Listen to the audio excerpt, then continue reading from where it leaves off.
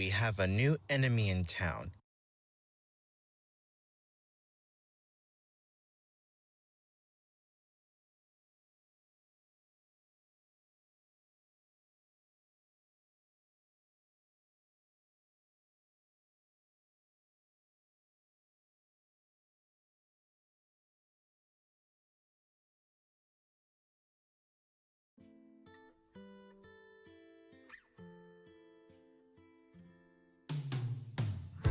From Gilgamesh to Beowulf to the Odyssey,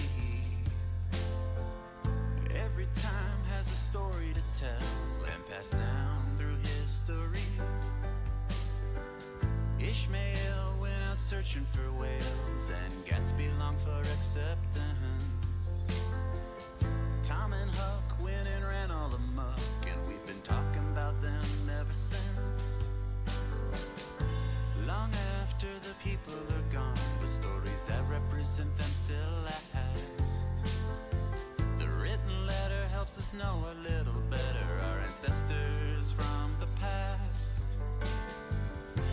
And we are no different from they. We've all chosen our own story that will now live on, and summarize our current day and represent us now forever in the great beyond.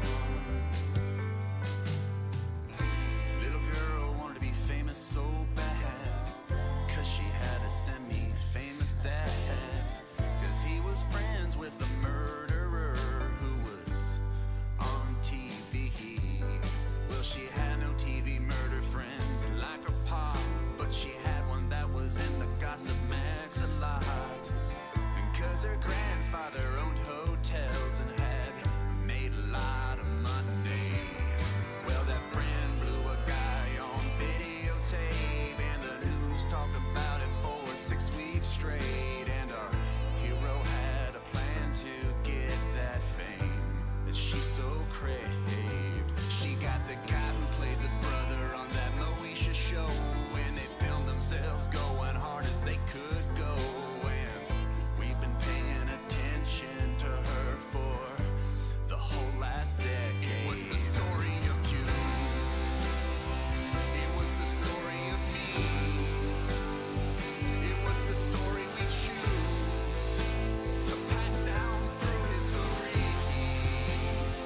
It was the story of us and of our time here, what we were about, and the heroes we cheer. It was the story of our time. More dense and rich than any script that Tolstoy ever wrote. The epic would take years to tell, but here are the cliff notes. It started when Kim's mom and dad were celebrating their anniversary. Kim bought them a stripper pole and gave it to them at their party. Then Kim and Chloe went to a shoot for Girls Gone Wild down in Mexico. Their dad found out and followed them so he could tell them no. Then the mom tried to convince Kim to do Playboy, and Chloe got a DUI. Courtney had a pregnancy scare, and then she started to cry. Chloe gives a makeover to a homeless man. Nude photos of Courtney come out and she cries again. The mom decides to build a chicken coop. Kim goes and does some sort of calendar shoot. The mom gets real drunk and gets a tattoo. The son wants to model and drop out of school. The dad goes and gets some plastic surgery. Kim goes to Comic-Con for disaster movie. Chloe marries a basketball guy. Courtney's boyfriend gets drunk, so again she cries. The mom tries out to be a cheerleader. They meet a family from Hurricane Katrina. They get a chihuahua and give it back 'cause it's sick. Courtney and her boyfriend split up 'cause he is a dick. Then they get back together 'cause they have a kid. Kim kisses her body bodyguard and can't believe what she did. Chloe loses a ring and then starts to cry. Kim marries a totally different basketball guy. The mom has surgery to get bigger breasts. Kim is shocked to find out she has psoriasis. The dad shows off some new earrings that he got. Chloe thinks that she's pregnant, but it turns out she's not. Oprah comes by the house to interview them. Courtney and her boyfriend fight and she cries again. Chloe thinks that she's adopted and does a DNA test. Then Kim starts to date Kanye West. Kim gets scared of a spider that she sees on the ceiling. Jimmy Fallon makes a joke that hurts the dad's feelings. Kim gets pregnant and she gets really big. The mom, for some reason, babysits a pig. The dad tells everyone that now he's a girl. The mom says she feels weird that now the dad is a girl. Chloe gives basketball guy another chance. Kim gets robbed of her jewelry when she visits friends. Courtney starts to cry again for some reason, and that's basically what happens in the first 12 seasons. It was the story of you. It was the story of me. We voted with our views on our phones, tablets, and TVs. This was the story of us as we begin our fall. A family of the times and the lessons that they taught us all. If you wanna make it in the world today, sometimes you gotta fuck Moesha's brother. If you wanna make it in the world today, sometimes you gotta fuck Moesha's brother. If you wanna make it in the world today, sometimes you gotta fuck Moesha's brother. You'll never make it if you're hung up on dignity. Sometimes you gotta fuck Moesha's brother. You can't expect to just start up at Kanye. Sometimes you gotta fuck Moesha's brother. Put your phone at your ass and start snapping away. Sometimes you gotta fuck Moesha's brother. Blow your boyfriend and get your mom a videotape. Sometimes you gotta fuck Moesha's brother. Be an icon just for not going away. Sometimes you gotta fuck Moesha's brother. Make your voice heard even if you're nothing to say. Sometimes you gotta fuck Moesha's brother. We can change this, but we gotta start looking away.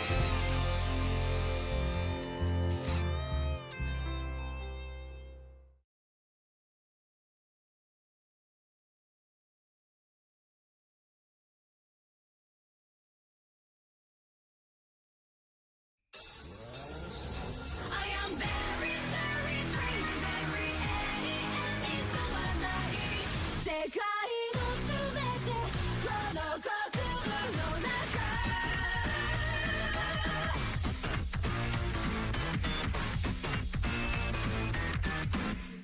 さい相模の中で晩餐会を誰も彼も職業へと Can't stop, can't stop, eating can't stop, can't stop, not enough Anything can be eaten, even if you say no.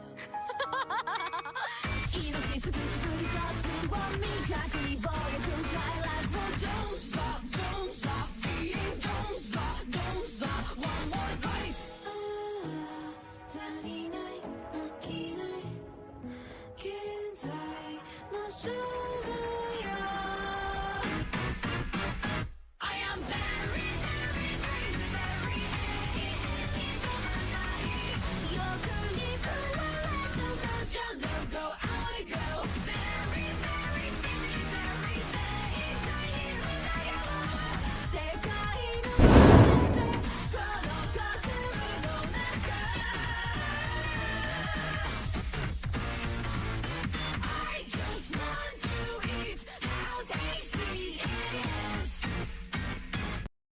Dun dun dun. Hello. Oh, fuck that. Scuffin'. Okay, scuff is fixed. All right. There was some sexist things said yesterday by some awful chat members who said that women shouldn't be allowed to leave the house. That was what they voted on. I was impartial. I said, I'm not part of this. My gender pulls nothing. And they voted... Actually, I think we took the feminist route. I don't know, but just the thought that it was a thought, because you shouldn't have to fuck Moesha's brother to make it in the world. You should just be given it for being a woman and being amazing. Kanye should just come to your fucking door and knock and give you the roses. You shouldn't have to fuck Ray J first. Well, I mean, Ray J did make Raycon. She should have stayed with him. But that was like a million years ago. That wasn't going to happen. Oh well, we're not here to talk about the Kardashians. We're here to learn about history so we can learn from the real heroes and the real villains of the past to construct a narrative for an Oregon Trail-like game. That's what we've always been here to do, folks. It's true. But we're also going to defeat sexism. One day I'm going to find that book, Feminist Theory, and I'm going to read it. But I will fix everybody here because I'm a white woman and that's what I do. But most of your history teachers haven't been a female white woman with a joint in her hand. But by history, I mean we watch someone else's work and just comment on it. There's Extra History put one of its compilations on about the Third Crusade. That literally 2 hours ago. That could be fun. I didn't have it on the docket, but who wants to learn some Middle Eastern history? I know, no one, but we will. You all especially learn how bad women had it.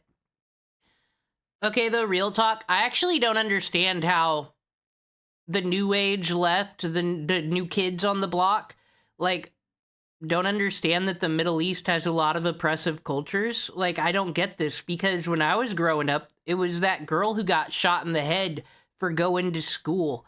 I don't remember her name, but I remember the story, and that was a big deal. And she was used as a mascot to say, the East sucks. I guess everybody did forget about her. That's a bummer. Wow, why'd we start off that way? Let's go to the Middle East.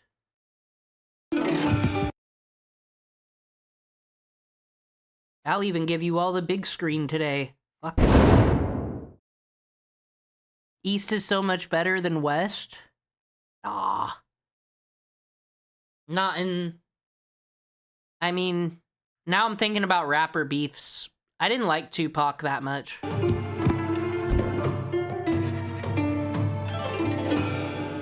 Sepphoris, July 2nd, 1187. The armies of the Crusader states marched to war. Leading them are three nobles of the Christian kingdoms of the Middle East founded during the First Crusade. Guy de Lusignan, King of Jerusalem, Raymond III, Count of Tripoli, and the Grand Master of the Knights Templar. Before them, they... What were all these white people doing in the Middle East? I'm already so confused. I know I've watched the other Crusades, but that was a whole bunch of loser peasants from Europe that got, like, lost or some shit. How'd we get here? carry the true cross, a piece of wood from the crucifix Christ died on, secured in an ornate silver box. And they're on a rescue...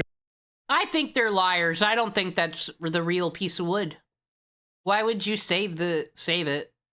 They said one day I'll read that Bible, but it seems very confusing. Some interpretations tell me no one actually knew who that Jesus guy was. Rome, he was very unimportant to them, so then I ask, why would they have had a guard guarding the tomb? Why would all these fucking artifacts still be around? I think someone's lying. ...mission to relieve the besieged city of Tiberias. But they are not allies. In fact, until a few days ago, these men were divided over a bitter succession crisis. However, now, they've put that aside to face a threat so great, no one kingdom can face it. The man who united the Muslim Middle East against them, Saladin. And they don't know it yet, but they're marching right into a trap. A trap at the horns of Hattin.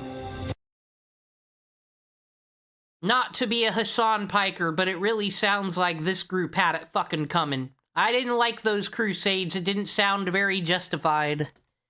This Extra History Complete is brought to you by you, our phenomenal patrons over on Patreon, who voted for Saladin's Tale to be made into an Extra History series. Thanks a million.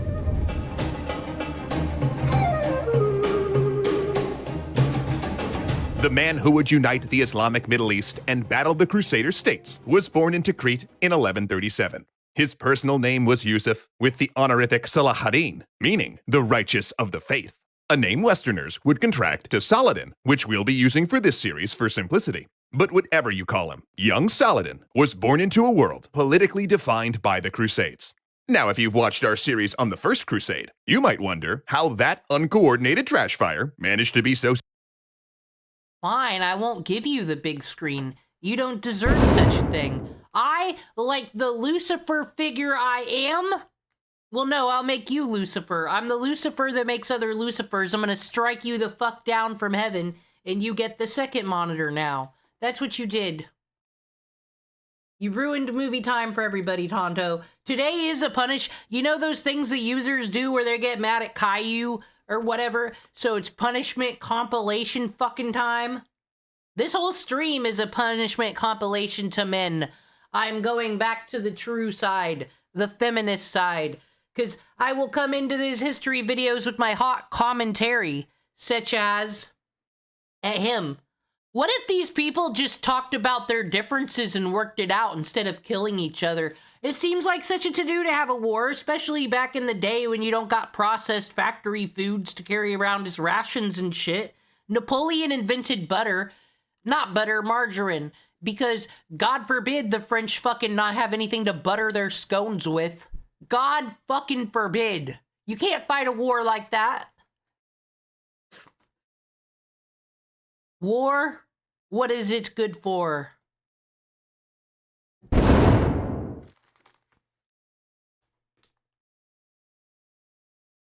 Successful? The answer is weakness. By happenstance, the First Crusade managed to strike the Islamic Middle East at a time of fragmentation and infighting, when the Turkish Seljuk Empire was losing control over satellite states and breaking into competing provinces that were unable to coordinate a response. After all, why let a united Muslim front get in the way of a good crusade? Sorry, had to do it once.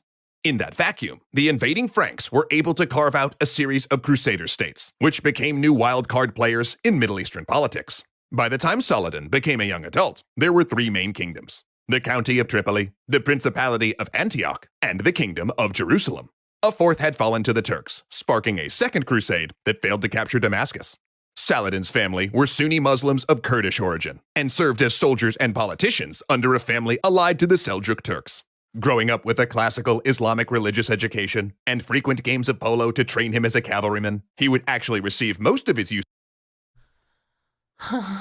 Sunni Islam, the other one, then you got Christianity.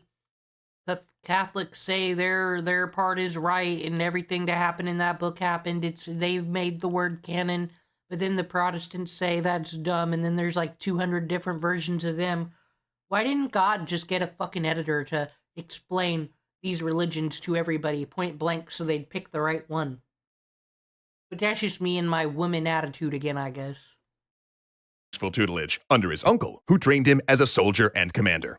Now, we could probably do a whole series on Saladin's early life and battles, but for the sake of brevity, let's just say this. The first 4 decades of Saladin's life found him fighting other Muslims far more than the Crusader states. And this is because Saladin and his uncle served under Nur ad-Din, the ruler of the Seljuk Empire's Syrian province. And while Nur ad-Din's leadership was a critical factor in defeating the Second Crusade, he devoted much of his life to consolidating Muslim power in the Middle East, trying to unite the disparate Muslim provinces behind a jihad or holy war, declaring a crusade against the Crusaders.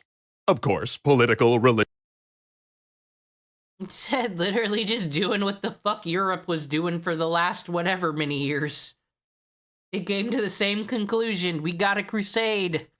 and ethnic divisions stood in the way of unity, but Nur ad-Din believed the only way to defeat the Crusader states and reclaim their territory, especially the holy city of Jerusalem, was to create an allied force among the Muslim states. As part of that effort, Saladin and his uncle took control of Egypt, which had been a Shia kingdom prior. Then when his uncle died, the young Saladin took over as vizier of Egypt, where the charismatic soldier showed great talent for leadership, particularly in attracting talent through generosity, until he was declared sultan by his patron, the Abbasid Caliph in Baghdad. Saladin also began putting his brothers and sons in high-ranking positions, building his family into what would be the Ayyubid dynasty. And when Nur ad-Din died, Saladin took on his mission to unite the powers of Islam against the Crusader states via force when necessary. By 1186, he'd been named the Sultan of both Egypt and Syria, skirmished with the secretive assassins, and had become famous for largely fighting other Muslims. He mounted a propaganda campaign, arguing that his conquest was necessary to defeat the infidels, but critics pointed out that when he did battle the Crusaders, he didn't always win. Eventually, though, he finally had sufficient force to confront the Crusader states, and it just so happened to be a good time to attack. Because the most powerful of the Crusader states, the Kingdom of Jerusalem, was in a succession crisis. King Baldwin IV, a sickly teenager, had come to the throne in 1174.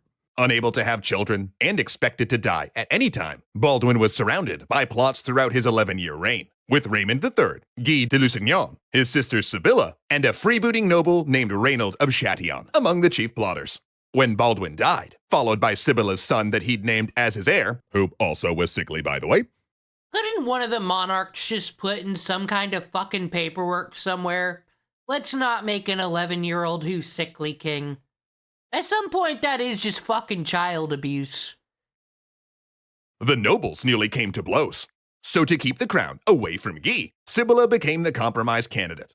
But then upon her coronation, she shocked the court by marrying Guy, thus putting him on the throne. An event so divisive, Raymond temporarily allied himself with Saladin against the Kingdom of Jerusalem, which just goes to show that politics often played as much a role as religion during these conflicts.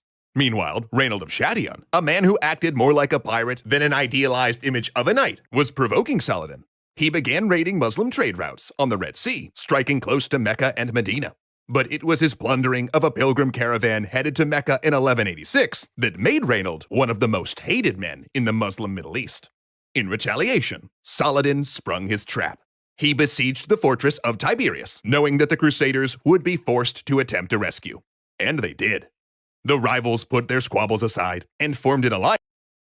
I've got to be real. I do not in any world root for the Europeans in the Crusade situation. I just feel like it's not your land. It was never meant to work. It's still to this day, like, good luck taking Afghanistan, you know? Like, it's just, some people are just belong in their land. To crush Saladin. Though really, even then they argued. Raymond insisted it was a trap. Okay, Europe, that also makes sense. You only have so many resources on your fucking shit island. Why don't we go to the desert and claim territory there? That'll fix the fucking problem. That Tiberias, which was his fort commanded by his wife, should be sacrificed. But the others called him a coward, so they marched. July 3rd, 1187. Oh, it is so hot. The Crusader forces, weighed down by armor, trudge toward Tiberias.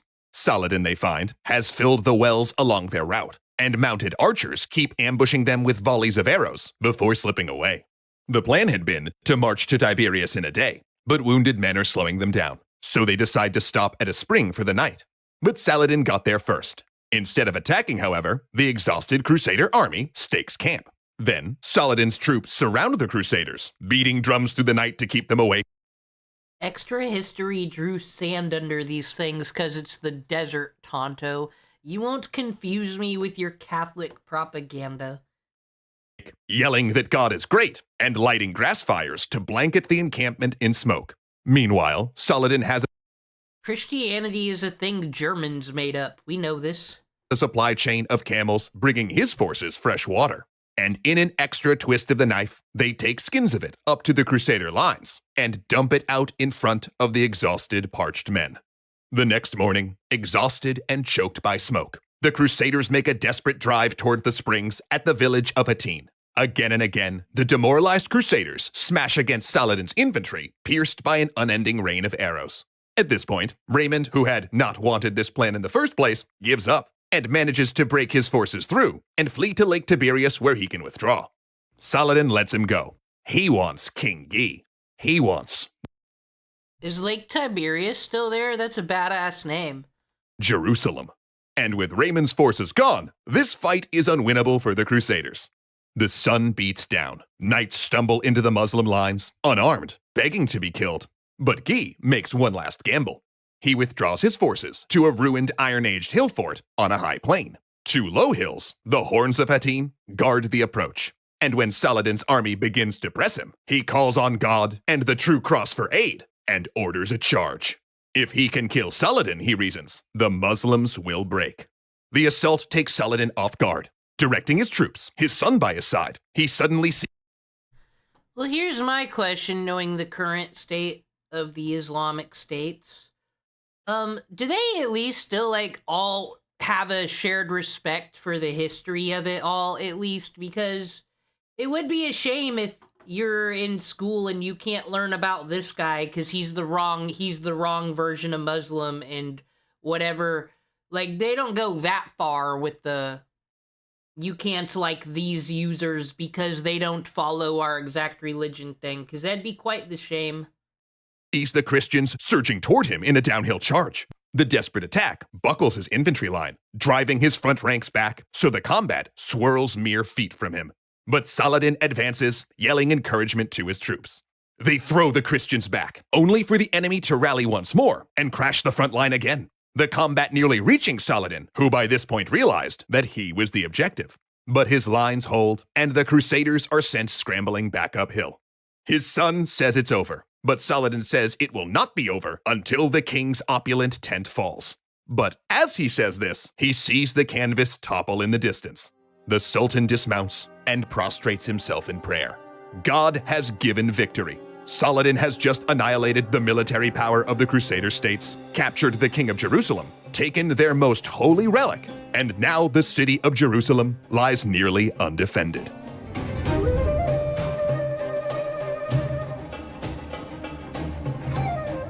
The Horns of Hattin, July 4th, 1187.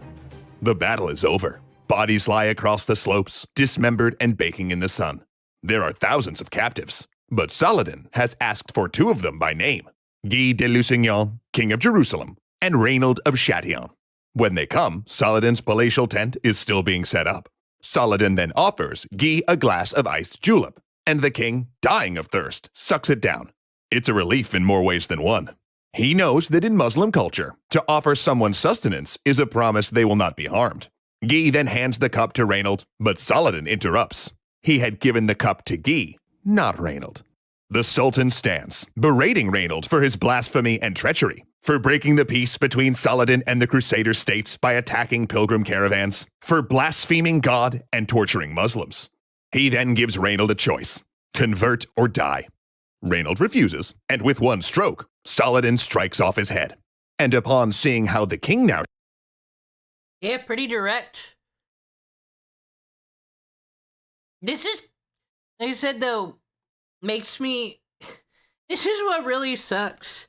You know what probably got me into fucking history is Game of Thrones, because I never gave a fucking school. It's just, it's so sad that I be watching these great historical takes. Legends that are probably taught in other countries way more than ours. And I'm like, oh man, it's almost like when that fucking Dario motherfucker cut those heads off in front of Daenerys. It's like the Game of Thrones. Getting to think Game of Thrones is inspired by things that actually happened, like the War of Roses. But I've learned to chalk up most European history to sometimes they just want to fight people. And you gotta let them do it. It's their culture. Much like this is the culture of Islam. I'm not saying that in my words. I'm quoting Anissa Jomha. That's what she said. She said that it's all about martyrdom, and if you were from their culture, you'd understand too. Whatever the hell that means, but I listen to all women here. Shakes. The Sultan leans in and assures Guy no harm will come to him. Kings, he says, do not kill kings. The Battle of Hattin is often listed among the most pivotal military victories in world history. This is because Saladin had done much more than engage and defeat the armies of the Crusader states. He had utterly destroyed them. He had broken the military power of the Latin kingdoms to the point that they could garrison castles but had no field army. He'd captured the True Cross, the most holy relic of the Crusader states, dealing a severe blow to the kingdom's morale and spurning a minor crisis of faith. And finally, he had taken hostage the King of Jerusalem, the Grand Master of the Knights Templar, and so many high-ranking nobles that once the captives' families ransomed them back, their financial ability to wage war was diminished. The lower-ranking captives, those without a noble family to bail them out, were largely sold into slavery, flooding the Damascus markets to the point that a Christian slave could be had for only 3 dinars. Knights of the military orders, the Knights Templar and Hospitaller, who were too dangerous to let live and useless as captives because they refused to be ransomed, were executed clumsily by clerics a few days after the battle. Only those few who did convert to Islam were spared. It was a monumental victory. I will say at least Islam isn't racist. It'll take all that will convert to it.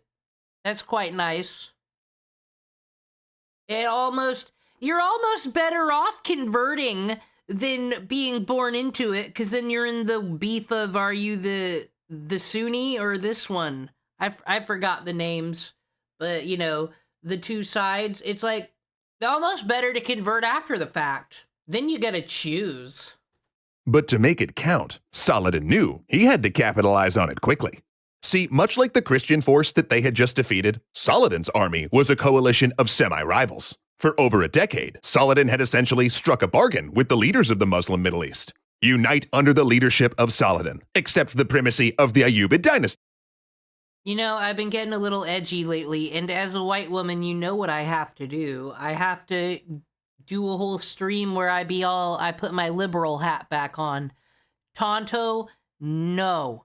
Middle East is a billion-year-old culture, rich culture. They invented coffee in the coffee houses. Actually, they went to college to get more knowledge, and the West went to Jupiter to get more fucking stupider. Do you think the Middle East paid for satellites to take pictures of fucking Jupiter? No, because it's a waste of goddamn money. So, yes, I will be female Hassan Piker today. Christians stole everything from Islam. Because I said so. Because Christianity is Disney and Islam is the country of Japan in my fucking black and white brain here. And he would defeat and conquer the Crusader states. And while this victory had shut the doubters up temporarily, he still needed to take a big prize in order to make that bargain seem fully worthwhile. And there was really only one objective that would truly vindicate him: Jerusalem. Granted, it wasn't the most strategically important target. That would be Tyre, with its defensive walls and positions on the Silk Road, but Jerusalem was symbolically crucial. Considered the third most sacred city in Islam, Jerusalem contained the Dome of the Rock, the site where the Prophet Muhammad was said to have ascended to heaven, standing on the rock where Abraham had prepared to sacrifice his son to God.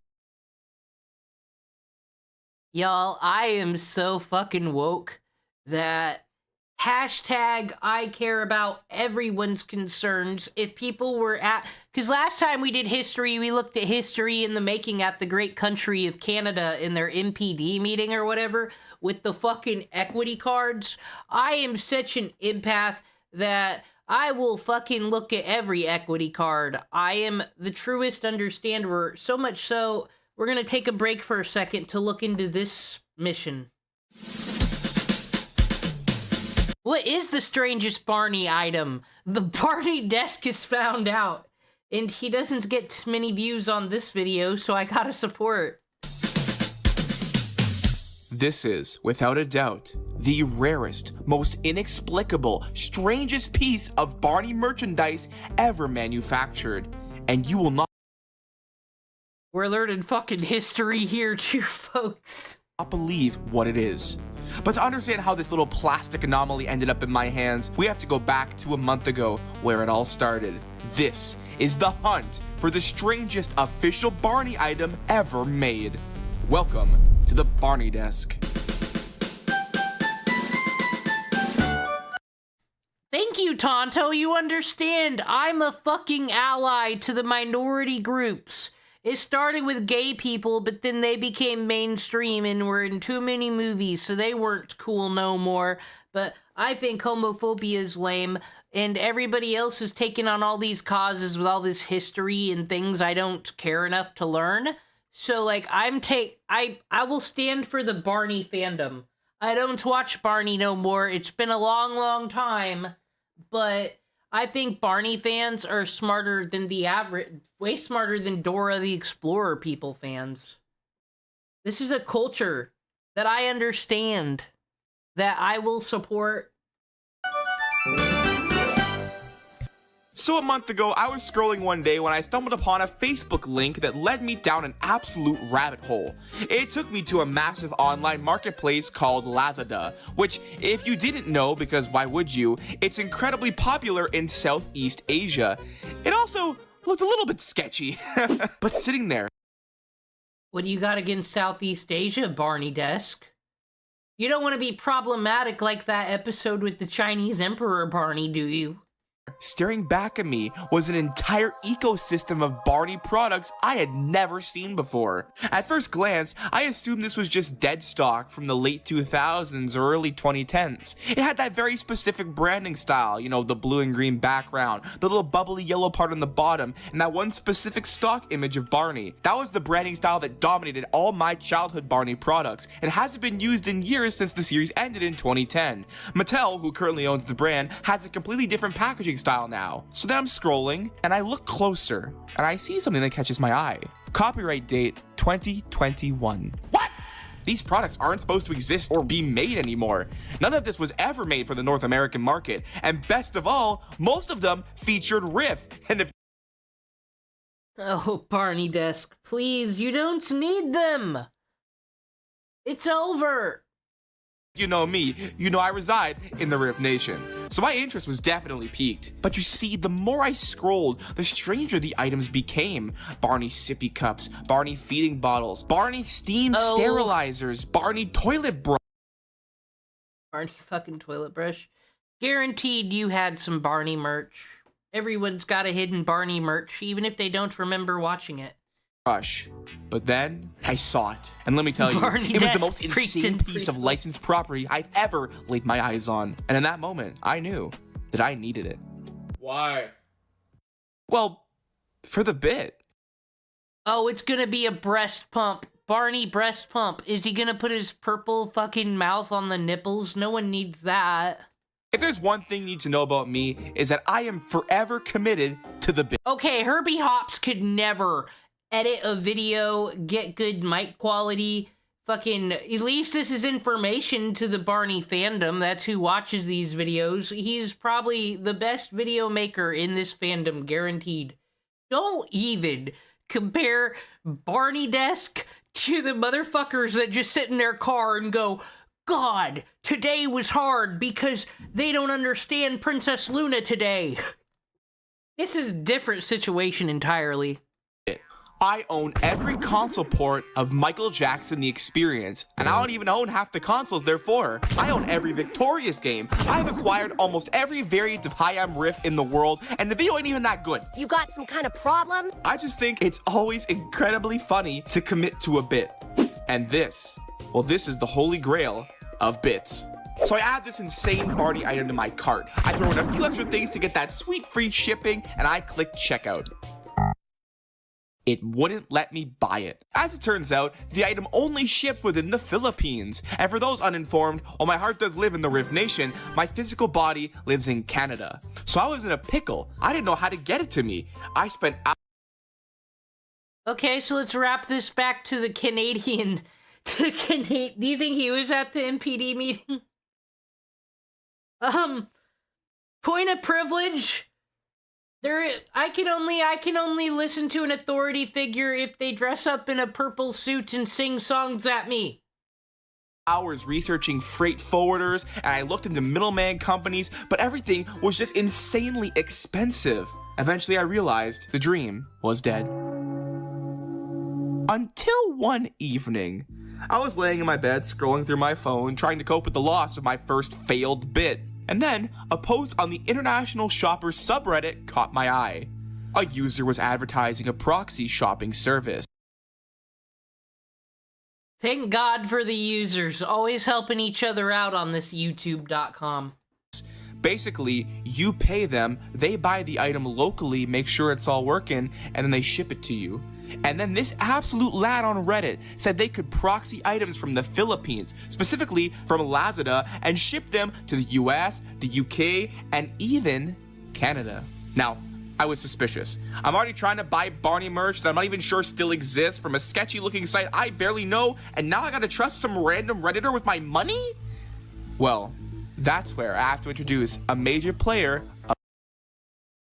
How much money do you have, Barney Desk? Now, I know it's rude to count other people's dollars.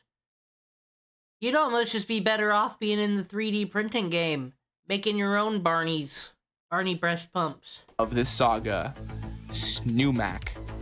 Snoomac was the guy running the proxy, and on his post, he also linked his Facebook. Because I refused to be a Reddit user, I slid into his DMs on the website. He got back to me incredibly fast. He needed the links, the item weight, the size, and how cool I was. I told him I was a solid 10 out of 10 on the coolness meter. I sent the links and I wired the payment. At this point, I had no clue if the Lazada seller actually had the item in stock, or if I just threw my money.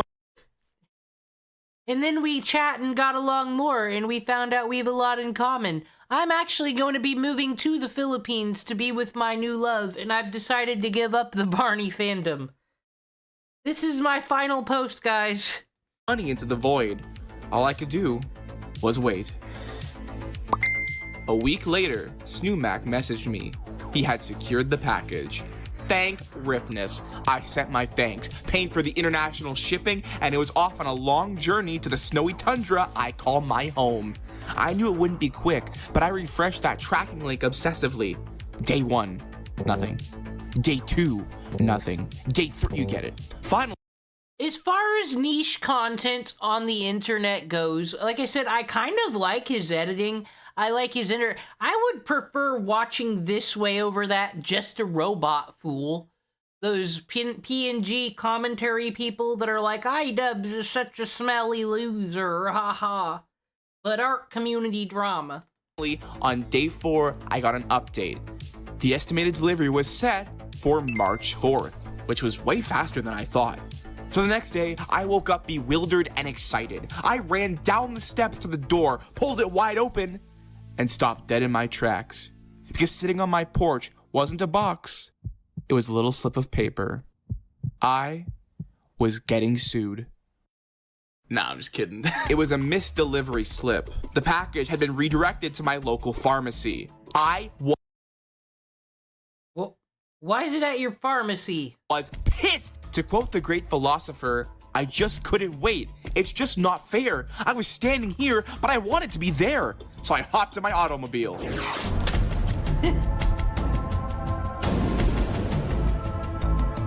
We're going in, Deskies. Let's do this.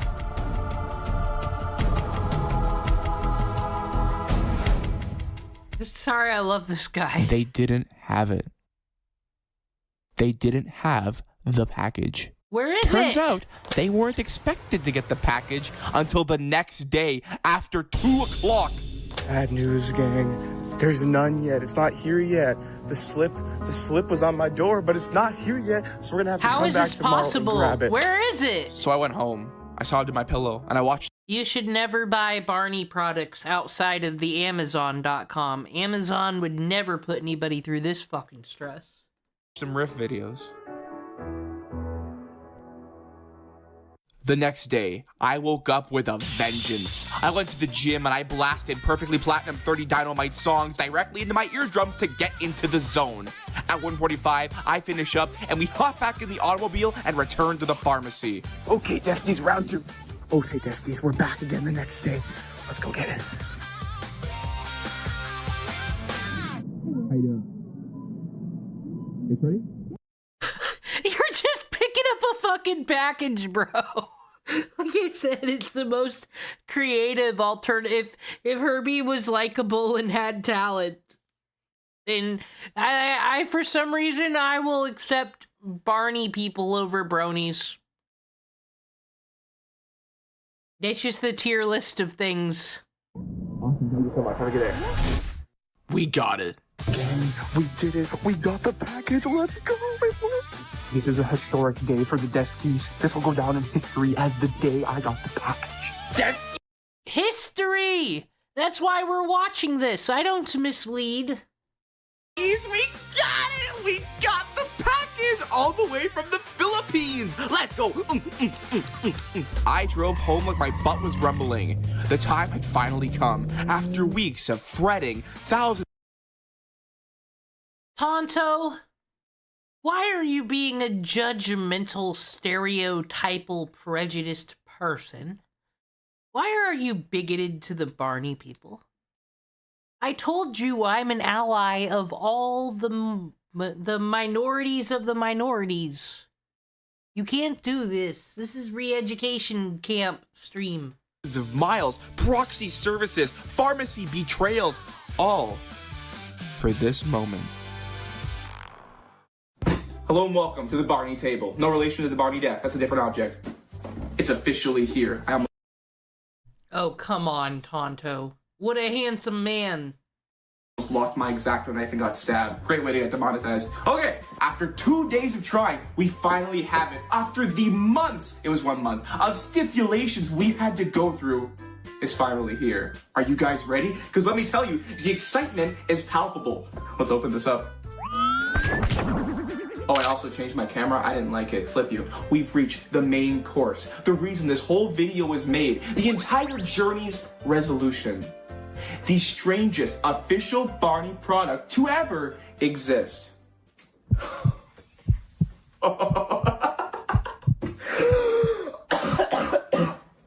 Did a bunch of smoke just come out? Oh my god. The power is too much of this item, guys. We have the one, the only, official Barney manual breast pump. Alright, now, this is the perfect move for him to live his best life. Now, if the serial killers we watch in the body cam videos would stop murdering all the girls that are actually into the bondage stuff, he could pay one of them to pump breast milk into the Barney breast pump thing and do Barney voices and then give it to him. If the diaper fetish claims you guys are making is true, which I don't stereotype people like that. I think he's just a collector. He's the fucking VHS user, but with, like I said, talent and pizzazz.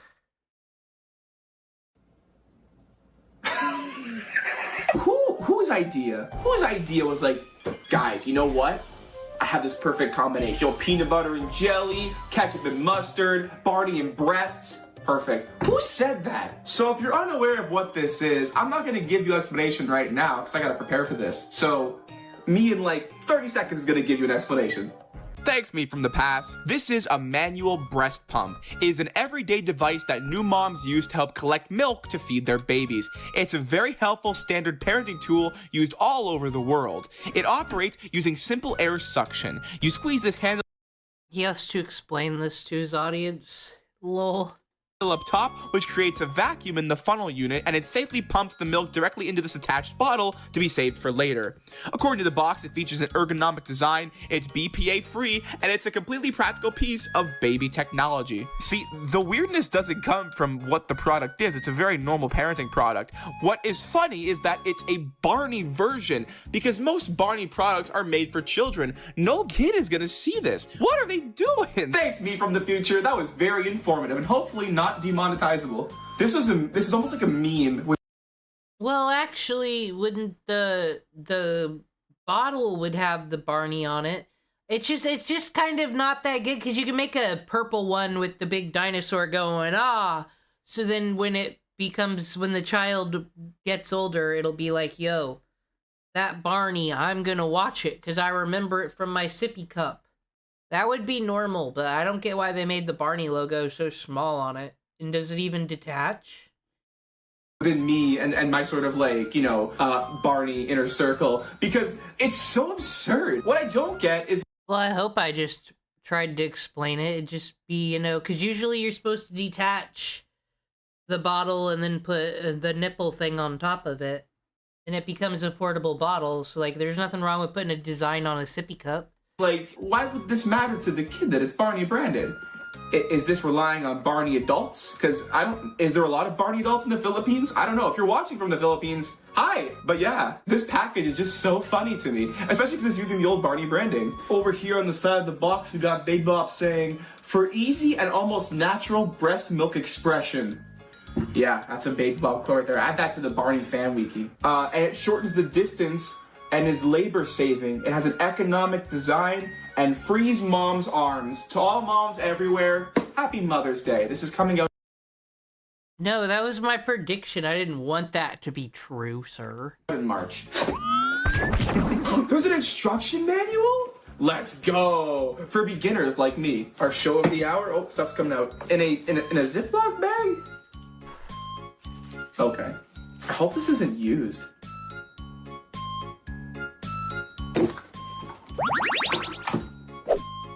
He's got several channel members.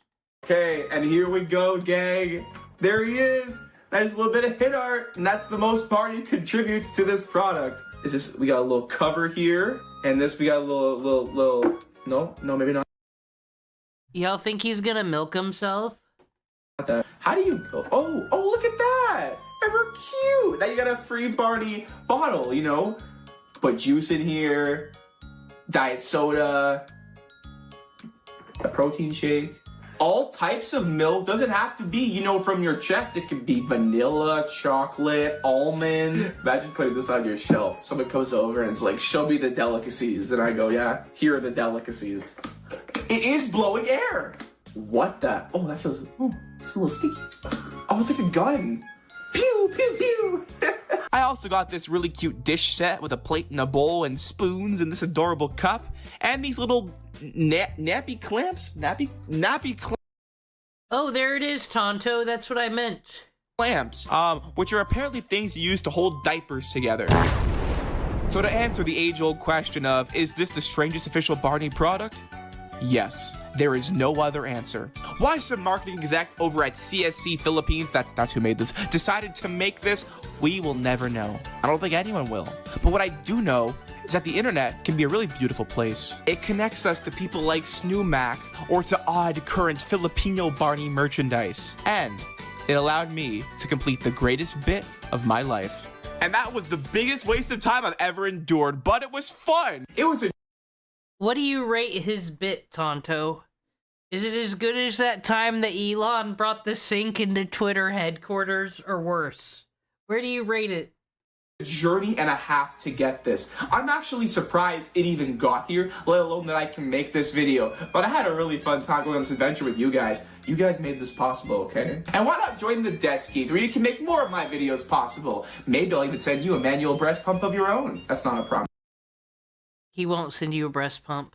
Don't hold me to that. We have a lot of fun things there, including pew, extra videos, pew, early access, pew pew, badges and emojis, pew pew pew pew pew pew pew pew pew pew pew, and an awesome Discord server called Desk Dynasty. Okay. I'm a fan of the Barney desk now. You all are just haters, but if we listen to men, we did used to listen to men. All the time. And you know what it brought us? The fucking Crusades. So you know what? Maybe we need more Barney adults to run the fucking government. God. Across from it was the Al-Aqsa Mosque, where the Prophet had led prayers. And both were on the Temple Mount, a site also sacred to Jews and Christians. But when the First Crusade took Jerusalem in 1099, they turned the Dome of the Rock into a Christian church, and the Al-Aqsa Mosque into a palace, and later headquarters for the Knights Templar. By Islamic standards, this had spiritually polluted both sites, particularly the Dome of the Rock, since the alterations had included religious art depicting human figures, which are forbidden in Islam. But if Saladin could reverse what the Muslim world looked on as an 88-year occupation, it would legitimize his campaign. And Jerusalem lay nearly undefended, with Guy having thrown everything into Hattin. Saladin swept into Christian-held Palestine, taking city after city. Knowing that his forces might splinter if defeated, or even pinned down in a siege, he kept the speed of the advance up by offering the Christian cities generous terms if they surrendered without a fight. All Christians had the option to stay, their properties unmolested, provided they agreed to pay a tax. And those that wanted to leave Oh, so that is real. The non-Muslim tax. would have 40 days to settle their affairs and would not be attacked as they made their way to Tyre. When the cities agreed, and most did, he ensured the agreements were honored. That summer, Saladin captured most cities in the Latin kingdom, save Tyre, and arrived outside Jerusalem in late September with an army of 20,000, where they found themselves facing a pitiful defense force. The Christian leader was Balian of Ibelin, a crusader noble who'd escaped Hattin and made it to Tyre with 3,000 men, the only noble to escape with his troops. Separated from his wife and children in Jerusalem, which everyone knew was headed for a siege, he'd brokered a safe passage agreement with Saladin that allowed him to pick up his family and escort them through the Muslim lines to his home city of Tripoli. But to get that sweet deal, he'd sworn an oath not to fight Saladin or stay in Jerusalem for longer than a day. But when Balian and his 16 knights arrived in the holy city, the patriarch of Jerusalem declared him absolved of the oath and charged him with the city's defense. He accepted, even though it would mean murdering his family. Balian then sent a message to Saladin, informing him that he would be staying in Jerusalem. Saladin's reaction? He sent soldiers to escort Balian's family to safety in Tripoli, the kind of merciful act Saladin would later become famous for. But with no knights in the city but his escort, Balian hastily knighted 60 squires and scratched together a few thousand in a defense force. Tradesmen carried spears, women manned the wall defenses, and on September 20th, Saladin attacked the Tower of David and the Damascus Gate, sending clouds of arrows into the fortifications. Again and again, they assaulted the walls with siege towers, but the defenders pushed them back, sallying out to harass the attackers. So, Saladin changed tactics, attacking the city from the east with his host of siege artillery and Greek fire. Engineers tunneled under the defensive wall, collapsing a breach that his army took by assault. Inside, Christians carried out desperate acts of penance in hopes God would save them. They cut their hair, chanted prayers while walking the city barefoot, and Balian came to Saladin to negotiate a surrender.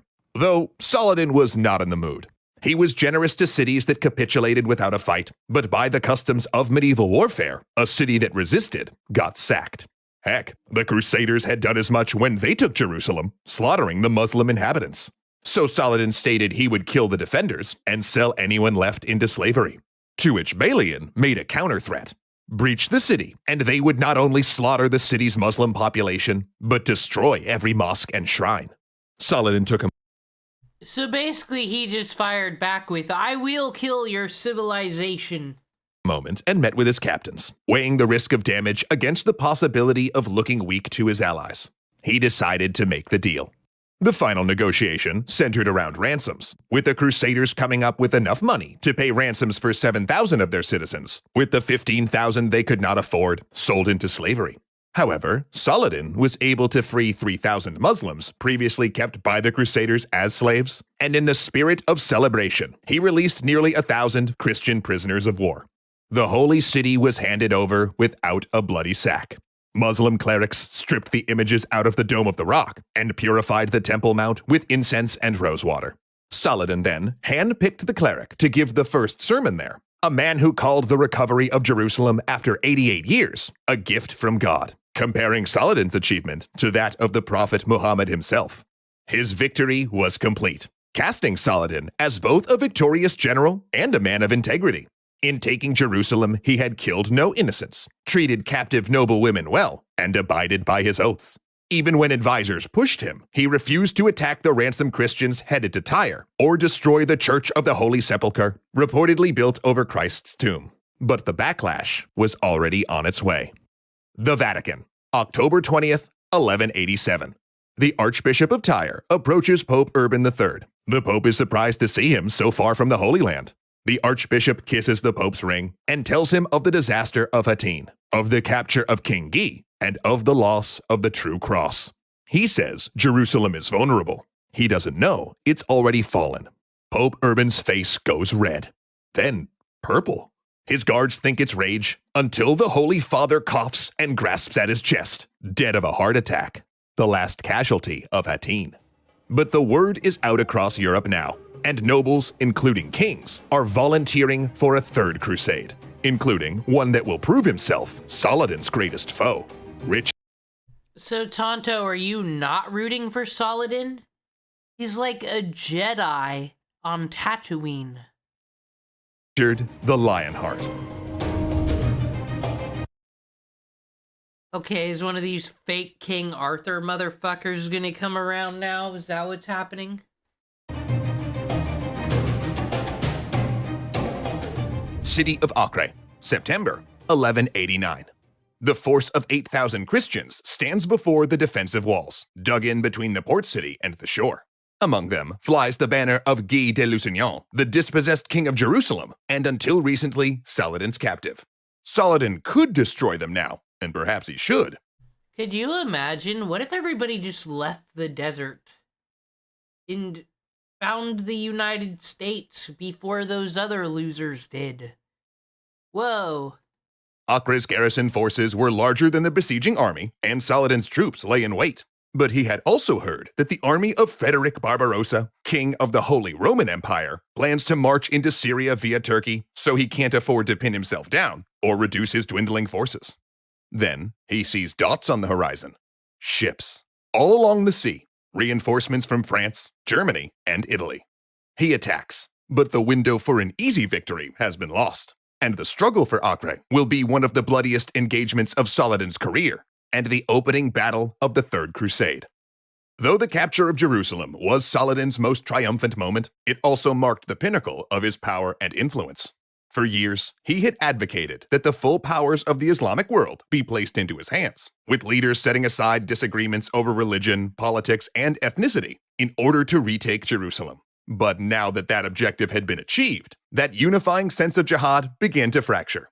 Old rivalries and differences re-emerged, along with a new concern that Saladin and his Ayyubid dynasty was becoming a bit too powerful. Troops began trickling back to their original rulers, with many never coming back.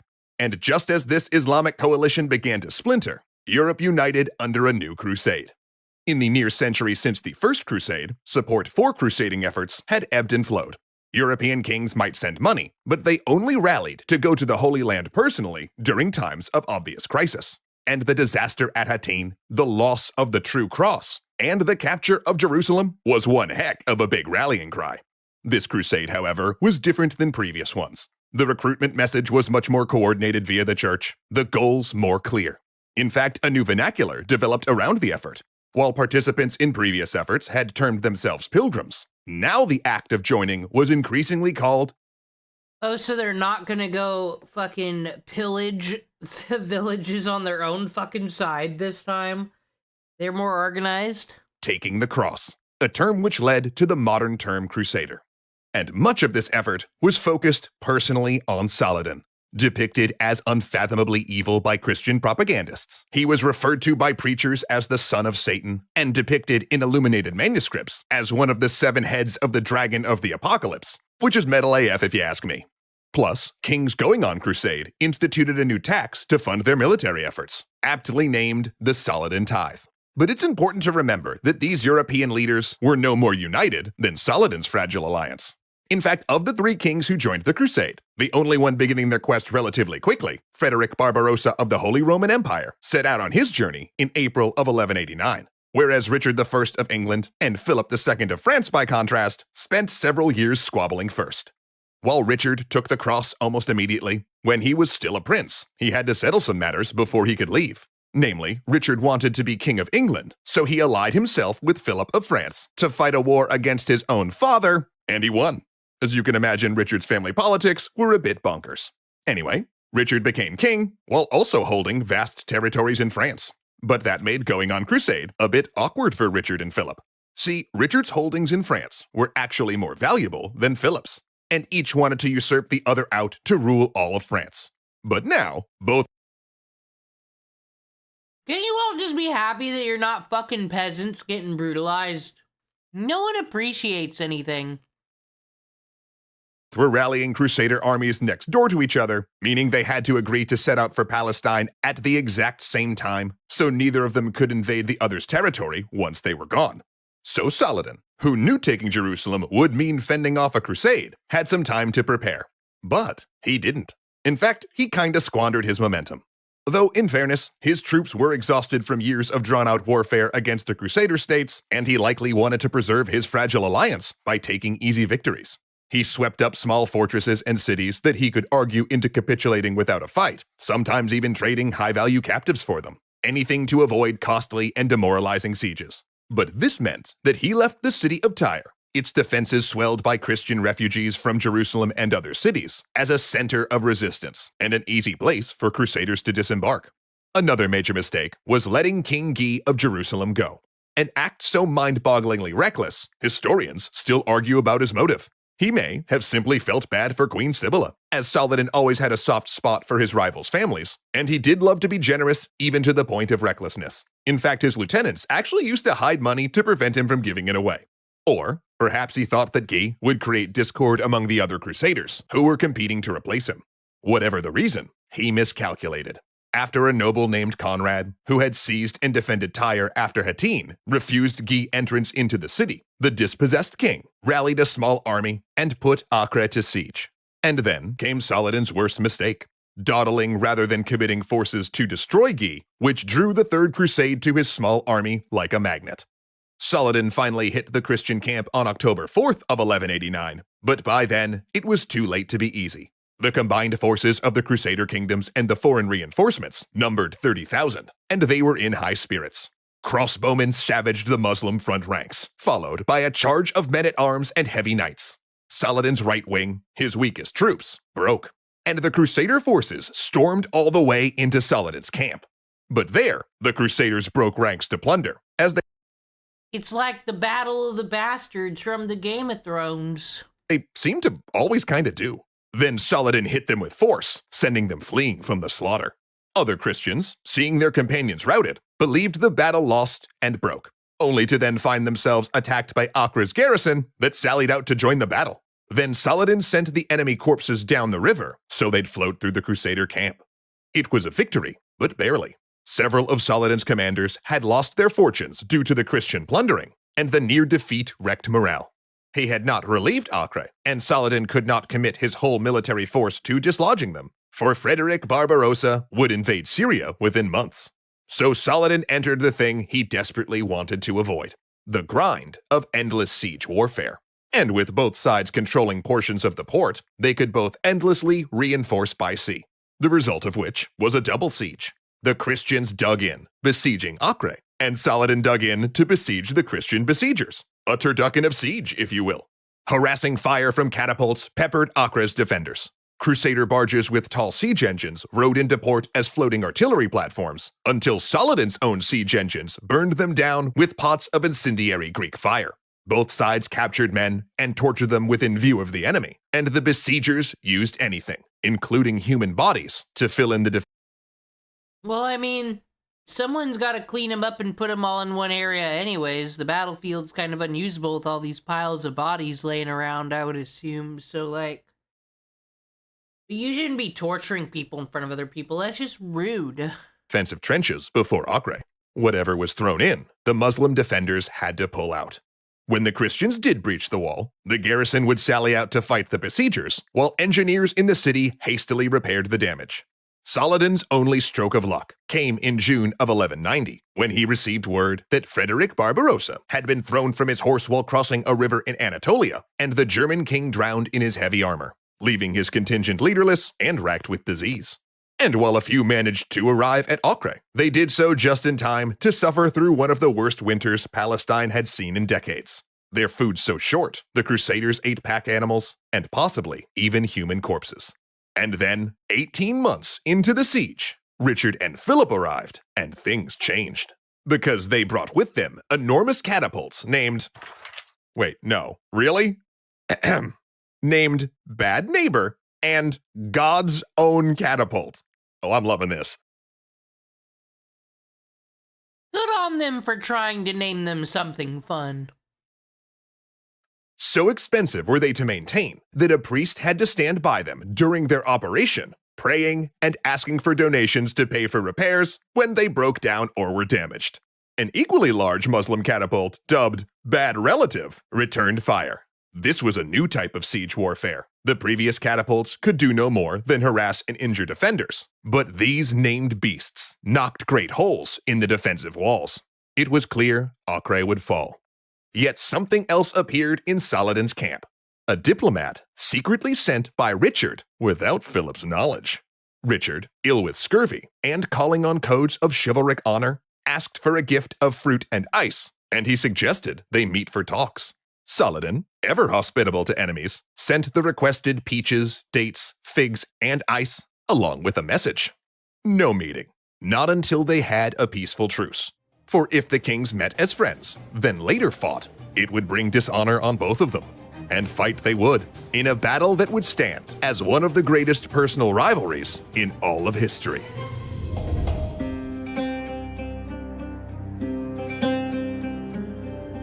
Outside Acre, August 20th, 1191. An aide calls Saladin out of his tent. The Crusaders, it seems, are making some kind of move. In the months since Acre's surrender, Saladin and Richard have been mired in negotiations. Saladin has agreed to pay 200,000 dinars, return the True Cross, and release captives, in exchange for Richard releasing the 2,600 men of Acre's garrison. But these talks have drawn out as Saladin scrapes up the money and seeks assurances that Richard will release prisoners of rank. And when the deadline for the full payment arrived, Saladin could only offer 100,000 dinars for half of the prisoners. Richard said no, and now his troops are on the move. Clearly, this troop deployment is some new negotiating tactic. Then, Saladin sees the tied-up prisoners at the center of the Crusader army. That doesn't make any... No. Swords flash and spears strike, and in an industrial display of brutality, Saladin's army watches as Richard's men butcher every last Muslim captive. The fight for Jerusalem has begun. After the siege of Acre, Saladin's position was more precarious than ever. He had poured enormous amounts of both blood and treasure into its defense. And now, in addition to the humiliation of the loss, he had to shoulder the shame of being unable to save his captured men, his only recourse being to execute Crusader captives in retaliation. His army was exhausted and dispirited, crucial support from the sultans and caliphs were drying up, and his Egyptian fleet... So all those cool kind of moments, kind of just throw them away because we're just cutting off heads because we're fucking angry today. Fleet berthed in the harbor had been captured.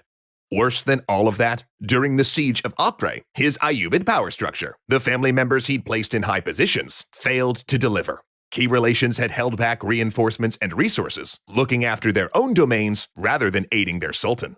The truth was, Acre revealed the limitations and weaknesses of Saladin's leadership. True, he was a charismatic commander who was excellent at inspiring troops and rallying disparate camps behind a single message. And no one could doubt that his magnanimous generosity, spotting talented soldiers and administrators, then rewarding them handsomely to gain support, was politically astute. But more than anything, he was lucky. Nur ad-Din had died just as he and Saladin were about to come to blows. Guy had neglected to leave a garrison at Jerusalem when he marched to Hattin, and Frederick Barbarossa drowned in a river. This luck tended to look a lot like divine favor, supporting Saladin's claim to be God's instrument. But it was becoming increasingly clear that Saladin, despite his many talents, was not a great general. And with this series of losses, the flip side of his best qualities were coming out. His extreme generosity now looked foolish, having left the army financially vulnerable. His charisma and campaign of rallying support by sponsoring schools and preachers to carry his message now just looked a lot like dragging allies into a costly conflict. Maybe this was the Antichrist, because like everything they loved about him, now they hate about him. That's sad. And with his luck seemingly deserting him, people began questioning whether God still favored him. So what did Saladin do? He turned to his best weapon, letters. He and his scribes drafted correspondence to all of his allies, emphasizing that if they did not send aid, Jerusalem might be lost. Despite Saladin's loss of face, the crisis of losing Acre and potentially Jerusalem re-galvanized his patrons in Baghdad and allies whose support had wavered, which was good for him, because Richard was now in sole command of the crusade, and he was ready to move. After the Crusaders' victory at Acre, several nobles declared their part of the Third Crusade done and went home. This included Philip II of France, who, having seen the Count of Flanders die during the siege, decided to return in order to settle the succession. Richard was now the only king in the army, and able to minimize some of the political infighting. For instance, who would be king of Jerusalem? Conrad, who held Tyre, or Guy?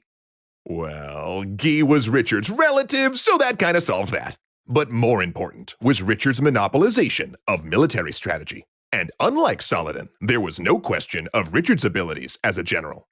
Richard marched south, but not an ill-considered march like the one that had doomed the Christian army at Hattin. Rather, a steady, disciplined move along the coast, supported and supplied by a fleet of ships. As before, Saladin harried his force with archers, trying to slow them as he had at Hattin. But the difference was, Richard had planned for a slow, careful march, never stretching his force out to make it vulnerable. So slowly they marched, with the heavily armored knights from Europe sometimes having 10 arrows sticking from their backs. And this march worried Saladin, because it was clear that Richard intended to take the city of Jaffa, one of the ports serving Jerusalem. And not only would this cut off Saladin's Palestinian territories from the sea, it meant Richard could then strike one of two targets, both vital to the Sultan. The first and most obvious was Jerusalem, the holy city. But the second, the city of Ascalon, was the gateway between the Ayyubid territories of Syria and Egypt. A terrifying prospect, since Egyptian wealth funded most of Saladin's armies. He had to strike. Arsuf Wood, September 7th, 1191. And then those white people stayed out until the 1970s when the Jews from Brooklyn, New York came to Israel. So said Frogan. Based? Based? Saladin's forces come out of the forest, banging kettle drums, blowing trumpets, and banging gongs. Almost entirely mounted, their light crossbowmen fire, then part for the cavalry to come through and unleash their own rain of arrows. Then, when gaps open in the Crusader line, they surge forward with swords and maces until they're beaten back. The Crusader vanguard has already reached Jaffa, and Saladin hopes to stretch the army out by goading units into a counterattack, then surrounding and destroying them. He goes to the battle line personally, urging his troops on. But the Knights Hospitaller have had enough.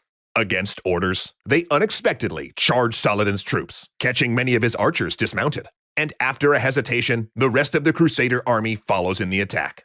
King Richard himself is seen, fighting in the thick of combat. It's a rout. Saladin's army flees, deeply dishonored, and the Christians take Jaffa, and thus the sea.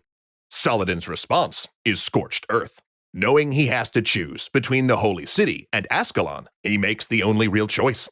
He destroys Ascalon's defenses, as well as those of every fortress and captured Crusader. So Saladin really does have the attitude of when he's on top, he is the most generous, most noble by-the-book leader, but then when things aren't going his way, kill everyone, fucking scorched earth. Kind of a Walter White-like individual. Castle between Jaffa and Jerusalem. Then he mounts an intelligence campaign, sending spies into the Crusader camp and tasking Bedouin tribesmen with kidnapping and interrogating Crusader prisoners. And he also opened secret negotiations, because Richard once again wanted to talk, though this time it was a little different. So Saladin sent his most dependable brother, Al-Adil, to handle the diplomacy and the spying which went along with it. Al-Adil had been Saladin's partner in conquest for a long while, managing the wealth of Egypt so it could be funneled to military pursuits. But he was also a charming figure, an excellent sportsman and hunter, and an embodiment of the developing European idea of chivalry. Richard took a liking to him immediately, and with these negotiations, the Crusaders' image of Saladin as the son of Satan began to dissipate, replaced by the image of a fair and noble opponent. Moral of the story, get to know your neighbors before you decide to go to war with them. In fact, Richard took such a liking to Al-Adil that he proposed a secret plan to marry Al-Adil to his sister. Oh, you heard that right. Richard wanted to make Al-Adil his brother-in-law and install the couple as king and queen of Jerusalem. Muslim troops would hold the city and Christian troops the towns outside. Saladin seriously considered this, even though he knew it might have been a ploy to try to separate the I'm sure someone's religion would be against that. brothers by appealing to greed. But then Richard insisted that Al-Adil would have to convert to Christianity, so it was a hard pass. With negotiations now breaking down, Richard opted to march to Ascalon and on to Jerusalem, because Saladin's army was falling apart. The crises had mounted for Saladin. His leaders were restless, and his empire in need of maintenance. His method of stalling the crusade by keeping an army in the field, threatening their forces for years on end, had taken a major toll on all of his men. So, on December 12th, his commanders forced him to disband the army, and Saladin had to take what remained of his personal troops and fortify Jerusalem against the imminent attack. The defenders were so dispirited, there was question whether any would stand. Richard, seeing victory within his reach, marched for Jerusalem. The peasants in his army, though beaten down by the unusually harsh winter weather and eaten by lice and camp disease, were still kind of in a religious ecstasy. Some had traveled and fought for years to achieve this goal. And now, they were finally here, and they would take the holy city from the hated Saladin. But after they took it, Richard couldn't help but wonder, what then? There would be a counterattack, and they might not be able to hold the city. Not to mention his supply lines were stretched too long for a siege if it came to that. Whew, particularly in winter. Despite Saladin's defeats, he had slowed Richard just enough that attacking Jerusalem now was too dangerous. So 12 miles from Jerusalem, he ordered his army to go back to Ascalon for the winter. Now this was the right decision militarily, but it most assuredly broke the Crusaders' morale, especially when it leaked that Richard had been secretly negotiating with Saladin, so dissent grew in the Crusader ranks. In 4 months, Saladin had lost most of the cities he'd won after Hattin, but he still held Jerusalem. And that's when it hit him. He didn't need to beat Richard. All he had to do was outlast him.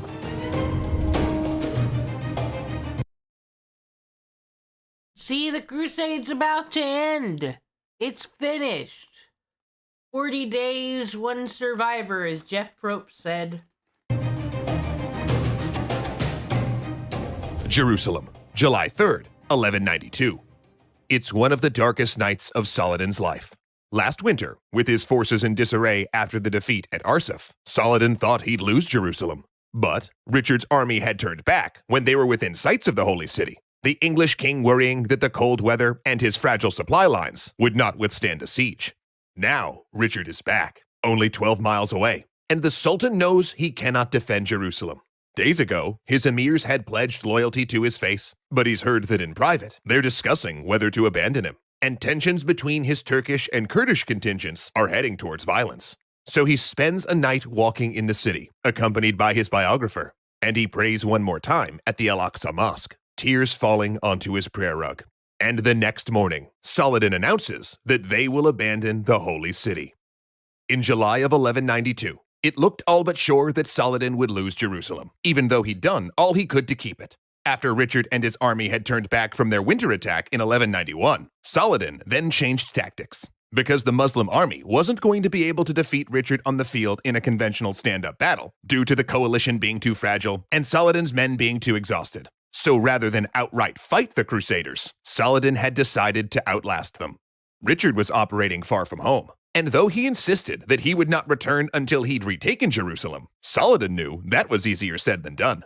In fact, he knew that all too well. The Ayyubid Empire had deteriorated during his years managing the jihad, and compared to Richard, he was practically next door to his home territories. Plus, everyone knew Philip II of France was interested in acquiring the Lionheart's French possessions, meaning Richard was always nervously glancing back towards Europe.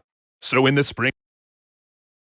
Yeah, we gotta ask those tired soldiers about what they think about this brotherly fucking dispute of land in France.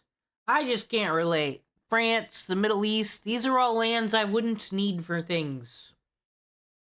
Of 1192, Saladin stuck it out, attacking the Crusader supply lines and using diplomacy to exploit fractures in the Crusaders' leadership. For instance, he entered in secret negotiations with Conrad, the man holding Tyre, who was in a dispute with Guy de Lusignan over the throne of Jerusalem. That was such a bizarre knot of kidnapping and murder, we're actually going to do a whole postscript episode on it all next week. And it's gonna be a doozy.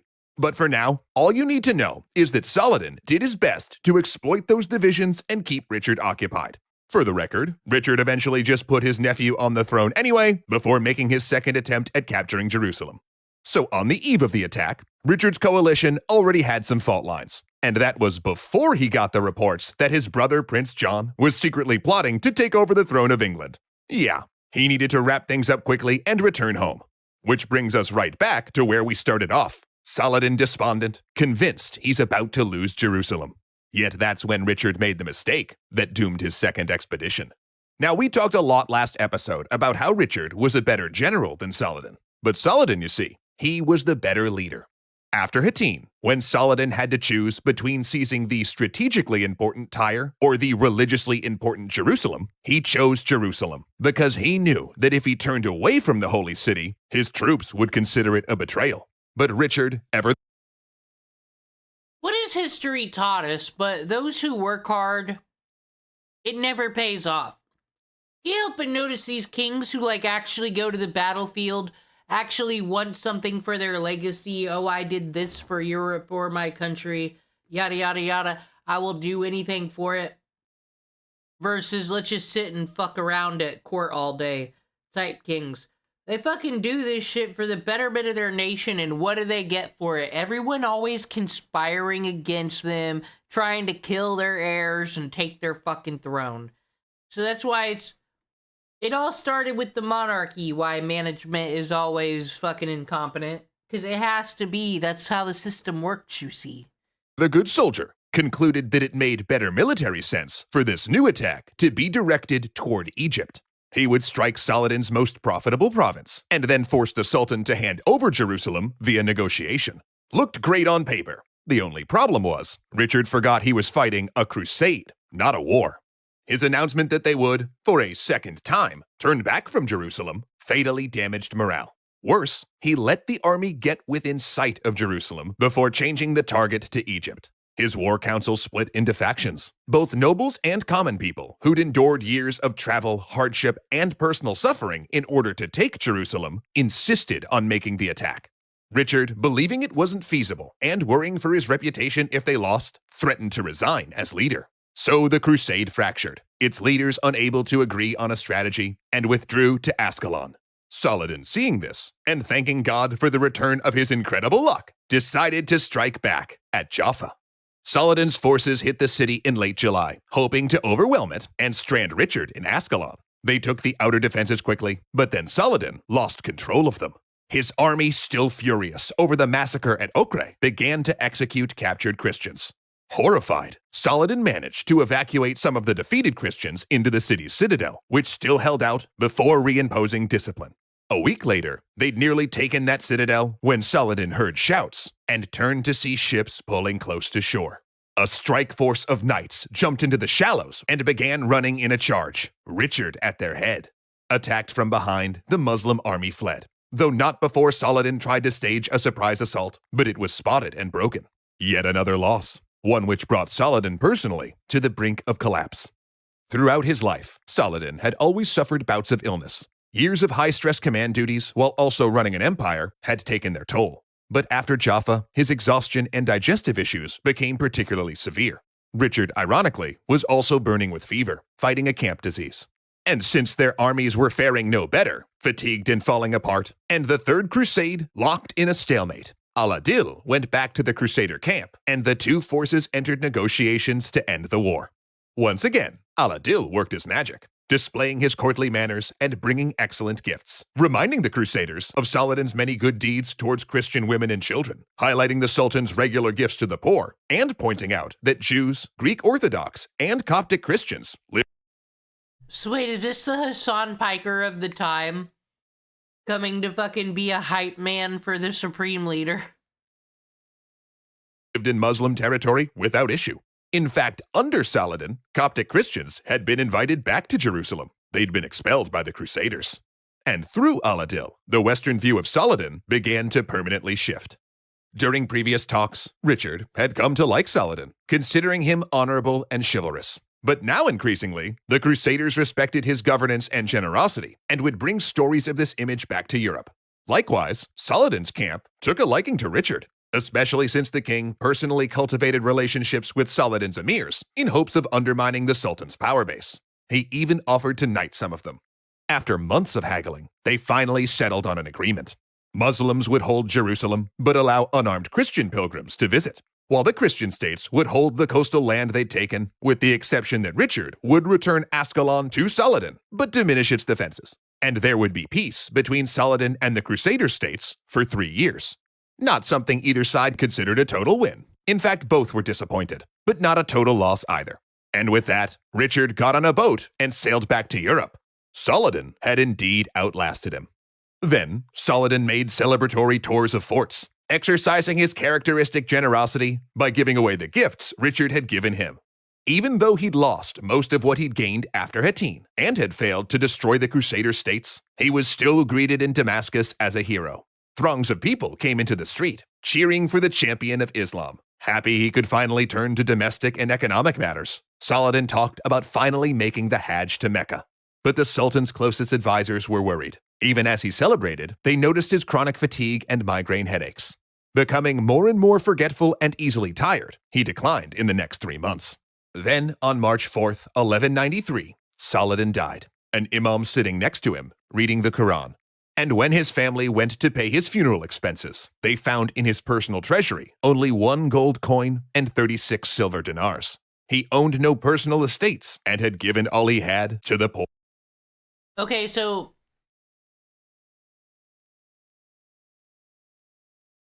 I wonder how much money Hassan Piker, his hype man, fucking had, though. In the end, his family had to borrow money to bury him. Saladin's sons fought to control the Ayyubid dynasty after his death, but it was Al-Adil who would ultimately take charge. And though in the 13th century, the Ayyubid dominance would fall apart piece by piece, for a time, it fostered a peaceful environment for trade and culture in the region. But it would be the memory of Saladin, not his achievements, that would ultimately last. Remembered as a chivalrous and honorable opponent in the West, even held up as a model for European monarchs. In the Middle East, he's been cast as everything from a patriotic figure for Egyptians and Kurds to a model for pan-Arabists and those that see themselves as battling the West. Yet neither of those images are what we see when we look at the real Saladin. We see a complicated man who could be both merciful and ruthless. An inspirational leader who managed to hold on to the greatest victory of his life by the skin of his teeth, and whose greatest strength was not as a military conqueror, but as a negotiator and coalition builder, always willing to approach enemies with respect and broker deals. A rare historical figure that in the end was respected by friends and enemies alike. And you know, actually, the fact that our patrons chose Saladin as an extra history topic is really apt, because the only way our shows are ever going to get made is through some coalition building of our own. Namely, between us and you, all of our lovely patrons over on Patreon. Your ongoing support is what allows us to keep making our animated history videos. Because your audience needs people like Tonto to stop spreading their lies. There were no Christians in the Middle East. Why would they be there? That doesn't make any sense. They live in places like England and France, the places with the dragons and the knights. Duh. It's where they've always been. Oh, and that Italy. Why do I have to take it seriously if it came from the fucking desert? Everyone was getting their brains cooked by the damn sun. I'm sorry. Go live in a fucking place with a whole bunch of resources and cool shit, and then write about your fucking discoveries. That's what I think about religion. Tune into next stream when I get converted to Christianity, everybody. Are you gonna take advice from a guy who... Let's see what it was all for. That was the AD days. This is the DC days. Sits in a cuck chair all day. You have a toilet brush in your hand, lady. I think all your decisions are suspect. Will you join me in a chant of fuck the Middle East? Why do you look so aloof? Do I need to remove more clothing? You look like Rob Schneider had a botched sex change operation.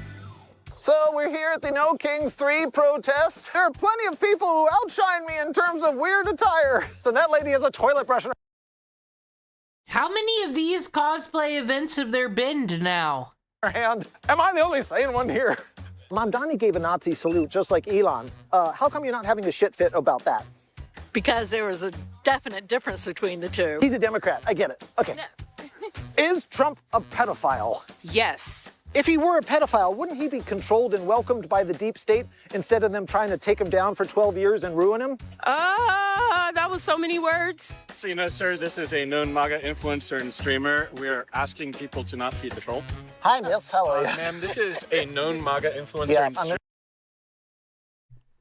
Bro, listen, fucking Edgar over here just has the whole grift set up perfectly, because no matter what, like, yeah, he's a fucking puppet. So the second everyone sees him, it's like, ooh, a puppet.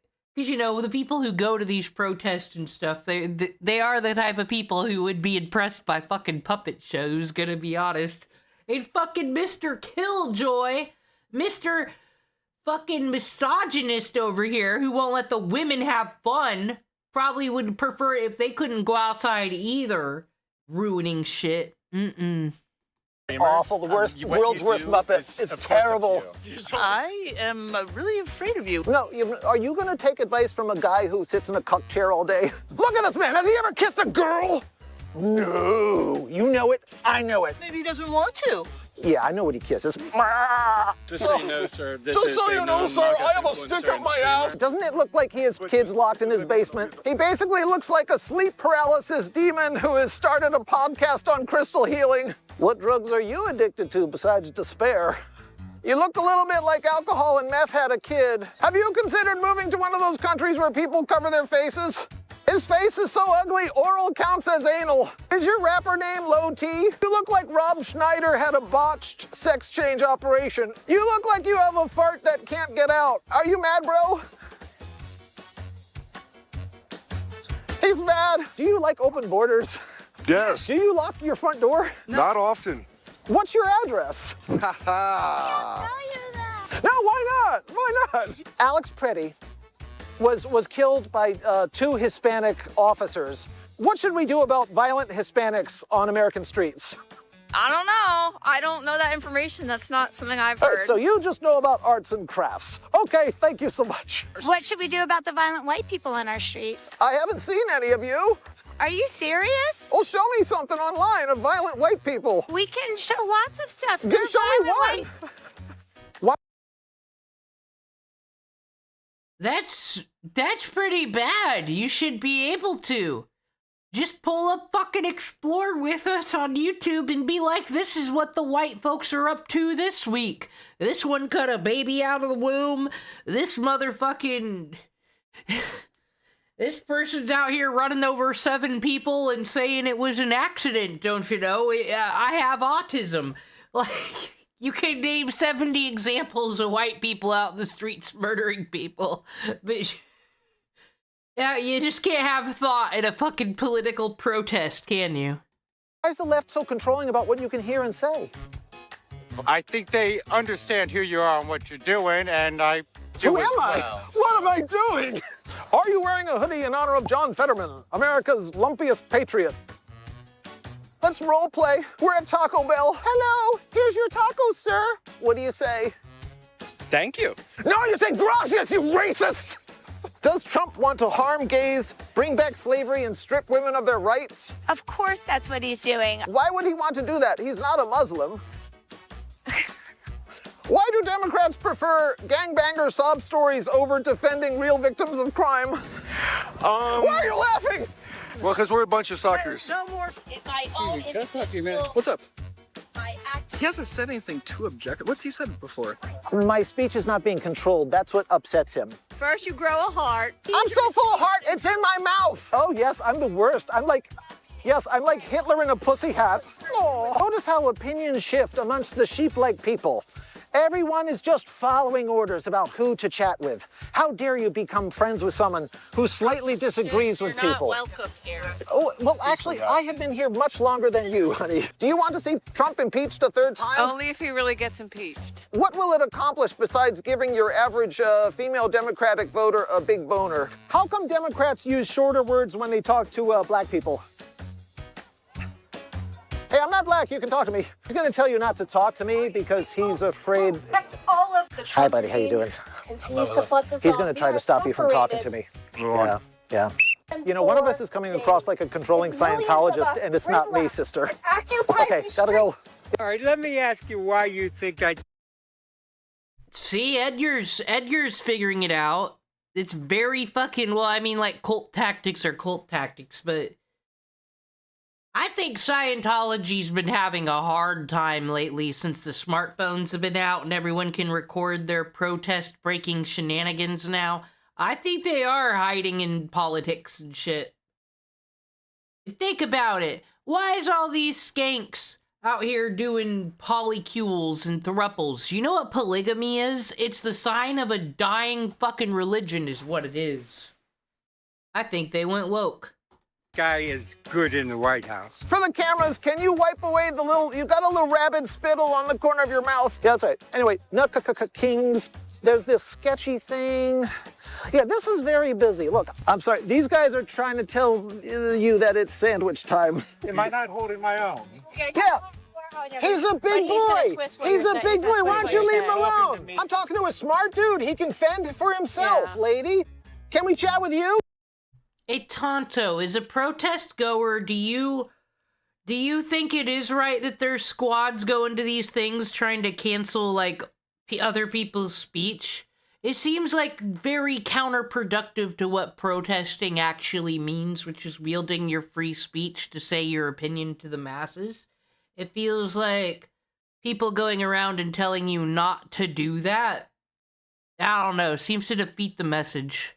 You seem to be really intent on controlling who people talk to. We'd love to chat with you. All right, well, why are you making decisions you are not willing to do yourself? I think they're trying to protect you from hearing outside opinions. Well, outside opinions are dangerous. Is pulling your pants up white supremacy? You know, it could. Pulling it up, that's really a privileged thing. Like, what's wrong with not waiting for others to help you? What if the people around aren't able to help? Well, you should move out of Retardistan then. Well, yeah, maybe I should. I think, can you and I agree on one thing? We should get out of the Middle East. Entirely. Not only should we get our men out of there, we should get our weapons out of there, we should get our money out of there. Yes. Will you join me in a chant of fuck the Middle East? No. Come on, man. No. Damn it, these liberal protesters, they won't play my friggin' game! Hey, want to help me save America? Go to the description section of this video to join the Blue Crew. You'll enjoy my episodes days earlier. Get 20% off Edgar merch at shopedgar.com. All I mean was, can we get the fuck out of the Middle East and never talk about it again? I feel like that was the Democrat position 2008. I still don't know what happened. It didn't seem to go that way. Despite there being a Democratic president for 2 terms after. Suspicious. And access exclusive members-only content. Ooh, now back to the show. Does he need Greenland? Yeah, we do need Greenland. Why do we? Hot chicks. Hey, go to Iceland. They're even hotter. Exactly. I was lied to. That pleasant black man that the Jon Stewart and Stephen Colbert said is wonderful said there'll be no more wars, and then there were wars. And then everybody out here's like, can you believe that Donald Trump lied? And I'm like, yes. These fuckers are all liars, everybody. Every single one of them. What president in my lifetime was a good president? You won't find one. Iceland is full of freezer queens. No way, man. Greenland, they're eager. They'll jump on anything that moves. That Elon killed approximately 600,000 people so far by cutting USAID aid. No, those are freeloaders, man. You can't be sucking off the American... No. Okay, this is completely wrong, but, you know, it's kind of like some of them videos where they're like, and this person is MAGA. There's no question of it. They're evil because, like, people are dying. You can't support the side that kills people. And I'm just like, what? Who is under attack? This USAID shit, like, was a scam. Why are we sending LGBT monies to Argentina? Send people food. Then that's good for everybody. What the fuck was this shit? I guess they were gonna go down there and film a documentary on how horrible life has gotten since the USAID stuff was pulled, but then, like, due to protesters and awful protesters being killed in other countries and stuff, they were like, you know what? It probably wouldn't be that good if we came out here and said, the gays don't have enough support in Argentina. Like, they finally figured out tone control. System, we need to help Americans first, baby. Sorry. I'm just telling you. No way, man. They're little weak kids. They're about that big. We're their parents. Smaller than you, no, even. We're not and their they're parents. dead. We can't and parent the Elon world. Did. We can't parent the world, dude. America needs some me time. We can't be raising everyone's children. Do you want me to raise your kids? No, I do a terrible job. No, you would do. I think you would. Do you have any kids? But no, I have a dog, though. Did you buy the propaganda that smart Westerners need to stop reproducing? I think you bought that shit hook, line, and sinker, didn't you? It's not too late, sir. Are you still fertile? You and I can go to Greenland. When was the last time you kissed a girl? This morning. Prove it! Pixar didn't happen. Okay, dude, yeah. You got really narrow hips for a girl, but okay. No offense, and I mean this in no offense. No, please offend. It's better for the program. You're not even trying to be ventriloquist. Your mouth has just been moving the whole time. I don't know what you're talking about, sir. It's just me here. Is there someone else you're referring to? Yeah. Honey? That's kind of funny. He thought he was doing a ventriloquist act. I like how you think this is skilled labor. That's funny. You have a toilet brush in your hand, lady. I think all your decisions are suspect. The war powers belong with Congress. Send this level of ground troops and have this level of escalation without a declaration of war is entirely unconstitutional. Well, it makes it just like Korea, Vietnam, Gulf War I, and Gulf War II, doesn't it? I'm being oppressed by these yellow-vested people. You send help, please. Why does it take 4 of you virgins to defend against 1 Muppet? We're not agitating, baby. We just want to talk to people, but people are being chicky shit. Where are they getting all these old boomers to wear these vests and go around? Their wives must be some fucking bitches. Or they think they're gonna get a wife from this. I don't know.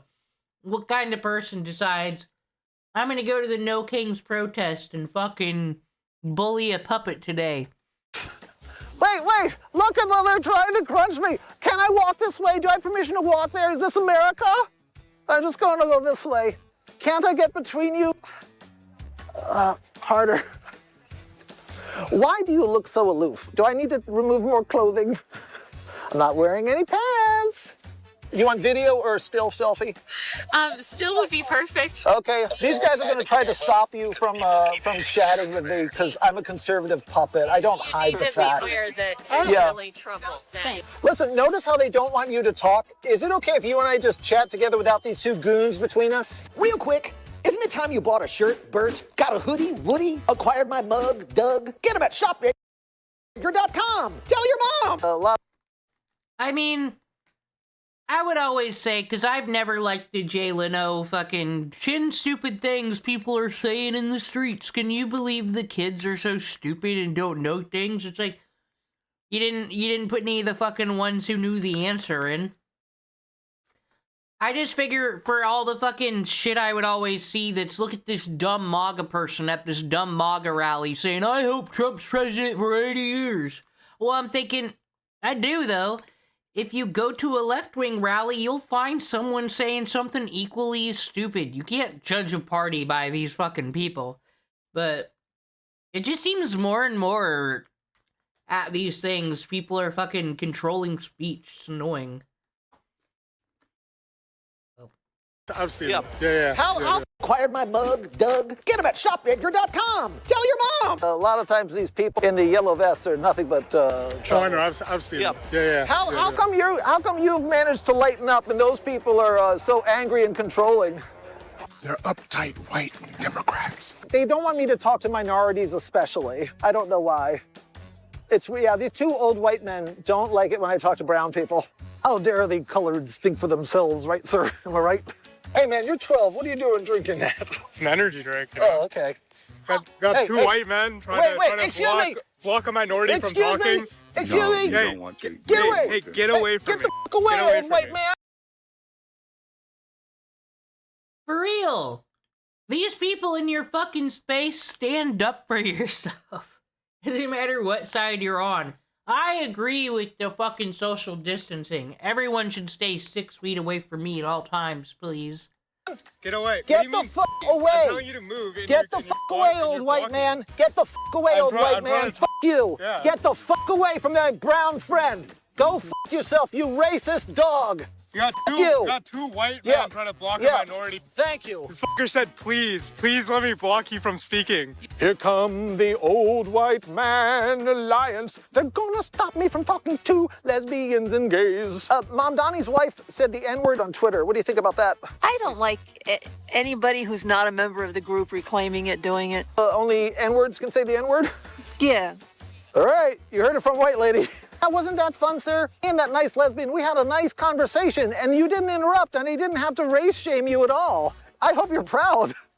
We love your sign, but Democrats created the KKK. What do you feel about that?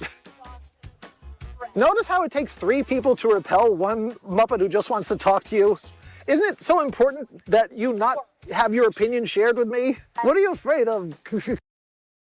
Maybe it makes them feel special, like they're the princess in the castle getting protected by the evil Muppet from Eureka or some shit. King.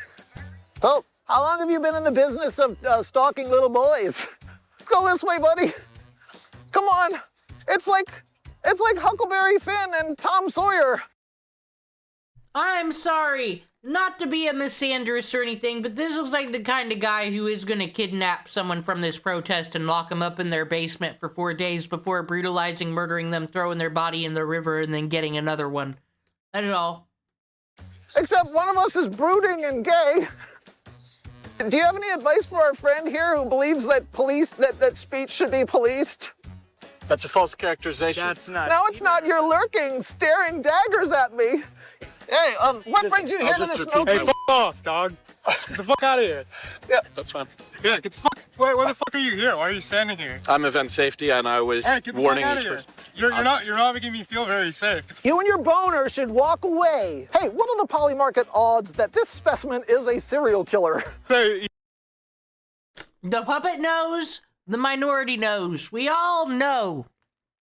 If this were the fucking colony days, we would all know to keep an eye on this motherfucker. He's closer to being an Epstein Island type of person, but... Is he there? Is he... Shh. Wait.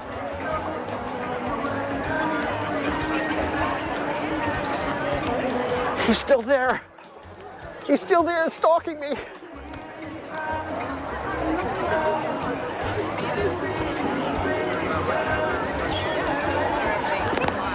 He's still there. He's still there. He's behind me. Why do creepy rapey guys keep following me? He dreams of penetrating my puppet hole without consent. I apologize for these child stalkers interrupting whatever your nice, delicious lunch. Okay, thank you. Well played, sir. Well played. A hot chick. You scared her away, which is the story of your life.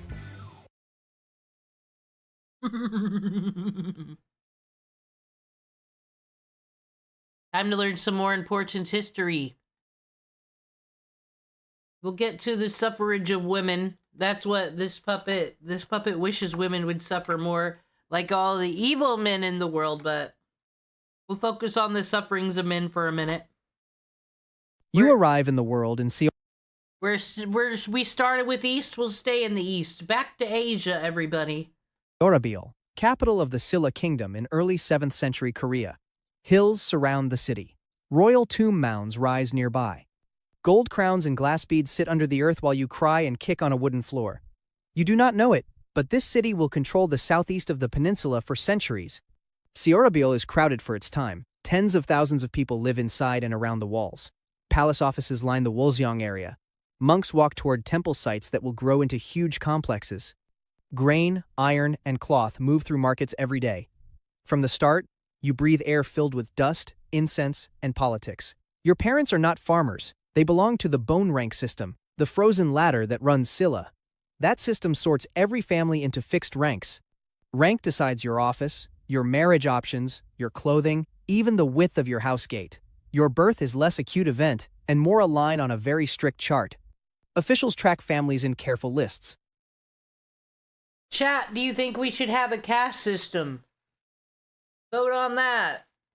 I won't say you're evil this time. At the top are sacred bone royals. Below them are true bone nobles. Under that sit layered head ranks.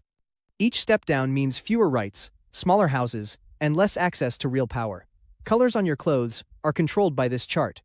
Which Well, no, not in chat. The Discord is a democracy after all, but basically Wendigoon shouldn't be allowed in public spaces anymore is what this part of the caste system says. saddle you sit on? Which I think most of the extreme left would like there to be a caste system. seat you take at a feast? Which title you may dream of? All of it sits inside this system that started long before you and does not care about your feelings. You are probably in the true bone group or a very high head rank. That is the only way you will matter later. Servants move through the courtyard. Tutors visit. Your mother and father can read and write in classical Chinese, the script used for laws and state records. You will study it as soon as you can hold a brush without chewing it. Childhood still has games, but they are watched. You bow to older relatives in a set order. You learn who sits where at meals. You hear which cousin can marry into which branch of which clan. You see who lowers their eyes when a higher rank walks by. You grow up inside rules you did not vote for. The kingdom is training you for something. It has plans for that pretty, high-ranking skull of yours. Selected as elite flower youth. You hit your early teens and suddenly adults start staring at your face a lot. Not in a loving parent way, in a recruitment way. Scylla needs new Huarong, and the kingdom likes them young, noble, and annoyingly good-looking. Scouts from high families and officials look over boys from true bone and top head ranks. They check manners, posture, and how you move in a crowded hall. You are watched at feasts, in family rituals, even during archery practice. Your life turns into one long audition. The record from a Chinese envoy in Scylla describes young nobles with powdered faces, fine clothes, and people crowding around them in public. The envoy did not invent that. He wrote what he saw in the 7th century. Huarong are not a myth. They are documented. Real teenage elites who stand out in crowds because of rank, clothes, and very deliberate grooming. Your mother and attendants So they are literally the popular kids, and that's it. lean into the moment. Hair gets longer and smoother. Robes upgrade from normal, noble to peak fashion. Colors and patterns still follow bone rank rules, but they now push right to the edge of what the law allows. You are being styled for the role. Then comes the decision. A leading figure chooses you and a few other boys to form or join a Huarong group. Each group has a central Huarong leader, and many followers called Nangdo. Buddhist monks and court elders advise them, you are no longer just a noble child. You are now part of a state-approved youth corps. There is a ritual element. Sources describe Huarong associated with sacred mountains, with Maitreya, and with songs and processions. Your group receives a name. You swear loyalty to king, parents, friends. You agree to fight when called. You nod along as if this is normal teenage life. From that day on, you walk through Siorabil as a marked person. You are Scylla property. The kingdom has taken your bone rank, your face, and your nerves, and turned them into a public symbol called Flower Youth. Learning the 5 Commandments. Your new life as a Flower Youth starts in a lecture hall, not on a battlefield. You want a sword? You get a monk with a calm voice and a long list. Violence can wait. First, they rewire your brain. The monk writes 5 lines. These are the famous 5 commandments for secular life. You will hear them so often they might as well be tattooed on your skull. Be loyal to the king. Be filial to your parents. Be faithful to your friends. Never retreat in battle. Be careful when taking life. The rules sound simple.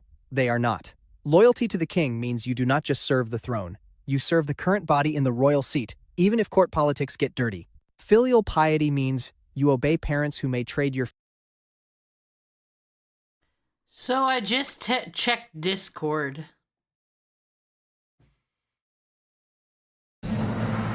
Justin, what the fuck? I'm not a degenerate. I'm not a male. I'm not into the K-pop. Don't say these things. God. I don't leave my house. Future for family gain. Faith with friends means you do not betray the guy who might drag you into a suicidal charge. Never retreat means stand firm when every part of you wants to run. Be careful taking life is the soft voice trying to stand up to all the others. You repeat each line. The monk drills you with questions. What if the king is wrong? What if your friend is a coward? What if saving your parents means breaking a law? You are not just asked to memorize. You are forced to rank your values, then live with the order. Behind the monk's back is a second layer, Confucian virtues, humaneness, righteousness, propriety, wisdom, trustworthiness. You read short passages from older Chinese texts. You copy them in careful brushstrokes, ink on paper, then ink on habit. You learn that a real Huarong is not only beautiful and brave, he is supposed to be a walking moral ad for Scylla. People will judge the kingdom by how you act in a market, in a temple, in a tavern, in a trench. No pressure. There are moments of dark comedy. You and your friends swear to never retreat, then almost faint standing too long in full gear under the sun. You promise to be pure and noble, then gossip about who cried during practice. The kingdom wants saints and heroes. It gets teenagers with homework and very sharp weapons on the way. Nature trips and spiritual training.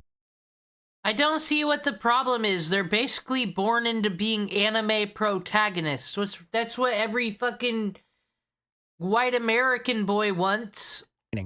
You wake up before sunrise and someone is already yelling about mountains.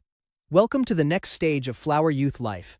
The kingdom has fed you ethics. Now it wants your body, your breath, and your free time. Your group moves out of Ciorrabiol in a long line, robes hitched up, boots on, bows and small drums slung over shoulders. This is Pungwaldo, the way of wind and moon, a mix of hiking trip, field school, and spiritual boot camp. You are going to sacred peaks, river bends, and shrines marked long before your birth. You travel with monks, older attendants, and other Huarong. There are songs for the road. There are rules for when you can talk and when you should stay silent. The land itself is a classroom. Every valley and ridge comes with a story about kings, battles, or spirits that do not like to be ignored. At a mountain site, the schedule flips from noble comfort to controlled discomfort. You chant sutras. You bow until your thighs shake. You hold still in meditation while legs cramp and bugs crawl on your skin. Then you stand up to practice forms, stances, and breathing drills. No one calls this vacation. It is state-sponsored character building. The view is great. The expectations are higher. On rest breaks, you compose short verses. Some praise Maitreya, the future Buddha. Some praise the king. Some quietly complain about the blisters. Senior Huarong, check your wording for respect. Monks check it for doctrine. Everyone checks that you are still upright. Nights are another test. Fires burn low. Stories roll out about earlier Huarong who became generals or died young and glorious. You listen, half proud and half alarmed. You come home from each journey thinner, tougher, and slightly less impressed with comfort. Weapons, horses, and battle drills. Your sword dreams finally pay off. Training shifts from chanting on mountains to sweating on fields outside Ciorrabiol. The ground shakes with hooves. The air smells like leather, oil, and teenage panic. You are now learning how to turn your pretty face into a state weapon. Instructors do not care about your poetry skills. They care about how fast you draw a blade and how long you can hold a shield. You start... See? Because I was thinking, isn't this similar to, like, the geisha stuff? Just the male version of it, but, like... Man, sexism always wins the day, doesn't it? Because no matter what your rank is, no matter your accomplishments, no matter how hot you are, your value as a man's always gonna turn to how fucking fast you could kill another one when shit goes down. Women don't have to worry about this. With archery. Except the ones that are, like, in UFC, I guess. The pride of Scylla forces. Composite bows hit targets at serious range. Miss too many shots, and the instructor looks at you like you are wasting royal resources. Then come spears. Long shafts, iron heads, drills in tight lines. A spear wall keeps cavalry away and breaks infantry charges. You learn to thrust, step, and keep formation. Someone always forgets their stepping rhythm and hits a friend. The instructor solves this with more drills and louder shouting. Mounted training is the real prize. Horses are expensive. Only high-ranked troops get to ride. You climb up, try to look noble, then nearly fall off when the horse decides it dislikes you. Instructors teach you to fight from the saddle, control speed, and stay upright during sudden turns. This skill turns elite youth into battlefield leaders. Without it, you stay in the mud with everyone else. Armor fittings take time. You wear lamellar plates tied together, heavy enough to feel, light enough to move. You practice walking, running, and breathing under the weight. Every day ends with sore shoulders and bruises in places you did not know existed. Formations become your new religion. Lines, wedges, flanks, signal flags, drum beats. You learn to follow orders fast. You learn to hold position when arrows start flying. The 5 commandments echo again. Never retreat. That rule feels different once you see arrows embedded in wooden targets. There are glimpses of future legends. Older Huarong talk about Kim Yu-sin, a young noble rising through ranks who will command massive armies. His name spreads through training fields like a rumor of greatness. You try not to panic at the thought of fighting under someone famous. First skirmishes on the frontier. Orders arrive. You are sent out of Siorabeil with a unit of Hwarang and Nangdo followers. No more drills. No more safe targets. The three kingdoms are locked in border fights. Silla wants control of key passes near the Han River Valley in the 630s. Baekje and Goguryeo want the same ground. You are now part of the struggle. Your first task is patrol duty, long marches through valleys and forest roads. Villages sit half empty, farmers watch from doorways. They know armies move here. They know raids come fast. You move quietly, bow in hand, armor creaking, trying to look calm. The first clash is small. Scouts see movement. Your commander signals. Arrows fly. You hear a scream. This is not training. Bodies fall and stay down. Your stomach drops. You remember the rule to never retreat. You also remember that the enemy does not care about your moral code. Border fights are messy. Records show many small engagements long before the big wars of 660. These skirmishes decide supply lines, road control, and morale. You are part of teams guarding mountain passes and river crossings. A lost patrol can lead to a larger attack. Your unit protects traders, messengers, and grain carts. The kingdom runs on that grain. Losing it starves armies. Losing roads isolates forts. State survival rests on young fighters who barely know how to sleep in armor. You learn fast. Fires stay small. Camp talk stays quiet. You rotate watch shifts. You track footprints in mud. You learn which trails can hide an ambush. You hate fog. It hides movement and makes every tree look like an attacker with a spear. There are brutal lessons. One skirmish ends with a friend hit by an arrow. He bleeds out within minutes. Training never covered the part where he calls for help, and no healer arrives. You hold the line because the commander orders it. The fight ends. He does not get back up. Campaigns in the Unification Wars. You return home for a short break. Then history knocks. The year is 660. Silla forms a major alliance with Tang China. Yes, the empire with huge armies and shiny bureaucracy. The goal is simple. Crush Baekje in the southwest. After that, knock down Goguryeo in the north. You are now a tiny piece in a massive plan. The army gathers near the western front. Tens of thousands of Silla troops move with Tang fleets and soldiers. Supply wagons stretch for miles. Officers shout orders that echo across fields. You march toward Baekje territory, feeling both proud and terrified. This is no border fight. This is a kingdom-ending event. Baekje has strong fortresses. The famous one is Sabi. Tang ships attack by river. Silla forces attack on land. You help cut off roads and block food deliveries.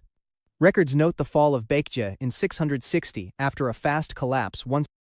So this is gonna be lame, speaking of history and things, but I do have what you call the anxiety. But because of that, that's why I think I just like talking about things and learning things, and it's interesting because you all remember that the 101, no, those are the Dalmatians. How many Arabian Nights tales were there? She had to tell them because she was going to get her head cut off if she didn't keep the story interesting. I'd be like, the history men from Furioso, just be fucking useful and you'll keep surviving. I don't know. So this is why we have to watch these things. I don't know what tale we'll get out of this, but I am still really digging Baltic Sea Littlest Pet Shop on a boat. Leaders surrendered. Ordinary soldiers fight on, but leadership cracks. The kingdom ends. You watch nobles dragged away, their royal line broken. The next target is Goguryeo, a fortress-loving powerhouse in the north. It takes years. Major assaults in 661 fail. Goguryeo walls hold. Disease hits troops. Supplies strain. Records mention harsh winters and heavy losses. You march again in 667 with new forces. In 668, Goguryeo finally falls after internal betrayal and combined attacks. The unification of the peninsula under Silla becomes real. You were there for the grind, the hunger, and the siege smoke. Your role is support and control. You lead units that secure captured towns. You escort envoys. You carry messages between commanders and Tang officers. You also try to stop looting by angry troops. Good luck with that. War brings out the worst in everyone. You see how alliances feel on the ground. Tang officers treat Silla troops like junior partners. Some Silla commanders resent it. You hear arguments over who gets credit. You also hear whispers that Tang wants more than a friendly Korea. You keep your head down. You want to live long enough to retire. Victories come with cost. Soldiers freeze in northern winds. Disease spreads in camps. Food shortages kill more men than arrows. You bury friends without markers. Government administration rules. You come home from war expecting rest. The kingdom has other plans. Unified Scylla needs officials, not wandering veterans. Your bone rank. Isn't it great, everybody, to come from a country where even at its founding, people cared about the liberties and freedoms, or even if you think the founding fathers were evil and America always bad, at least the illusion of choice has always been there. You know, you can decide what you want to wear that day, where you're going to work. Your boss can't, there's no freaking slavery. Don't, unless you work for the TSA, then slavery's A-okay. But I don't like this whole caste system. This is just what you are. Like, rude. I don't think this guy, this little animation was meant for the Flower Boy K-pop idol life. They do bone ranking today. It's called looks maxing. Okay, though, but at least Cavicular had the right to choose it. Makes you eligible for real office. Congratulations! You survived battle long enough to become a paperwork machine. You enter the central bureaucracy in Gyeongju. Offices fill the palace district. Clerks copy records in classical Chinese. Officials debate tax rights and land grants. The sound of war drums disappears. The sound of brushes on bamboo slips replaces it. Your first job is not glamorous. You supervise land registers in a district. Scylla controls new territories after 668. Someone must count fields, households, and grain. That someone is you. You travel with escorts, visit villages, check who owns what, and mark it down. You never imagined your life would hinge on rice tallies. The bone rank system controls your career ceiling. True bone nobles hold the highest offices. Head ranks fill lower posts. Records show strict limits on titles and authority tied to rank. You cannot rise above your birth level, no matter how many battles you survive or how smart you are. Promotion charts look less like merit and more like a locked staircase. It does not matter that you fought at Baekje or marched north in winter. Birth still beats effort. Meetings drain your patience. Governors report crop failures. Temple officials request exemptions. Local elites complain about taxes. You learn fast that civil rule is messy. Wars end kingdoms. Bureaucracy preserves them. Your military past follows you. Soldiers salute you in towns. Villagers treat you like a hero. That fades once you order higher taxes or deny petitions. Nothing kills admiration faster than enforcing state policy. You write reports for the Central Council. You review cases of land disputes. You send recommendations to ministers. Some get approved. Some vanish in the palace maze. You begin to understand that power is not just orders. Power is paperwork that actually reaches someone who cares. Years pass. You gain skill. You gain weight. You lose patience. Deepening Buddhist ties and patronage. Your hair starts to gray. Your knees complain about stairs. The court still pulls you in, but your heart drifts toward temples. Scylla is a Buddhist kingdom in full bloom. Monks shape politics, culture, and public life. You spent your youth chanting on mountains. Now you return to those lessons with fewer arrows flying at your head. You visit great temples in Gyeongju. Hwangryongsa rises as one of the largest complexes in East Asia. Sources mention a 9-story wooden pagoda built in the 7th century. Architects brag about the height. You stare up and feel your neck pop. Monks claim it protects the kingdom. You hope it protects your back. Donations become part of your routine. Land, grain, cloth, labor. You give because it helps the soul, and because officials respect generous patrons. Temples feed travelers, teach children, and host rituals for national protection. You want good karma and good politics. You sponsor a small shrine near your home. Records show nobles donating slaves, farmland, and gold items to temples. Some donations earn carved names on stone or wood. You like that idea. Your younger self wanted glory in battle. Your older self wants his name spelled correctly on a pillar. Monks recognize you from earlier campaigns. They remember sending blessings to troops.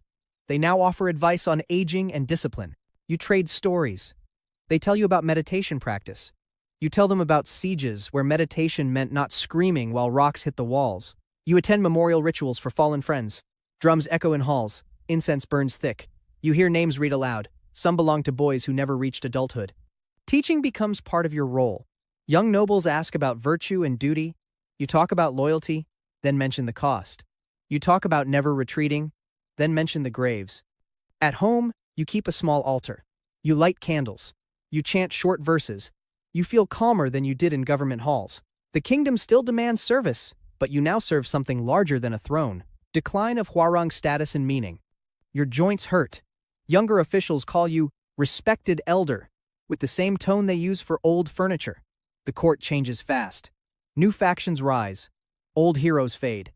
The worst part is what happens to the title you carried, like armor. Hwarang no longer means elite warrior youth. It starts to mean something closer to pretty boy, with time to waste. Records from later unified Silla show the shift. Court writers complain that young Hwarang focus on songs, dances, and flirting instead of military skill. Monasteries still bless them, but commanders stop trusting them in real campaigns. The core becomes symbolic while real power moves to generals and ministers who did not grow up chanting on mountaintops. Your blood pressure spikes when you hear a merchant call a traveling performer a Hwarang. The term spreads to entertainers, shamans' husbands, even idle nobles who dress well but never train. Historical texts note this decline clearly. The once respected flower youth institution slowly turns into a label for fashionable layabouts.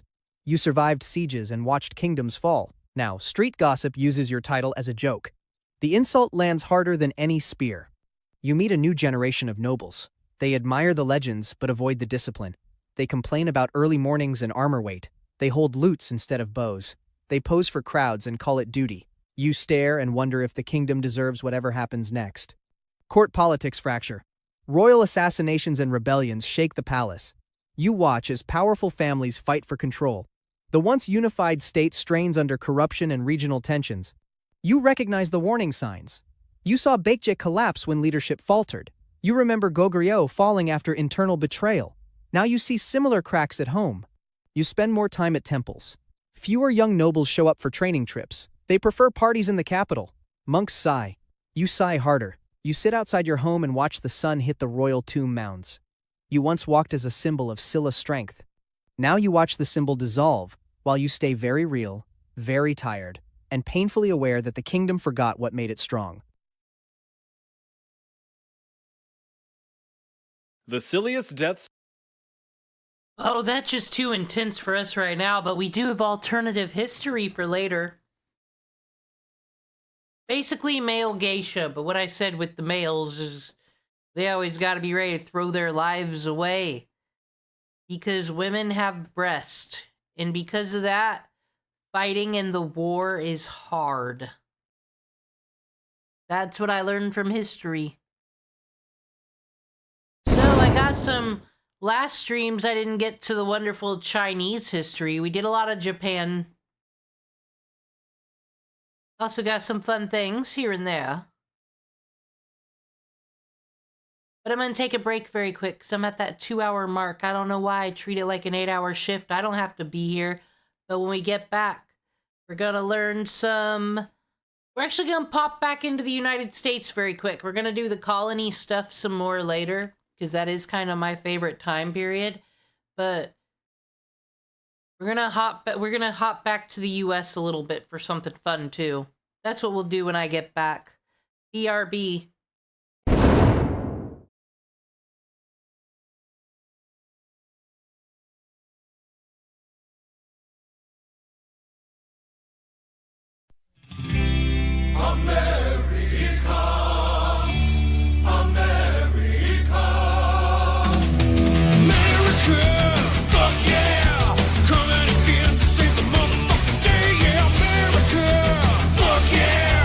Freedom is the only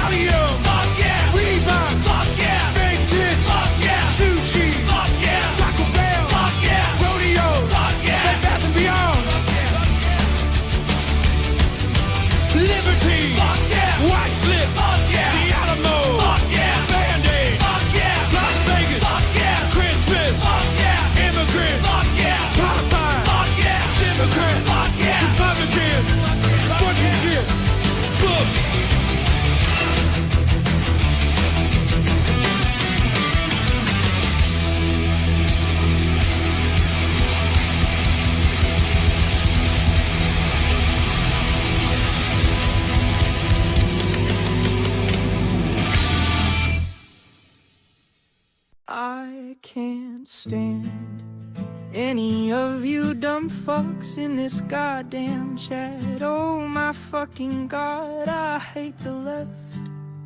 I hate liberalism. I hate everything that's going on every single day of the week.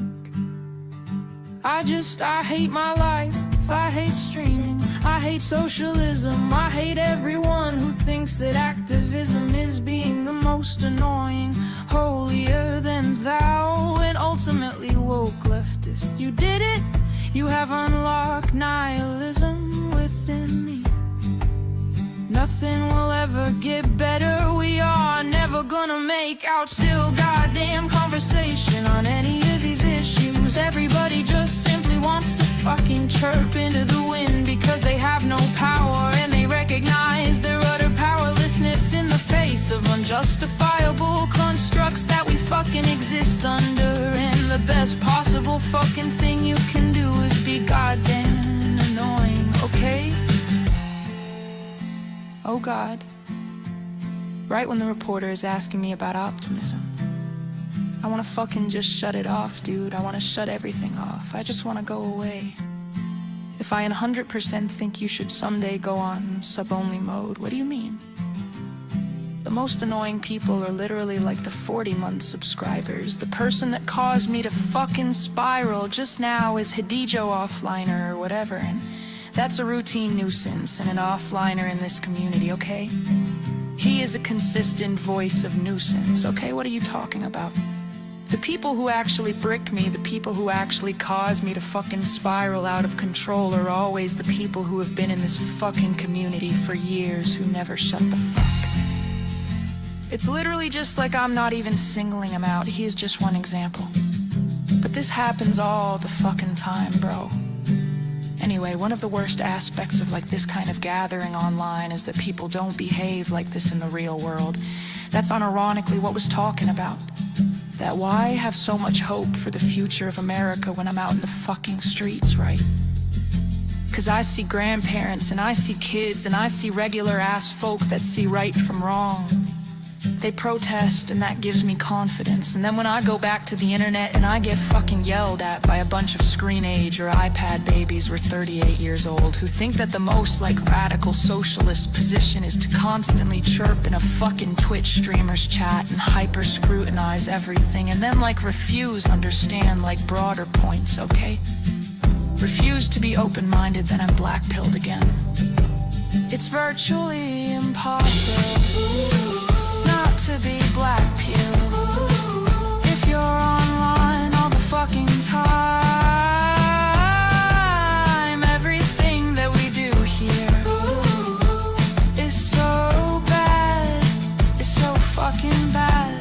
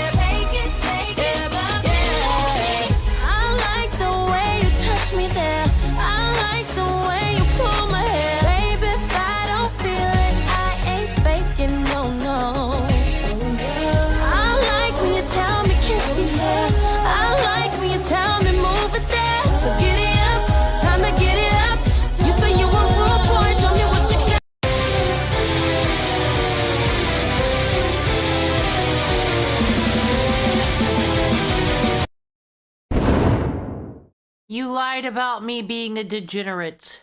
I would never.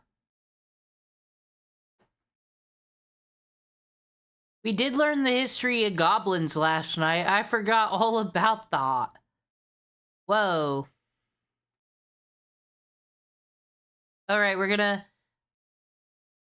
pop over to the east one more time. I promised America and then already forgot what we were doing. That's fine. We're not here for serious learning. Just, we're doing something the women call learning my truth, which is where we learn about things I care about. And tell you all that the things you think of aren't real, actually. For an empress, but she really... Okay, here we go. Queen Catherine, the greatest ruler of all time, my role model. Did you all know that Kamala Harris is gonna run? She said she might run again. Disgusting. Anyway, that's not my role model. This is my role model. Let's have fun. 1744. Empress Elizabeth of Russia can't have kids because having a husband creates too many problems for an empress, but she really wants just some little tykes running around the palace, and also for Russia not to collapse into anarchy after she dies, so she promises her crown to her baby boy nephew Peter and wifes him up with a powerless, no-strings-attached girlie named Sophie von Germanface. Sophie is like one of those beauty pageant kids. Her mom has been taking her on tour around Europe since she was 8 years old and shoving her in the face of any man who looks like marriage material. One day she's whining and dining with the King of Prussia, that's in Germany, when he turns to her and says, "You know, doll, I bet I could pull some strings with the..." She's not German, Tonto. She's Prussian. It's different. The Russians to get little Missy here married to the future emperor. All you've got to do is move in with her. I'd hate to see you go, but love to watch you leave, you know what I mean? Because you'll be spying for me. So Sophie's engaged to Peter, and her pageant mom couldn't be happier. The vibe when Sophie arrived to Russia was something like, "No one has ever not liked me." Or at least they're pretending to. Tush. Peter is a man-child, and not even that attractive in real life. And he has no time for Sophie, because Prussia is his special interest, and it hurts when you touch him in his special place. He's got like some kind of disease that's supposed to go away when you grow up, but, well, he didn't, in more ways than one. Everyone hates Sophie, by the way. She is the Prussian weeaboo's German wife. Her mom was caught spying for the King of Prussia. Things are just getting way too German in the Russian royal court. So Sophia comes up with a clever ruse. She invents Catherine, her ultra-Russian alter ego. Who is Sophia? This is Russian-speaking Orthodox lady who nails all of the customs and hates her mother for betraying the motherland. See, this is how you survive as a woman. This is what I'm ready to do when this shit goes down. I will reinvent myself. They still nearly cut her loose because she can't get pregnant, and naturally it must be her fault. But with a little help from undercover sperm donor Sergei Saltykov, Catherine proves she can deliver. And she has a beautiful baby boy named Paul. And then Elizabeth whisks him away and raises him as a second Peter III because the first one turned out so well. Man, she must have wanted to be a mom so bad. Elizabeth then dies. Peter is the emperor now. Everybody notices Catherine is more Russian than the emperor of Russia because he spends all of his time playing with Prussian toy soldiers and dressing up his actual soldiers in Prussian uniforms, while actively at war with Prussia. A war he was winning, mind you, until he decided to abruptly exit because he likes Prussia better than his own country anyway. I'm doing it right now, Justin. Duh. Catherine, meanwhile, is at Elizabeth's funeral, grieving and doing all of the Orthodox things that you do at an Orthodox funeral, while Peter he's doing this thing where he stops walking in the middle of the procession to create this huge gap in front of him, and then all of the guys behind him have to stop because they're holding his robes, and then he ran to the front of the line to make all of the mourners behind him run after him. This man had talents. Being a czar was just not one of them. So now everybody likes Catherine, and everybody hates Peter, and Peter is picking up on that a little bit. They fixed his ding-a-ling, and now he's living with his mistress, and he has this moment at dinner one day where he basically breaks up with his wife in front of everyone and orders her arrest. He is barely talked down, but he's probably about to dump Catherine out onto the street. Maybe alive, maybe dead. Catherine solves the problem with a lover of her own, Grigory Orlov, one of a gaggle of himbos who become the hired muscle for her coup. Grigory Orlov accepts sex as payment. With beefcakes behind her, Catherine starts approaching the nobles like,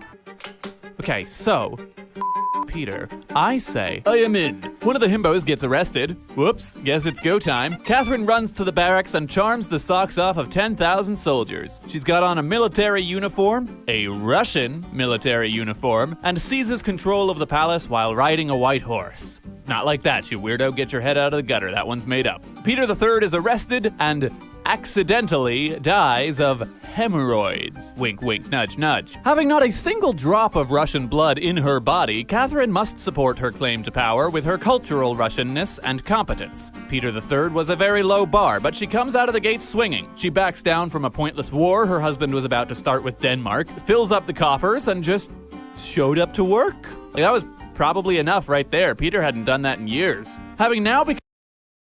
See, this is what I'm saying. This is how women have always... Sexism and misogyny is built up as the most destructive things ever. But you know what women did back then when there wasn't a Tumblr.com to complain on? They would just fucking make it work. They would force situations where they are the only one that can be relied upon in the situation they are needed to. And that is why they are the superior leaders. Actually. These are the true role models. Not gonna sit around and complain all day. Oh, I'm not the ruler of Russia because they were misogynist. Nah, it's who can get the shit done when the things are hitting the fan and the people need something.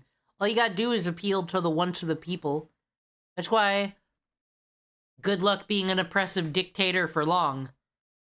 Become empress of the largest land empire on planet Earth, Sophia decides it's time to do something with it. She spends 2 years drafting her masterpiece. She is gonna be the greatest ruler of all time, the one who brings Russia into the Enlightenment and makes all the Western philosophers swoon. Western philosopher Voltaire approves. They're pen pals now. He's like her straight gay best friend who gives her all the hot gossip about his roommate, the King of Prussia. Sophia brings her big beautiful bill to the nobles and they all just stare at her. This says everyone is equal under the law. Yeah, we literally own people. Serfdom is the old way. This is a new era. We are stepping into the light of an... If you pass this... She literally tried to free the slaves, just like John Adams when the Declaration of Independence was made. Elizabeth I wouldn't even.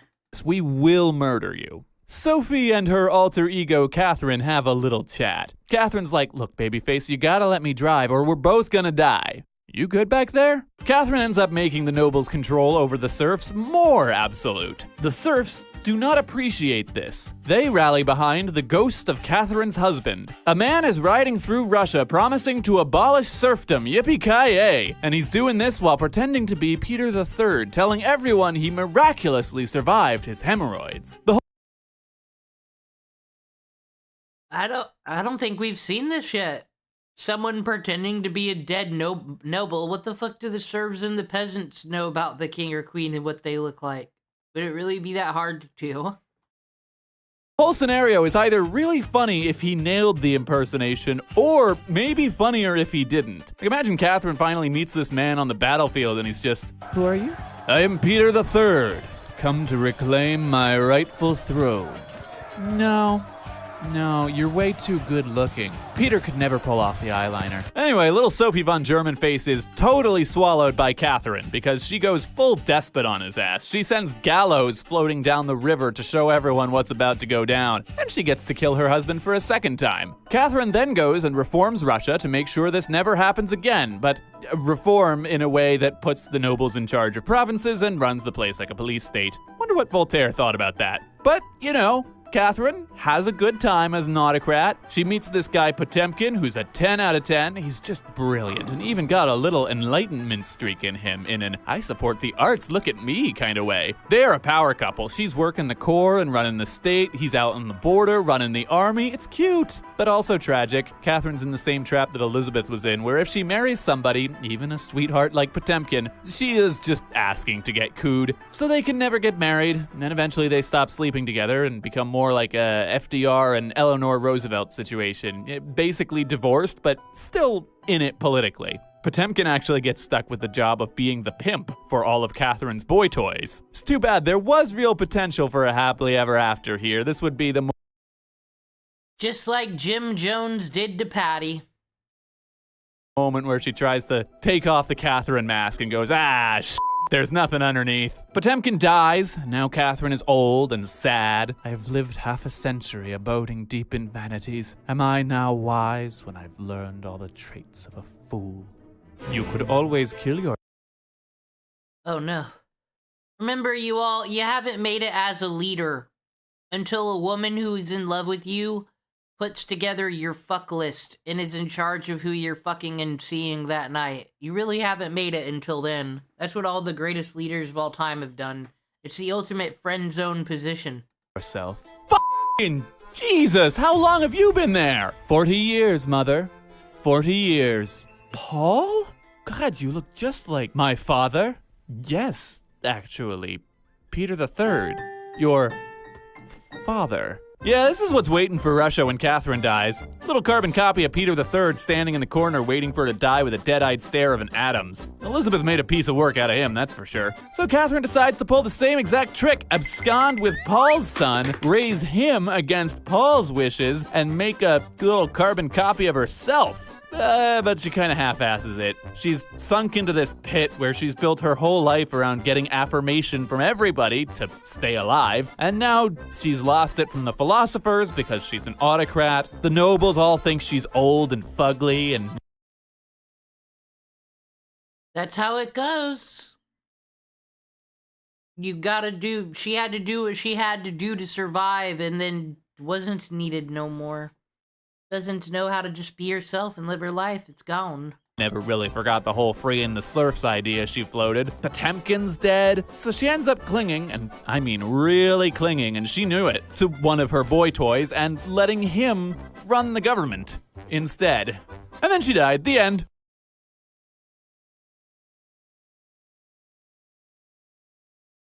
Well, that was Queen Catherine's story. Aren't you all intrigued? Let me pull up my history playlist. Then we gotta go back to the US, though.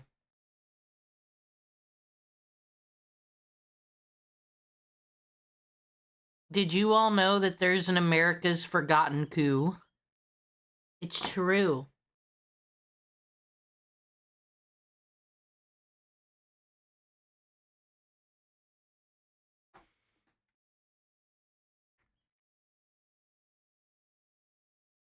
I know it might be hard to believe today, but there was a time when a group God damn it, British people? British people? of wealthy businessmen in America secretly schemed to take control of American politics. The only problem they had was they weren't very good at it yet. The business plot, also dubbed the Wall Street Putsch or the Smedley-Butler coup, was an attempt by a group of financiers to rally disenfranchised veterans to literally march on Washington, oust then-President Franklin Roosevelt, and then replace him with retired Marine General Smedley Butler, who would act as a temporary dictator just to get the company back on track, because that always ends so well. The only problem with this plan, though, was the man who the financiers wanted at the center of it. It turned out that even though he did not personally believe in a lot of Roosevelt's politics, a highly decorated World War I Marine general was, well, something of a patriot.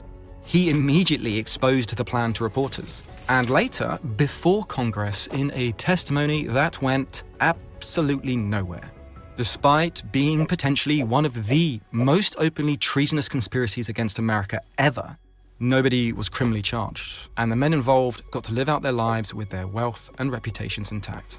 Now, the details of the Are they still alive? Get the guillotines out. We can still charge them, can't we? As the people.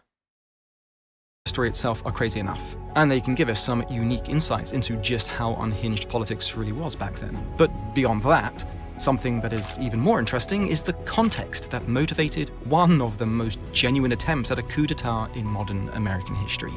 I talked with an investigator for this committee who came to me with a subpoena on Sunday, November 18th. He told me they had unearthed evidence linking my name with several such veteran organizations. There is an old saying used by doctors that you keep on poking until you find the spot that hurts. Now, that might not be board-certified medical advice, but in 1933, there was obviously something that made a group of wealthy businessmen so uneasy that they would risk being charged with treason to fix it. So what exactly was it that was making wealthy people, and Wall Street in particular, so angry at Roosevelt? Well, there were actually three things. Once you Not to be an economy loser, but yeah, all the monopoly busting, antitrust. Like, if it really got to the apocalypse scenario where we have, I don't know, let's say Final Fantasy VII, Shinra. Shinra would be a good example of the evil, right? It's like one corporation owns everything, decides your electric bill, basically. The government could just make a law, say, fuck you, Shinra, we don't like you anymore because the people said so, and we're like, as long as you have a democracy, if things get bad and people get mad, can't you always make a new emergency executive order? Fuck you, Monopoly, now we're breaking you apart. I ain't worried about it. understand those, the story of how this all unfolded becomes even funnier, if not a little bit more concerningly relevant to today. The first thing is that all of this was happening in the wake of the Great Depression, the single most severe economic downturn in American history. And You mean like they're supposed to do with Boeing? Why don't you go call your congressman and go remind them a lot of things are going on? You won't. You won't call Jim Banks. something that these very same financiers were largely responsible for. Before the Depression hit, the 1920s had been a golden age for American finance. The stock market was booming, credit was flowing freely, and wealthy investors were making fortunes on increasingly reckless speculations. Is that Arnold Rothstein? What do you mean they would... Like they do with everyone going after them? You're not going after them. You are just calling Jim Banks and saying, hey, Jim, remember when Boeing was in trouble with the government? Are you guys going to do anything about it? Question mark. That's just being a concerned citizen. That's just being a taxpayer. You pay some taxes, right? Tell them to fuck off.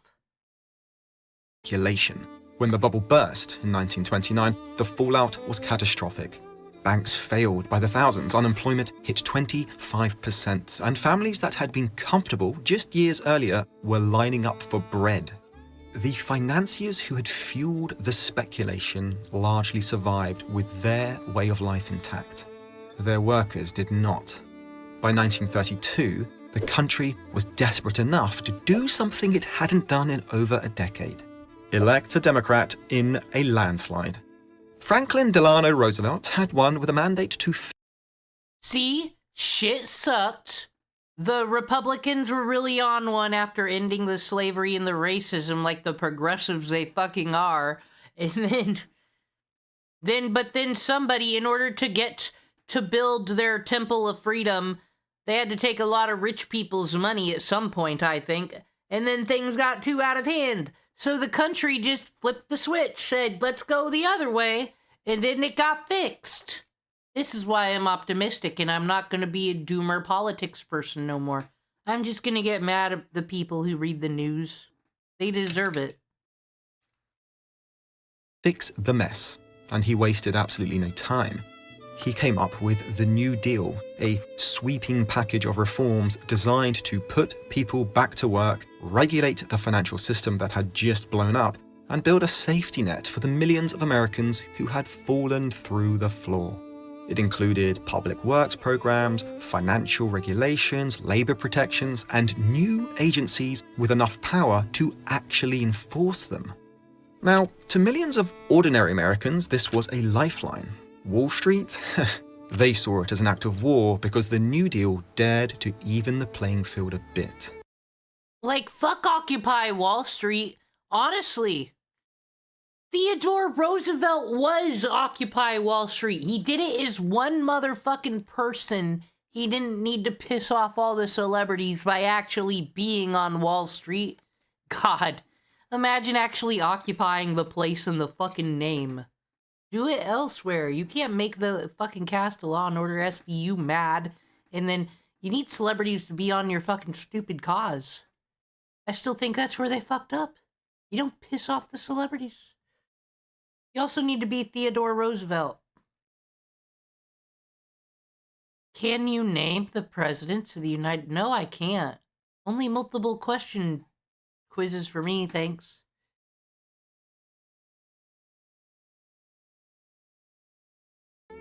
Labor unions gained legal protections, workers gained bargaining rights, and for the first time, the federal government was actively...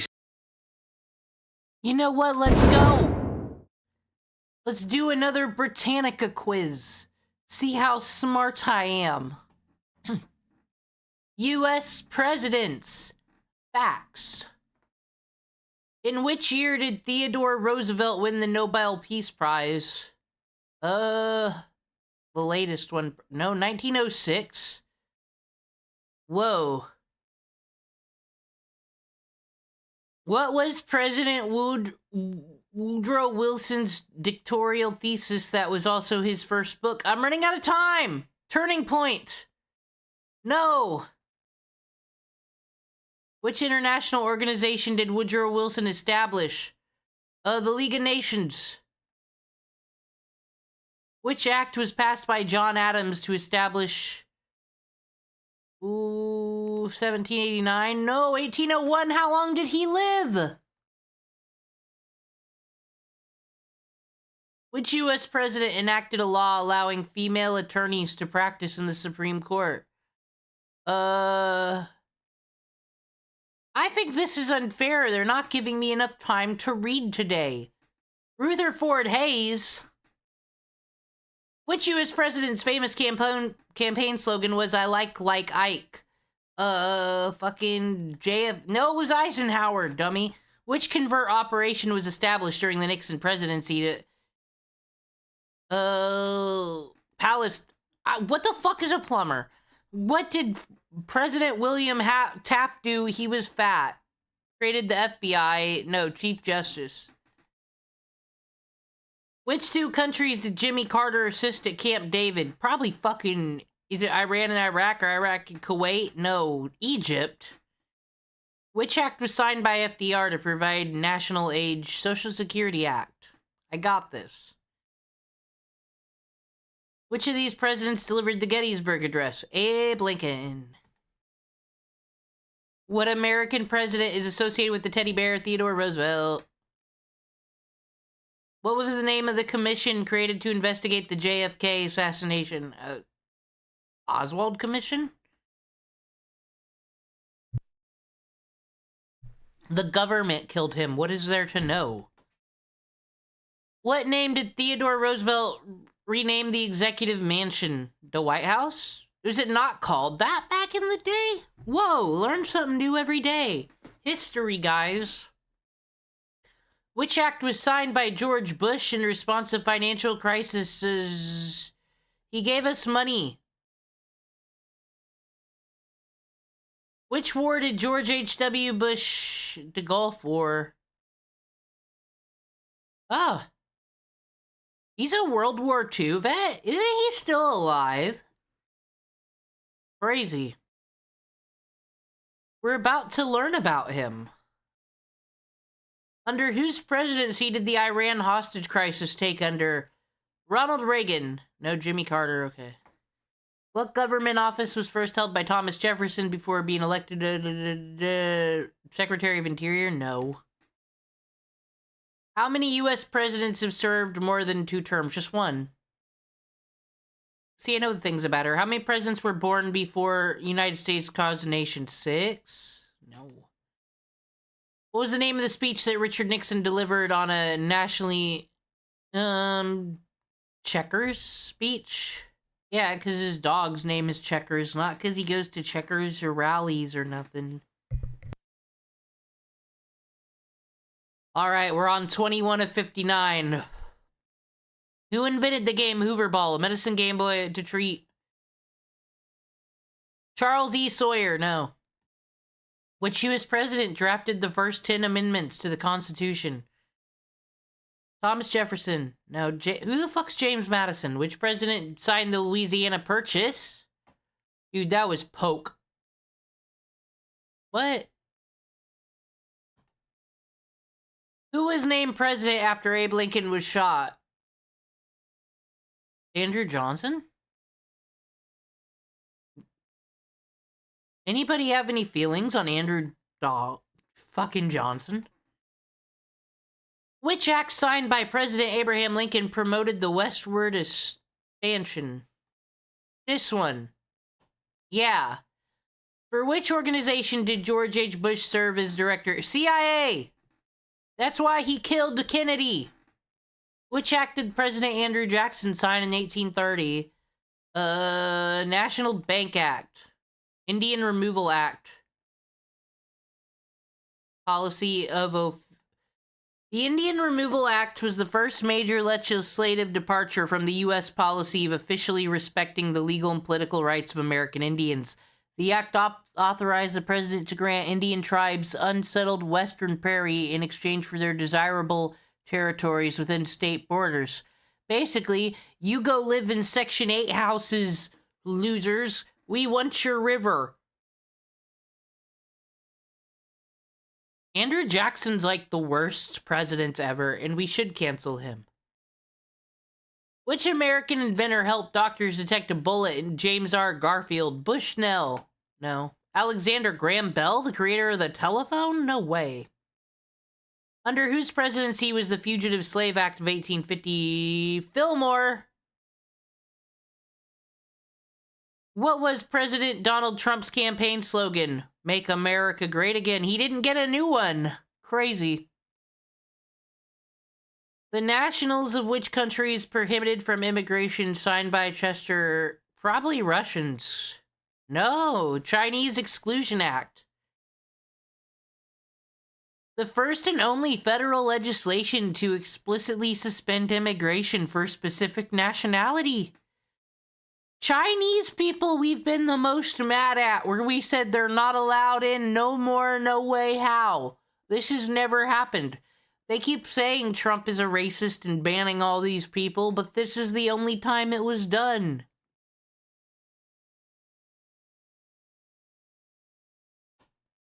It's passed by Congress. The whole Congress was over the Chinese.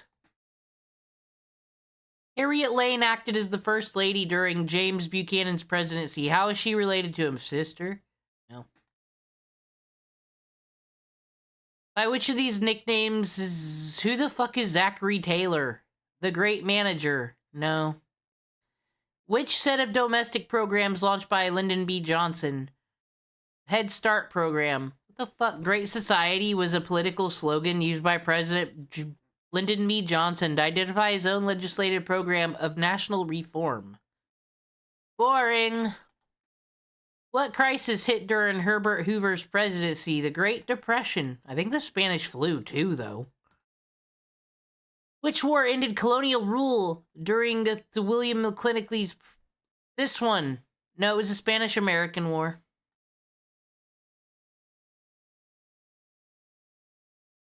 Clarence Thomas, no, Thurgood Marshall. In which war did President Harry S. Truman fight an artillery captain? World War I. Did you know that Alfred Hitchcock couldn't be in World War I because he was too fat? What was William Jennings Bryan's famous speech? That's the guy who won Jeopardy. Help him with the presidential nomination. 1896. Get on board! Oh. Time's up. They only gave me 10 seconds. Which of Barack Obama's books was published in 1995? Dreams of My Father. Me Smoking Weed. Which of these universities was founded by President Thomas and Jefferson? University of Virginia. Which U.S. president was dubbed His Acidity? John Tyler. No one liked him. Which nickname did James K. Polk earn because of his political oratory skills? Enchanter? Napoleon of the Stump. That's a lame name. Which political party nominated Zachary Taylor? The Republicans. No, the Whigs. Who was the first female to be appointed in the cabinet under Barbara Franklin? No. Frances Perkins. The Comeback Kid in 1992, Bill Clinton. And he came indeed. In an unlawful, unconsensual way. Who is the first United States president to die in office? William Henry Harrison? Got it. Which U.S. president after his presidency served as Chief Justice of the United States? Calvin Coolidge.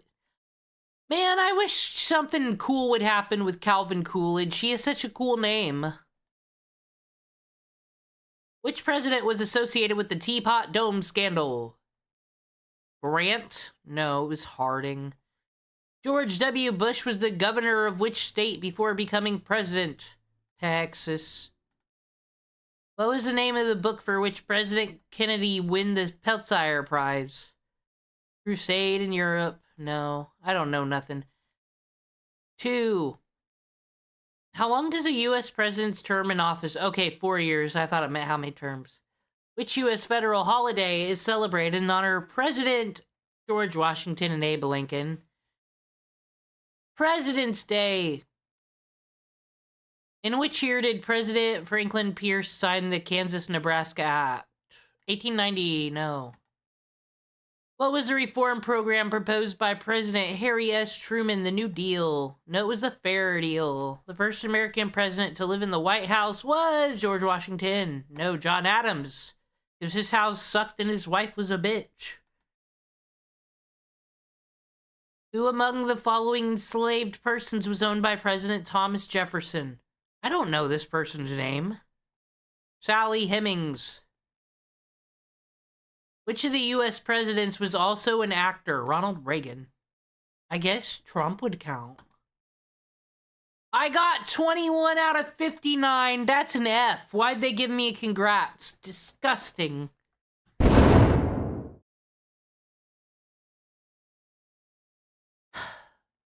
No, William Henry Harrison probably fucking no. Hoosiers are not allowed to be presidents. Stepping in to control the speculation and financialization of everything that had gotten the country into the mess in the first place. Naturally, Wall Street was absolutely furious. Roosevelt was openly accused of being a socialist and having even more radical sympathy. Wait, what? Suspicious. Did people in America back then even know what socialism was in the modern day sense like it's used today? You're a suspected communist. I'm a New Deal Democrat. I said suspected.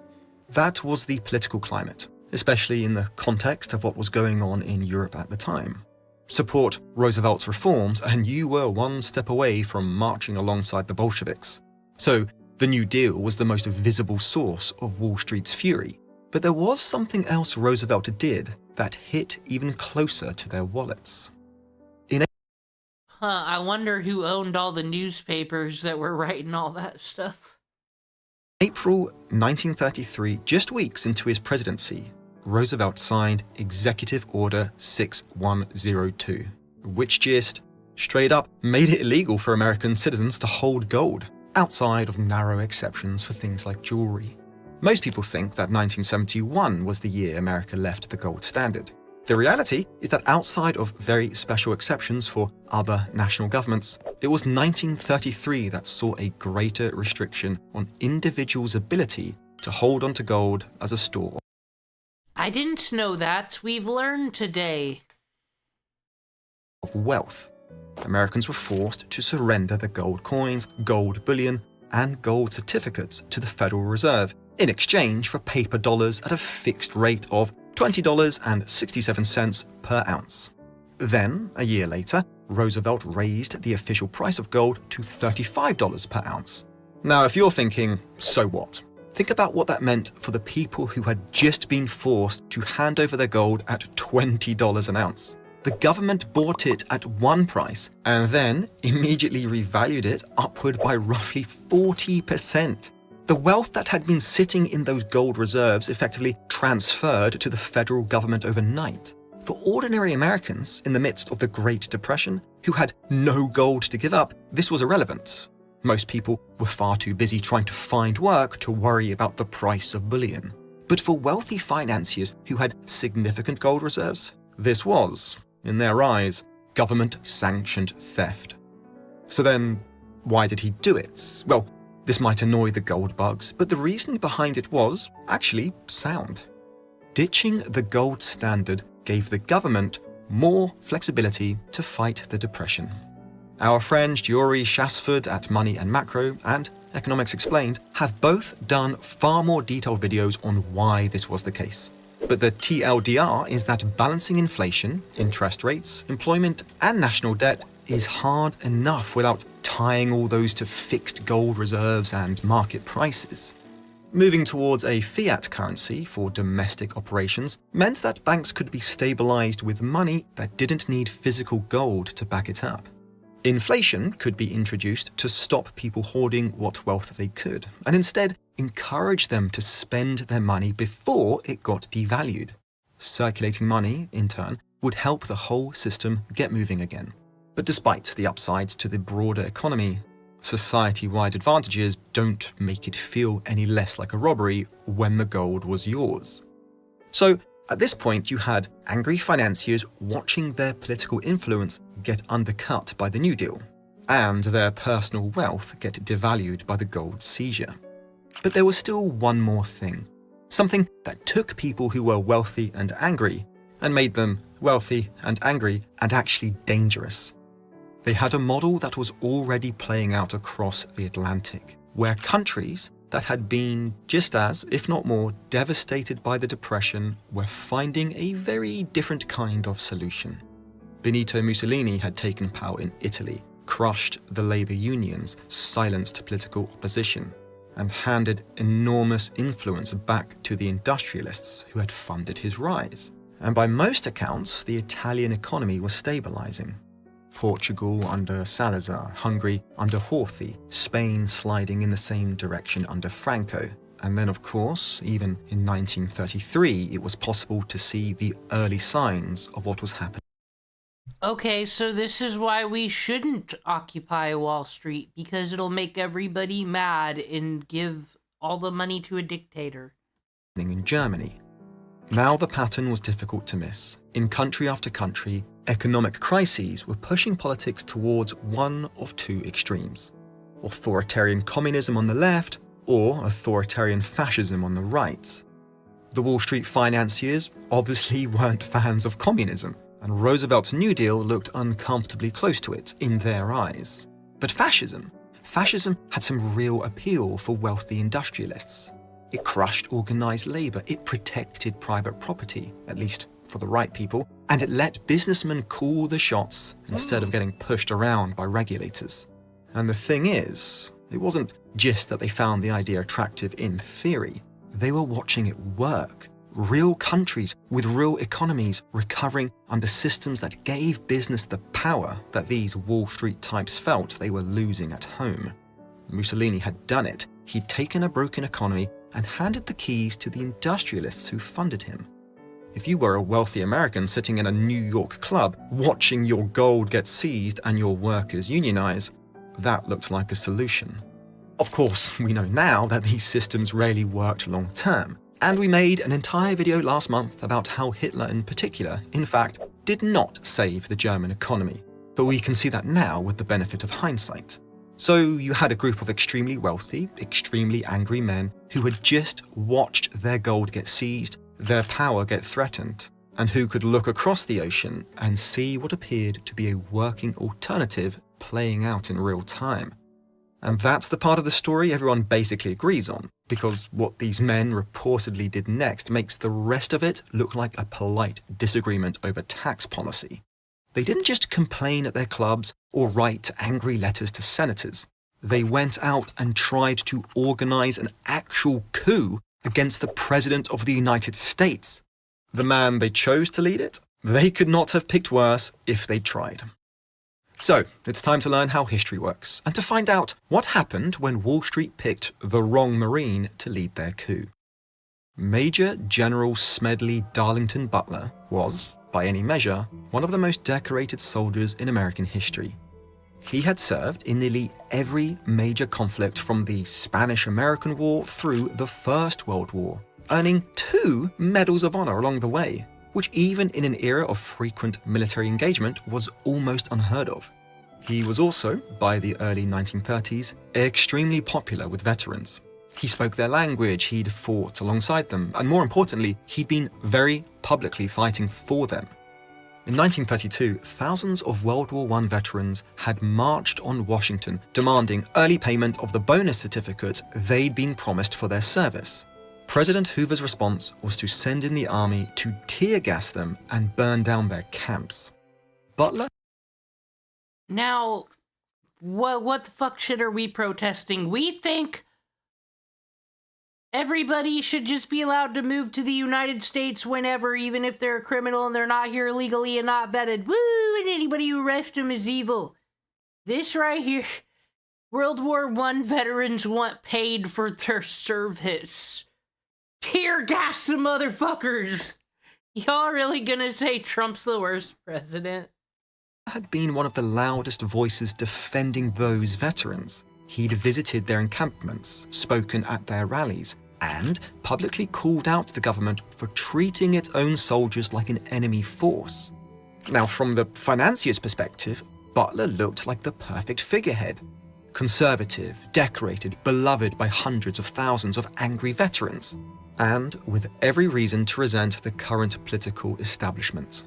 What they apparently didn't do was check what he'd actually been saying lately. The approach started in the summer of 1933. A bond salesman named Gerald Maguire, connected to some serious Wall Street money, reached out with what seemed at first like a pretty normal ask. Maguire wanted Butler to attend an upcoming American Legion convention and deliver a speech pushing for a return to the gold standard. A cause that happened to align perfectly with the financial interests of the people Maguire worked for. Butler was suspicious, but he listened. Over the following weeks, the requests got stranger. Maguire showed up with the bank statements, serious money, millions. He'd started talking about trips he'd taken to Europe, where he'd personally studied how veterans' organizations had been used to back fascist movements in Italy and France. And Butler kept listening. Not because he agreed with any of it, but because he wanted to know how far these people were willing to go. Eventually, Maguire told Butler that a group of wealthy men wanted him to lead an army of 500,000 veterans in a march on Washington.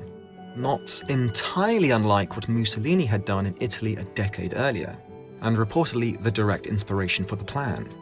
The stated plan was to support the president by installing Butler as a so-called Secretary of General Affairs, a position that didn't exist, and one that would effectively make him a dictator operating alongside Roosevelt.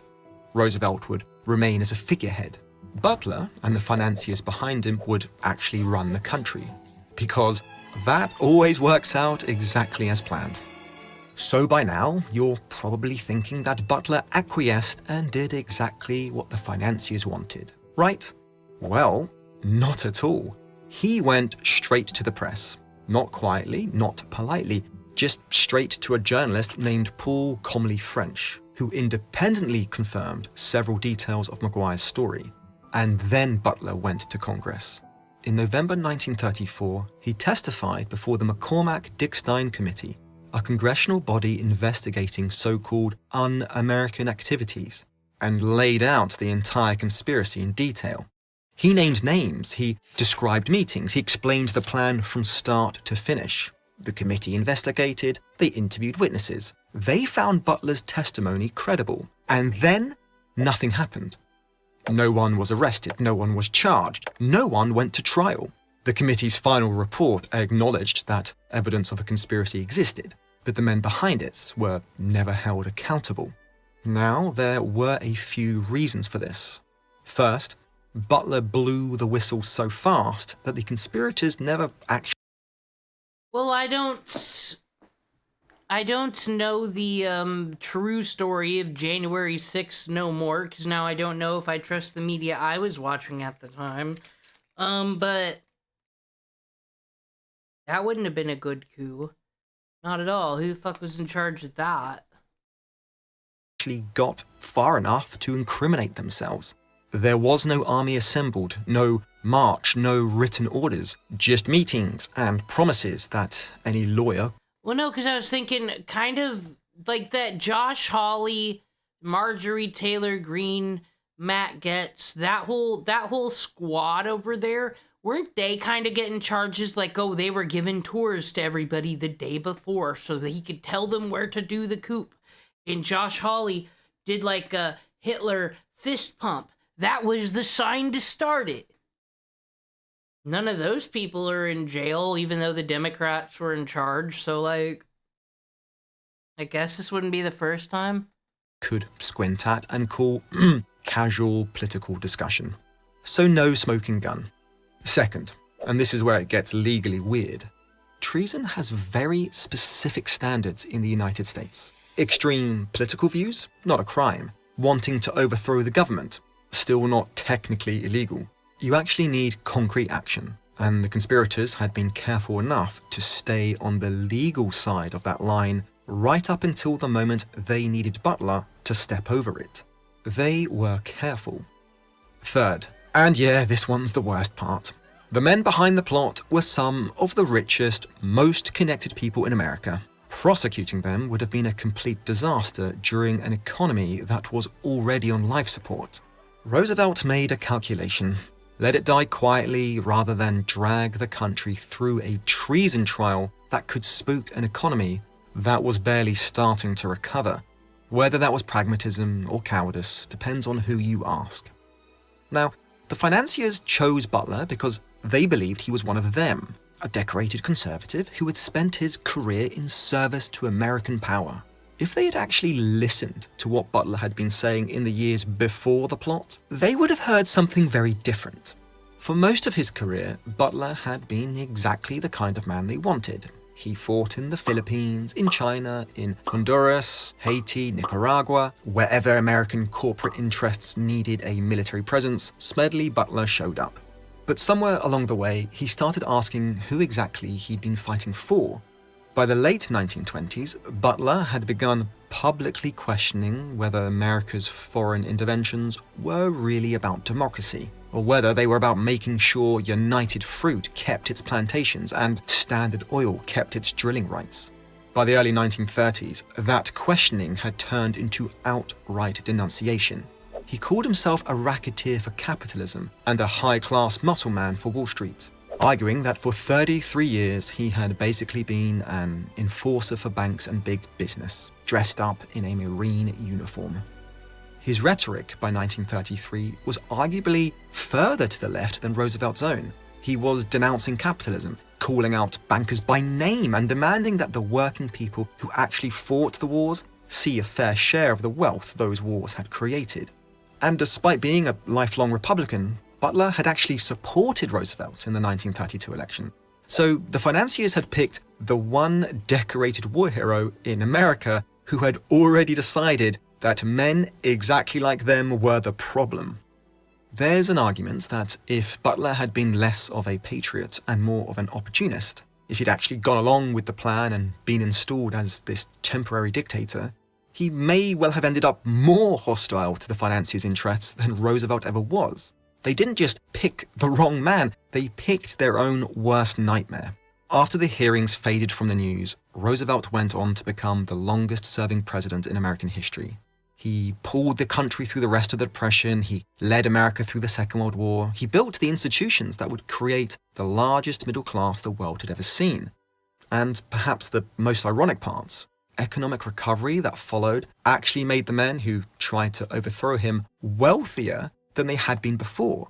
The regulations they hated, the unions they feared, the New Deal they tried to destroy, all of it helped build the most broadly prosperous economy in American history. The post-war boom lifted everyone, including the very financiers who had been so terrified of Roosevelt's reforms that they were willing to risk treason to stop him. They were wrong, and they got rich anyway. The business plot is often treated as a footnote, a That's about as American as you could be. That's almost inspirational. Bitching, plotting against something when you actually wind up better than you started. Don't appreciate nothing. bizarre episode that didn't go anywhere and therefore doesn't matter. But the reason it matters has nothing to do with whether the plot succeeded. It's what it reveals about the conditions that produce these kinds of conspiracies. A group of extremely wealthy people, threatened by reforms designed to help ordinary citizens, looked across the Atlantic at authoritarian movements and thought, yeah, that could work here. They didn't see fascism as a warning, they saw it as a business model. The fact that they failed doesn't change the fact that they tried. And the fact that nobody was punished is itself part of the story. If you want to see what happened when that playbook actually succeeded, go watch our video on Mussolini, because the plan the Wall Street conspirators were following didn't come from nowhere. It was already running in real time in Rome. And it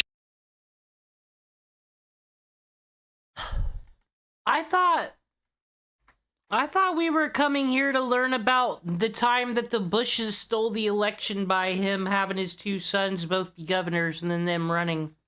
I thought that's what it was going to be about. I consider that a stolen election, but I guess my woman feelings on this matter don't fucking matter. Where's the documentary on that? How's come no one ever brings that up anymore? Why was that okay? I don't like the rules sometimes.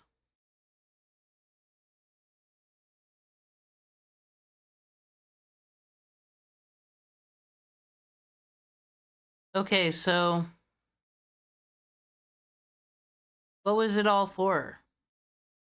Well, I wonder, fascism though, because humans don't like cultural shifts and changes. I think that's why some people are getting really extreme in this pendulum thing right now, right? They don't like that they could be on the bad side or the losing side, so they'll go to extremes. And what sucks is there's just a lot of these motherfuckers who are too afraid to grow up, too afraid to adapt, and they're trying to drag down the survivors with them. I don't know. Let's see what it was all for. I've never seen this specimen of America before. You have a loan on the membership? If you wait and listen. I'm reacting, girl. People can react. You're Answer the making question. assumptions, not just reacting. For the membership you could cancel, I would be okay with this. Listen?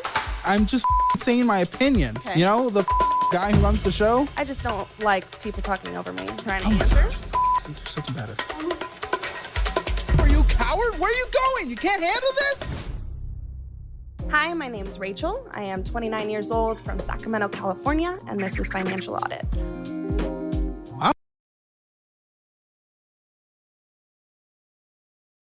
I fucking hate Californians, I'm saying it. What's her fucking... Of course she's gonna be a pussy that can't handle it. They can't even fucking handle problematic weather. Little fucking babies. Sorry, I'm just being a hater today. Oh, thanks for coming to Austin. What do you do for a living in Sacramento? I mostly do I would call it freelance. So I am a pet sitter. Okay. I do house sitting, and I also work as an administrative assistant. So I know some people who do pet sitting. Like one of my original guests on the show who I met doing a second show we did on the street. Dude makes like $250,000 a year pet sitting. Damn. So this could be good. What do you do? How much are we making? When I was doing it full time, like working myself to the bone, this was a couple years ago. Well, what are you making now? Okay, how would you be working yourself to the bone? You'd have to be working for like Ants Canada when he goes on vacation and you take care of all of his salamanders and creepy crawlies. That's what I care about. Okay. Now, this is my first month back into it. I have I have a proposed $600 income this month, but I know.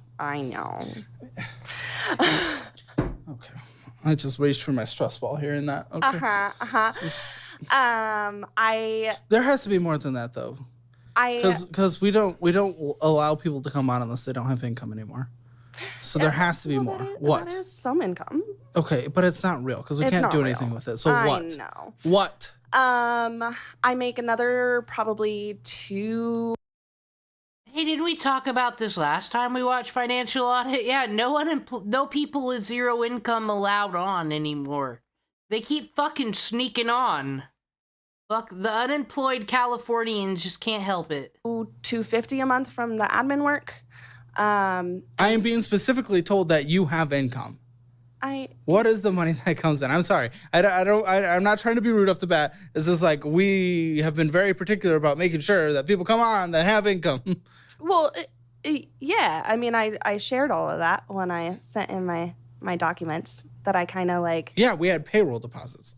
Yeah, because I on your had documents. I just recently separated from a company. Okay, well that's different. That is a different situation. Okay, well I will allow. Why? What was the separation? I will allow that. It was a difficult situation between management and I. So I did get a severance, and So you got laid off. Why, your phone's sorry. I turned the What is vibrator it doing? off. No, it's flashing at me. I know, that's what the notification thing. I don't know how to turn that off anymore. Probably accessibility. Flip it settings. upside down. Well, then this so I don't have a seizure. Here, let me Just put it in your pocket. I'm sorry. Oh my god. And then this screen's gonna light up. I don't know. I don't remember him getting mad about this, and I don't remember this woman's outfit. I think I would. Maybe I watched it on my own. Now you got me messed up. Actually, you know what, Tonto? Do you know any of the people that are trying to flee fascist America? It should be easy to figure out by these thumbnails, but I want to know if their problems are as bad as the time of the Great Depression. We're having a brain meld. I don't know what to do.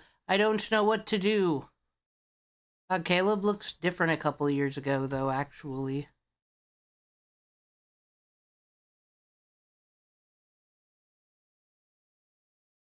Like, oh, okay. Yes. I'm sure she hates America. Just trying She's to from look at you, and I don't California. think it showed up on camera, but it was just like flashing. Yeah. Okay. That's hidden now. Yeah, we had payroll deposit of 2,836, so that's what we That's went the off of. severance. That's what we cared about. Yes. That was severance. What was this job?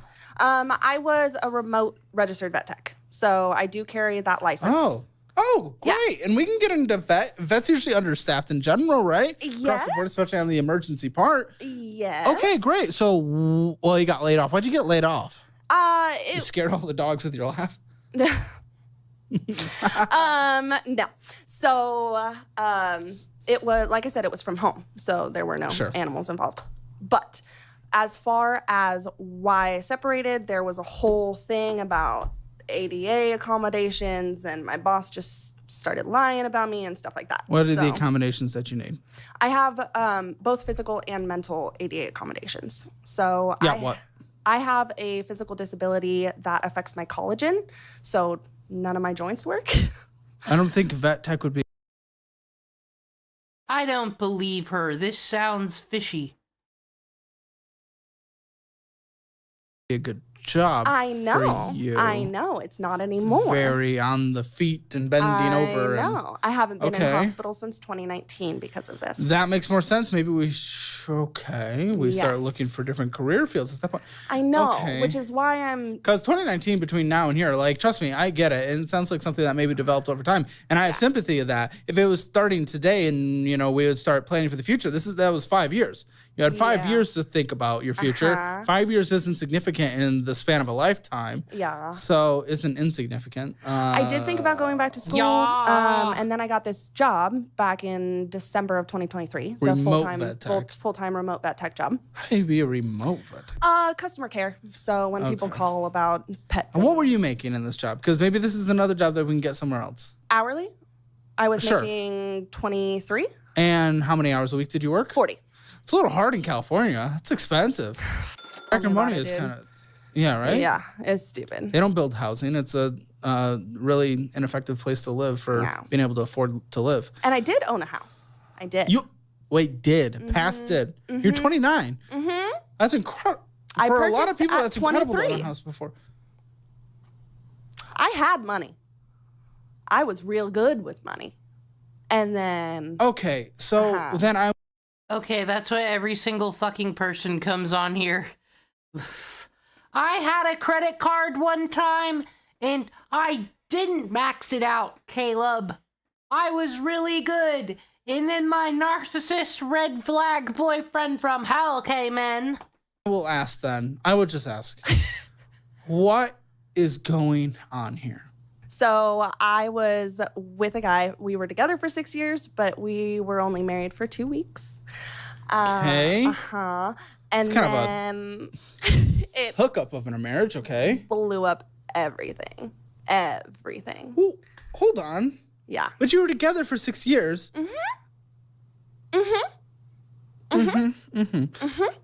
Okay.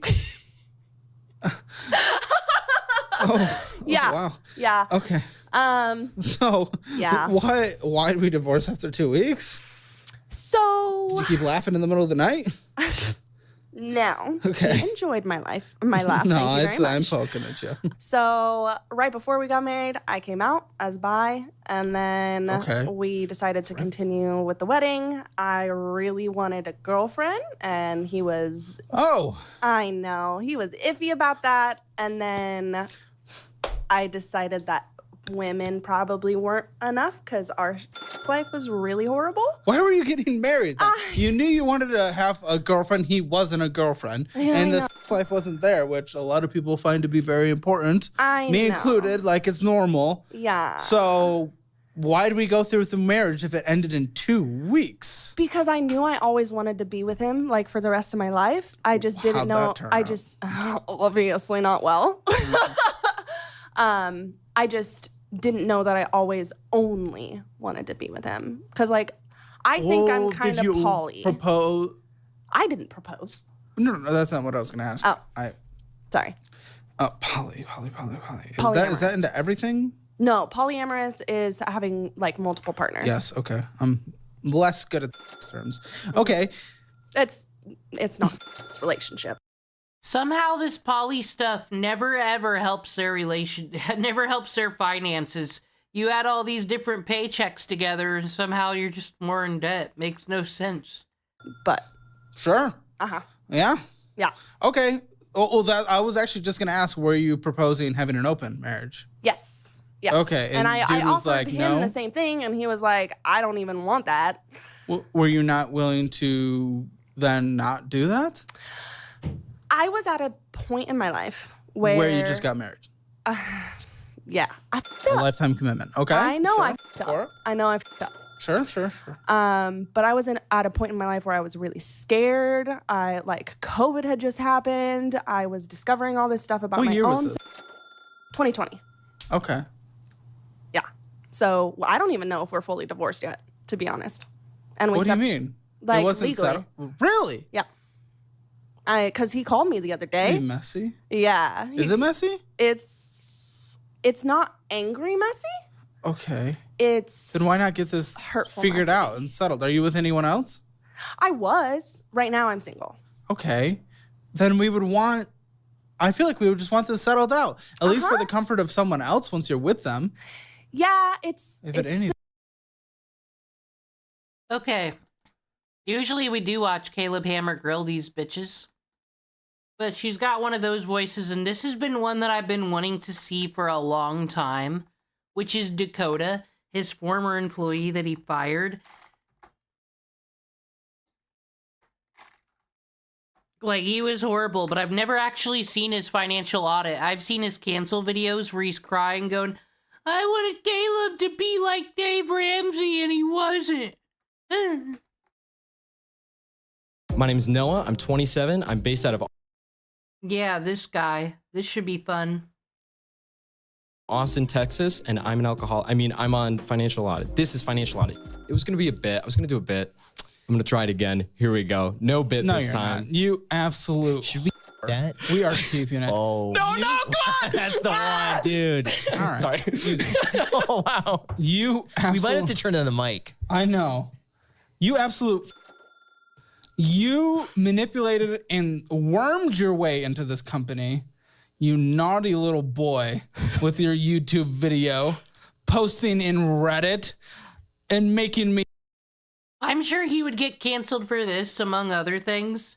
But I do like the idea of, if you shouldn't be allowed to work for him if you can't make it through financial audit, how good would you be at consoling the guest and making them comfortable if you yourself can't put up with it? Add you to the short list of applicants. I know it sounds like you're mad, but I'm very proud that that worked, and frankly astonished in many ways. What happened? Not mad at all. This dude, we put out an application call, and like 1,000 for a producer, junior producer. So many people applied, and I whittled it down to my top like 50. You weren't included on that. I just don't know why your application just didn't stand out. But then he posted a YouTube video. Why Caleb Hammer ghosted me. I was like, what is this? Watched it. And I was like, you know what? This is actually a good style. It shows that he's a creator. You know, he knows what he's doing. I gave him a call. I was like, I saw your video. You're on the list. God damn it. He didn't do it because he had good style. Barney Desk has more of a passion. He did it just to complain. And he got awarded for complaining. That's never good. Let's calm down. Hung up. And then through our senior producer, whittling it down to her like top 5 or 6, you continued up and up the list. And then we had the final round of interviews with all of us. And then, you know, there's a couple left. You nailed your final interview. The other person and then you got the job. And you've been pretty good within your first week. It's only been a week. Wow, I'll take pretty good. What did you do? How did you stand out so much? I watched Caleb since the beginning, since taquitos, wow. I watched Caleb, you know, everybody, I think, when did you watch Caleb from? Oh gosh, when did I reach out? I think like 30K, 40K? I don't know, it was warm. The suspect is a fake fan and only likes Dave Ramsey. He's heard of the taquitos, but he's asking this user to recall when he joined so he can steal that story and say, yeah, that was great. I remember being excited. Yeah. But anyway, I jumped on the train when probably a lot of people jumped on the train. I saw the post and then I created a YouTube video. But like at this point, I've created a couple YouTube videos. And so like, I know everybody's first videos are like, you know, very tame and calm. And they're like, hey, like, you know, hey, you know, I saw that you're doing this and like, I'd really like it. And I was like, no, let's not do that. Let's do something a little bit with some more like, some like balls on it, you know? So I was like, okay, what does Caleb go after? Caleb goes after beef, right? Caleb kind of likes to drama, a little bit of drama, stirring the pot. Exactly. Yeah. And he has that high voice, but he goes like, Dad, what? I hate online drama. Yeah, sure. But I like the drama around numbers. I'm excitable. Yeah, okay. But nobody wants, like, I just thought it was, like, very, like, tepid and lame as hell to be like, hey, Mr. Your Hammer guy. And so I was like, all right, that. Like, hey, dude, I reached out to you, heard nothing back. How old are you? I'm 27. What do you do for a living? I work for Caleb Hammer, YouTube extraordinaire. What's your job? My job is junior producer. Oh, how much do you make a year? I make $50,000 base. Get him, Graham. Get him. Come on. That's 50 grand. That's what you're starting off at? And that's base, and then I get a part of the... Here's the thing. People do that job for free. Yeah, for real. Caleb is too fucking generous. I mean, you're competing with people who would just... I'm just saying... I'm going to pay his bills. You're gonna, and I've got many to pay. The reality is that there are people out there who have ways to pay their bills, who have no expenses, who will work for free and will bust their for free. But he won the interviews. I understand that, but I'm just saying. Plus, there are people, you get more than that. Like here's I do. And here's the thing: a $50,000 job is, I think, fantastic. you could also make a lot more. And I have a feeling on a good trajectory, you'll probably make double that at some point. But there's also, you're competing with people who would do it for free. You'll make double that this year, probably. It's fine. He's a weekend, not even a full weekend. His first day was Monday, and he already got his first bonus of like 1,500. Which was awesome. It was really cool, and thank you very much, sir. So what is a... It's only funny because I'm pretty sure this guy cries to Scott Schaefer years later for we gotta cancel Caleb Hammer. He's mean. Podcast producer do.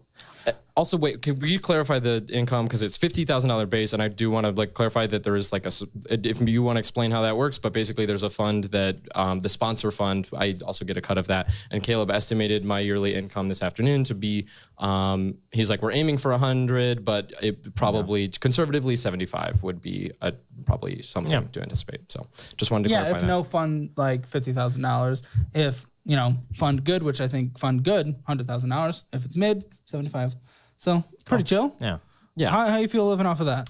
How we doing? I feel like okay, can I hedge now about the episode? How do I feel living off of that? That's the question. I will answer that question. I feel scared because this is my situation. And I know in these documents are many dumb decisions. And like, there's 30 days of kind of like dumb decisions that like I'm kind of like ashamed and embarrassed about, and I didn't think that my dirty laundry was going to be aired on. I thought I was going to be the one to look at the laundry that I had created. He agreed to it. I did. I absolutely agreed to it because I thought that. How do you feel living off of $50,000 a year in Austin, Texas? It's more. One could argue there is a power dynamic thing here for Team Cancel Caleb if you look at this situation, because what would happen? You would have to lose respect if he says, no, I don't want to go on the show. You're my employer. Because then it's like, really, what right? Then you don't know how to create a show. If you can't understand why this will be a great show, a great dynamic, really get the clicks, then are you really good enough to be a producer? ? Expensive here. But this video did underperform for Caleb Hammer at less than $1 million. Than I anticipated. Really? And you can look online. I know, and I didn't because I didn't want to face the music, which is part of my problem. What were you doing before? Before I was working for a business that I don't want to talk too much about because I'm not sure what I signed, so I don't want to talk too much about them. But I was let go at my 90-day review. They basically to do this. Yeah. This. And then I said, audit. okay. And then he said, yes. Yeah. And then I was like, you know what? Well, because I think, okay, a couple things on that. I chose to do this one because part of what I'm going to be doing is casting, right? And so I think it's very hypocritical of me to, call somebody on the phone and say, hey, come on to this show. Yeah, he's stuck. But what's interesting here is you won't be surprised I fired him. So this is kind of before he even started. If I'm not willing to participate in the wonderful experience that is Caleb eviscerating me in front of 1 million people. I just want your money to be good. What is with this? So that's the what do first you guys thing. think? I told you I wanted to hedge. Oh, sorry. Wait, what? Yeah. No, I'm sorry. Go on. I didn't mean to cut you off. I'm very nervous. I slept about 2 hours last night because this is terrible. Yes. Yes. Now I'm curious. Did you take a pay cut to do this? Were you making more at the previous job? Well, I got let go. I know. Where was it? Kind of. I mean, it was kind of how much were you making? I was making, there was like a bonus involved, but it was like 80 to 90 at that job. So you're going to probably make the same here. Yeah, exactly. Exactly. But I wasn't really sure when I originally got the call. I would have, never mind. I don't say that. You don't say that to an employer. It seemed like the more thematically interesting decision to make to say yes to the opportunity to have you two rip me apart, because I look up to both of you. Like, I didn't grow up with cable television. Yeah. I have been living on the internet since I was a child, and I've wanted to do YouTube my entire life.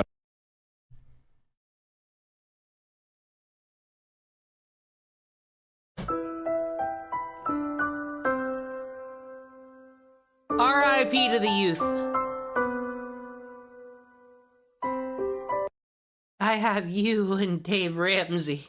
I was never afforded such luxuries as DirecTV. And I have tried to do that and failed to do that many times. But you're doing it right now. Which is sick as I'm sorry. Also, please don't let me swear because my mom will watch this whole thing. We believe everything. It's okay. Hey, Wonderful. he didn't hire me and I hired you, so I'm better. You know So- what? Thank That's you. true. You're Yeah. still holding that as a bit of a grudge. Yeah, huh? you're a little bit of a throw that in there. Yeah. Where would we be had we hired you? 10 times the subscribers you're at now. Could be. Can I also say that I watched your guys' interview and I knew that and I was like, cool, how could I know Caleb's bitter that he didn't get hired by Graham. How can I frame So you this situation? spam the subreddit instead. Smart. Now I don't even get on there, so you're lucky now. Which he I made wouldn't me a have seen mod, it so- anymore. Okay. All right. So we did. Fun fact, this is exciting. This might come out before it's officially launched, but we have a thing to get your Hammer financial score. Like really a detailed quiz you can go through, and every single employee went through it and got their Whoa. This is how he background checks. He makes them take their Caleb Hammer financial score. God damn it, at calebhammer.com. official Hammer financial score. You were the lowest by a good amount. By 3. I'm a 7 out of 10 Hammer financial score. I want to try it. I want to see what I'm at. Yeah, we should do Okay. it. We'll stick to the Yeah. end. We'll see Graham's Okay. Hammer financial I'll do score. it at the end. Then another was 6, and then we had a couple 4s, and I think a 3, if I'm not mistaken. Then we came in with a 1, which is like most people on this show. So, like, what is your issue? What's going on, man? Again, I want to preface everything with I am deeply ashamed of this situation. There's many This isn't a bad- shame place. This isn't a shame place. You're good. And I take responsibility for it too, which I think it should be said, right? I've made every single one of these decisions and I Hello, Ranking to Joystick. Would you be happy to get fired after you went on your employer's show? That'd suck. regret some of them.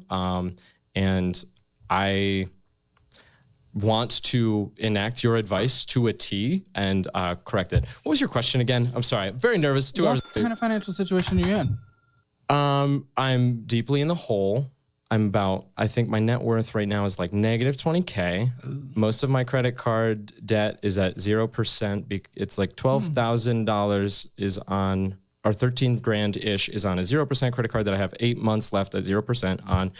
So I need to make some big payments each month to get that gone before I get hit by Discover. I'm going to discover a lot of interest. My understanding, a lot of that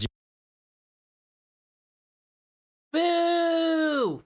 zero interest. It doesn't start having interest. It's only if you pay it off in full by that ending, right? Yeah. Otherwise, they back charge you for all. Okay. So that could be. So it's kind of like a fun mini game. Of So we gotta make what happens big first? progress. Interest or you pay it off? We got to make big progress on that, though. Yes, man. we do. Okay, let's start with Bank of America. Okay. Bank of America. Let's see. The here. country that we live in. And I banked there. We are sitting at $1,443.43.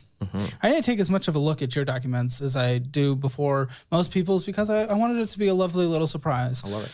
What's the surprise that's pissing me off and what's stupid is your balance ended higher than it started. This is not an exciting thing. Yes. You shouldn't be excited. I mean, excited to be on the show, but don't root on like, okay, your just went up, so I'm a little upset. Come on. This is a real show. We're not just around and faking it. $1,443 is what it's at. But it started at $1,303. You made a minimum monthly payment, lovely, but $133 of purchase is why the possible if we cannot pay off a card, more than a minimum monthly payment and it's accruing $32 of interest on a monthly basis, why are you purchasing on it, my dude? It's Dave's Diner. Yeah. Dave Ramsey's Diner. No, Dave's Diner is a local place from where I'm from. That my picture's on the wall. Well, there. congratulations. They Thank locally you. f***ed you into interest. Shout out to Dawn and Sherry. They serve me pancakes every Thursday since I was a kid. And they f***ed you into interest. And you got paid into being a fucking simp for a restaurant, but I guess at least the restaurant feeds you. Women leave you and sometimes don't. And then they did. And also Dunkin' Donuts. I mean, yeah. Do you run on Dunkin'? Because I No. No. Yes. No, I've made some bad spending decisions. My mother was getting. Why? Because I think my career, I've not been satisfied with my career. And I don't know. I haven't been satisfied with my career because I wanted to be a part of something like this for a very long time. And this is a difficult thing to get into. I know that you guys are into it, and I don't know if you remember what it's like when nobody gives a shit about anything that you make, and you really have to struggle. Hey guys, I'm human like you. I just cried my way onto working on a show, and I'm being cringe and everything's a bit, and I'm not taking my debt seriously. You guys remember what it was like to be young and dumb like me, right? And go to Dunkin' Donuts, Caleb. What? You gotta go to Dunkin' Donuts. Dunkin' Donuts is great. Is that what satisfies your career? Is getting some Dunkin' Donuts? No. Okay. What is specifically is the question? Why am I spending when I don't have any money? Easy with because cabbage. I can't. Sorry. Yes. Yeah. Because have you ever heard of the ostrich method, where you kind of stick your head in the sand? Yeah. Pretend it doesn't exist. Yeah. And it doesn't exist. You can't see it. Right. It's, it can't hurt me if I can't see it, Caleb. Were you also just getting kind of used to it? We were talking about that on their podcast, where you're just like in the debt. Oh, I'm already in debt, so why not just continue down this path? Okay. Here's my genuine. This is bad. By the way, Again, ashamed of all of this. I'm ashamed of everything. Move beyond. Fantastic. But I didn't have an emergency fund or any savings because 2 years ago I attempted to start a business. I started a business. The business didn't do very well. My question is, who are you? That's what I don't get. So this person's 27 years old now. A couple of years ago. It shocks me the amount of people that open up restaurants and bars and don't know what the fuck they're doing. There's a whole show called Bar Rescue. I was at a bad bar run badly by a bad person who didn't know what the fuck how to run a business. He had Bar Rescue on in his bar the whole time. How do you not learn these things? Like, it feels like some entitlement. Like, I have to be an entrepreneur. I can't work for anybody because they might expect me to show up on time. Just impossible. Well, because I am young and sometimes... What was the business? It was a marketing business for, again, this is good. When I say this, normally people kind of raise their eyebrows and go, oh, okay. Marketing weird. business. It was a marketing business for senior living communities. I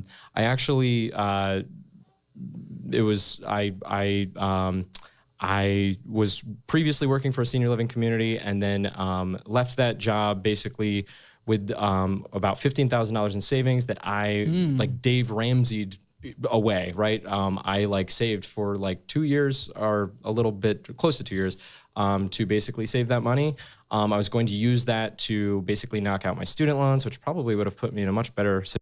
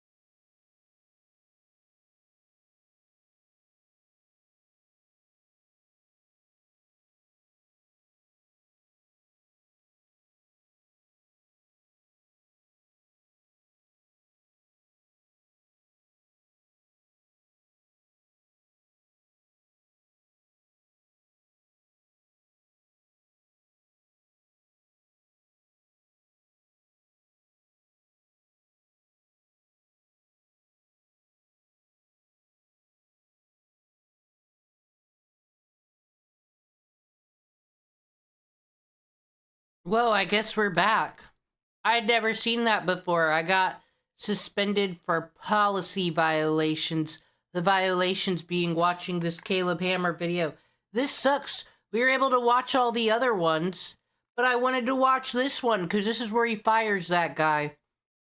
Maybe we can try it again. Maybe it's because we were watching the President Bush coup and we don't want people to know the truth on that one. If you get suspended again, then I'll be a good girl. Situation in my life than where I'm at right now.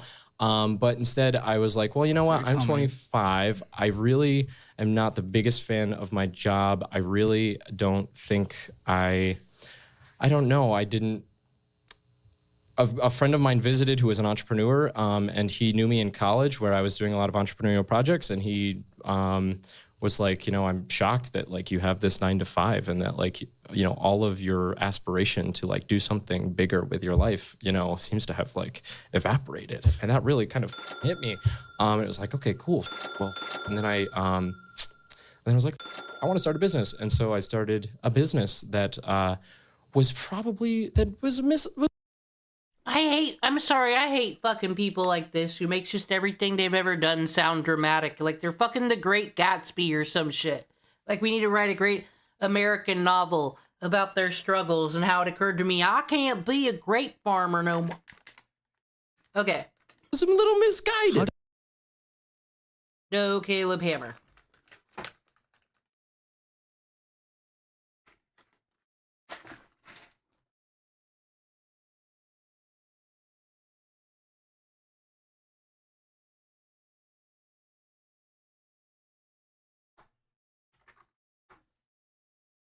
(1901), Hong Kong. Young Koo Wan, architect of the Okay, let's steal this person's content instead then. Detected someone else's content. Caleb Hammer just thinks he's so special now, does he? Ooh. Oh no, I'm falling behind. Okay, I see. 1901, Hong Kong. Or I can go back to my sad just talking.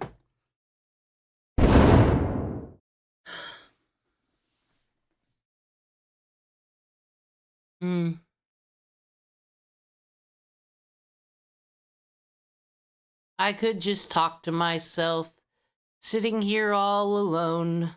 Who needs to react to things? I have my own brain and my own imagination, after all.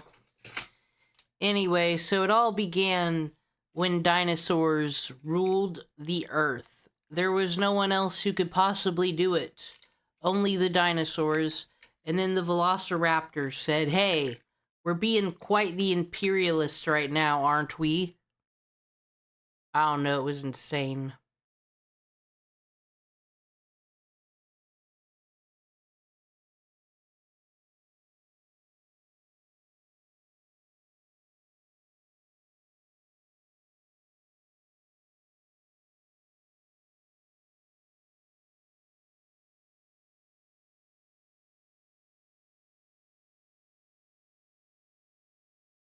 Okay, I just guess I'm back now. I was telling a story about the great velociraptor dinosaur fucking takeover, but no one cares anyways.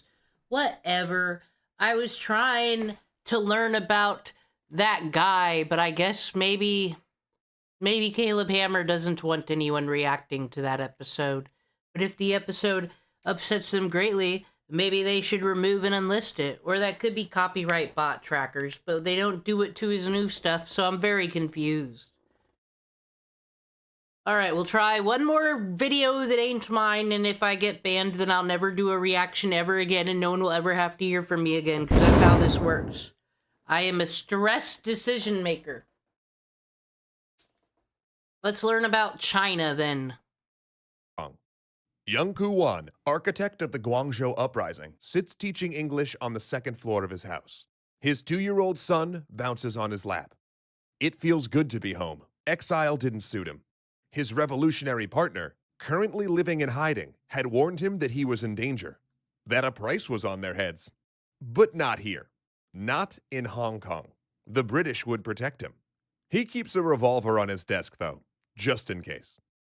There's a commotion on the stairs. Students look over their shoulders. The door bursts open. Gangsters enter, waving guns. Young throws his son on the floor. He lifts up a dictionary to shield himself and reaches for the revolver. His son screams. Pupils scramble out of the way. The gang leader fires. Young thumps face down on the desk. The assassins flee downstairs and disappear into the narrow alleys, excited to collect their bounty from Qing officials. Rebels die. That's the rule. And there was no greater rebel than Young Koo Wan. Well, there was one. The man's partner, Sun Yat-sen.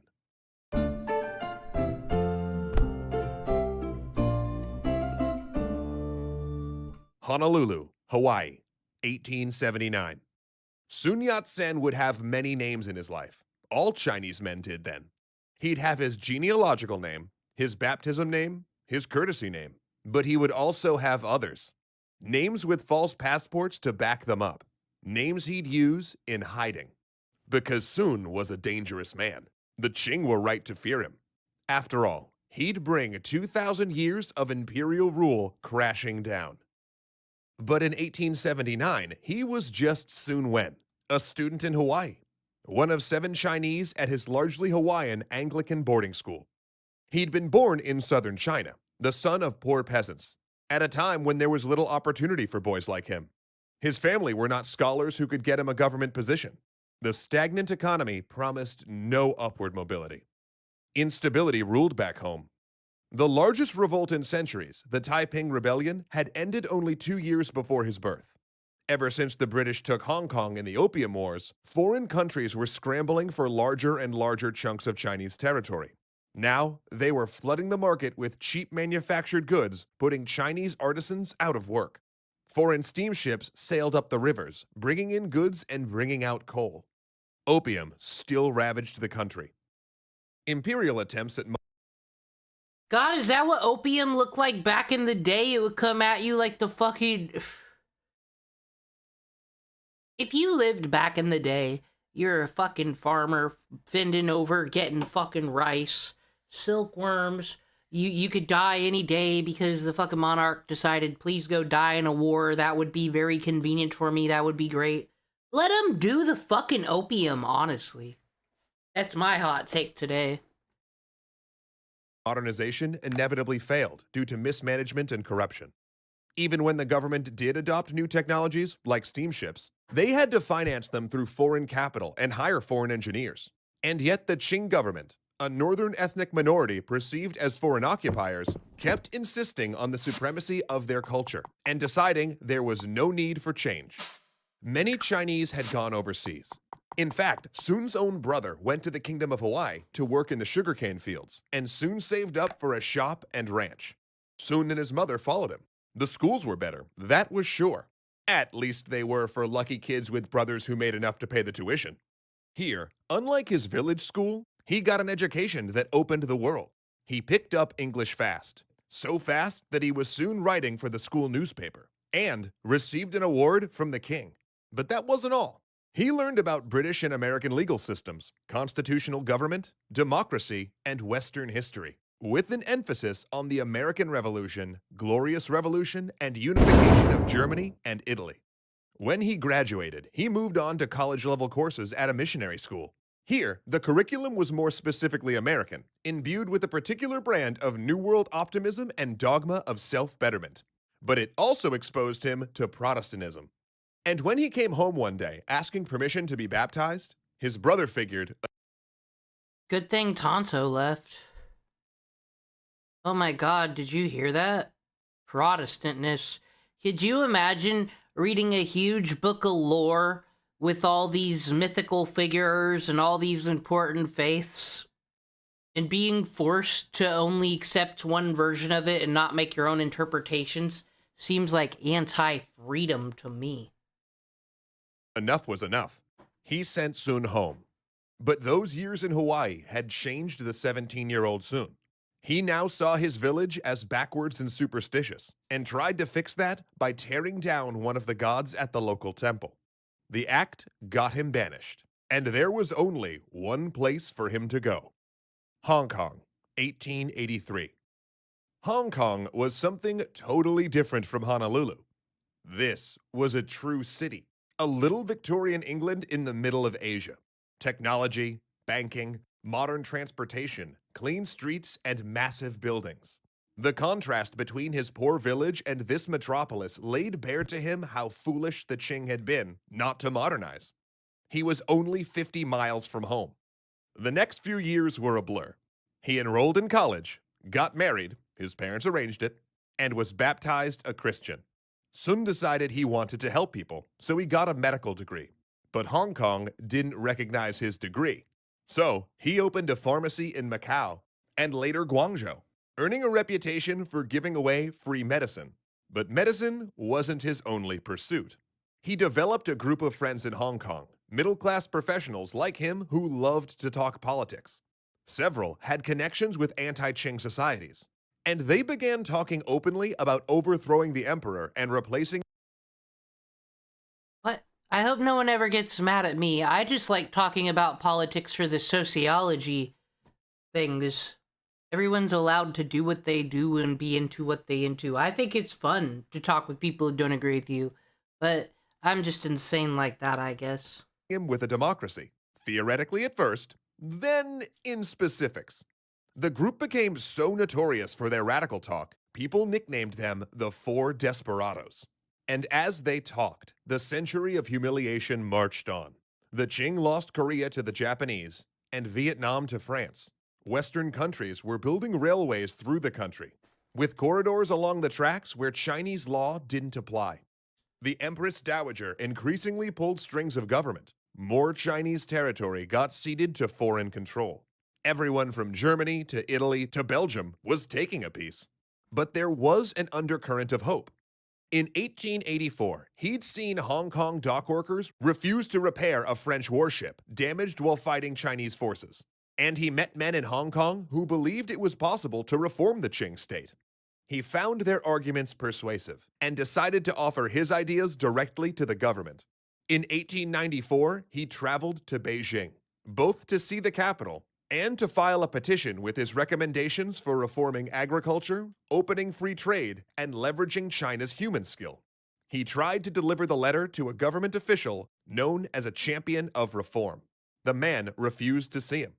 This rejection incensed Sun, but it was more than that. The wealth he saw displayed in Beijing, the open corruption, drove every thought of reform from his mind. The ineffectual Qing must be overthrown, and he knew just where to start. Honolulu. 20 men crowd into a 2-story wooden house. Dr. Sun is there, along with his brother. They all know what this gathering is about. This is the first meeting of the Revived China Society, a secret revolutionary organization dedicated to overthrowing the Qing. I'm a doctor. Can I get one of those flags still?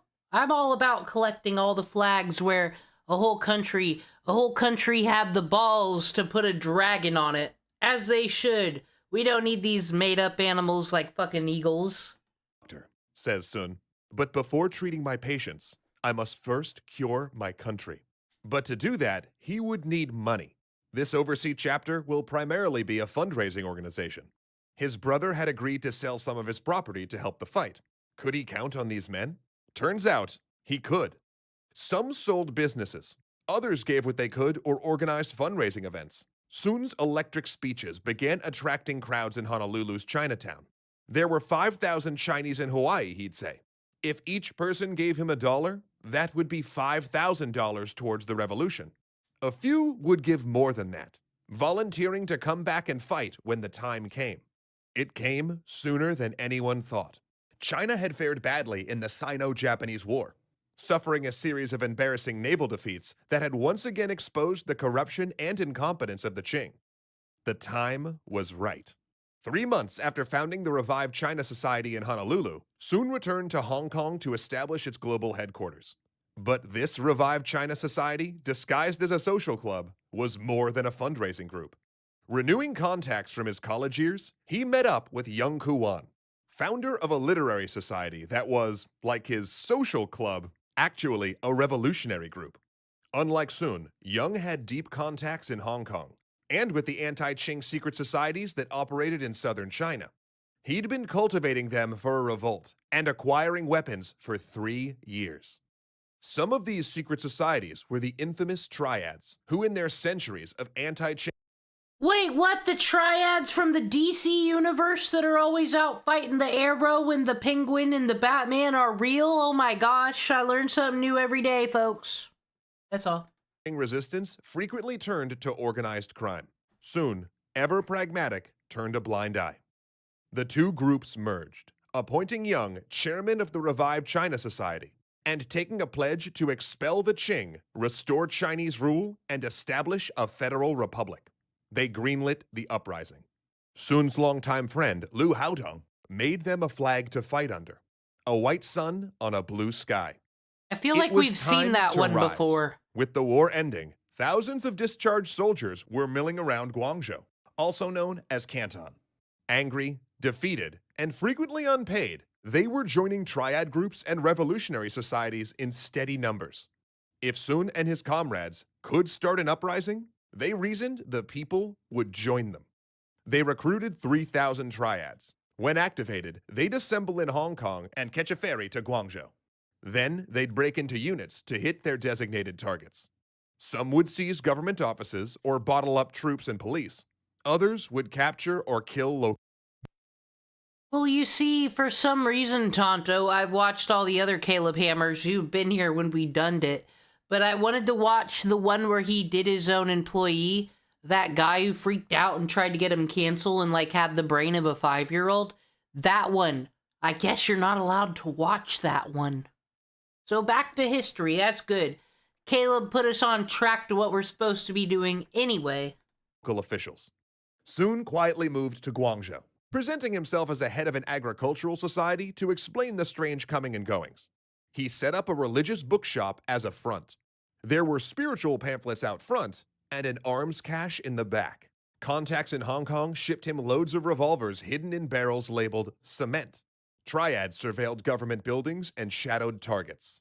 And they chose a date, October 26th, a festival day where busy street celebrations could provide cover as the strike force got into position. It was an auspicious date, the 9th day of the 9th lunar month. Yet it would all go so wrong.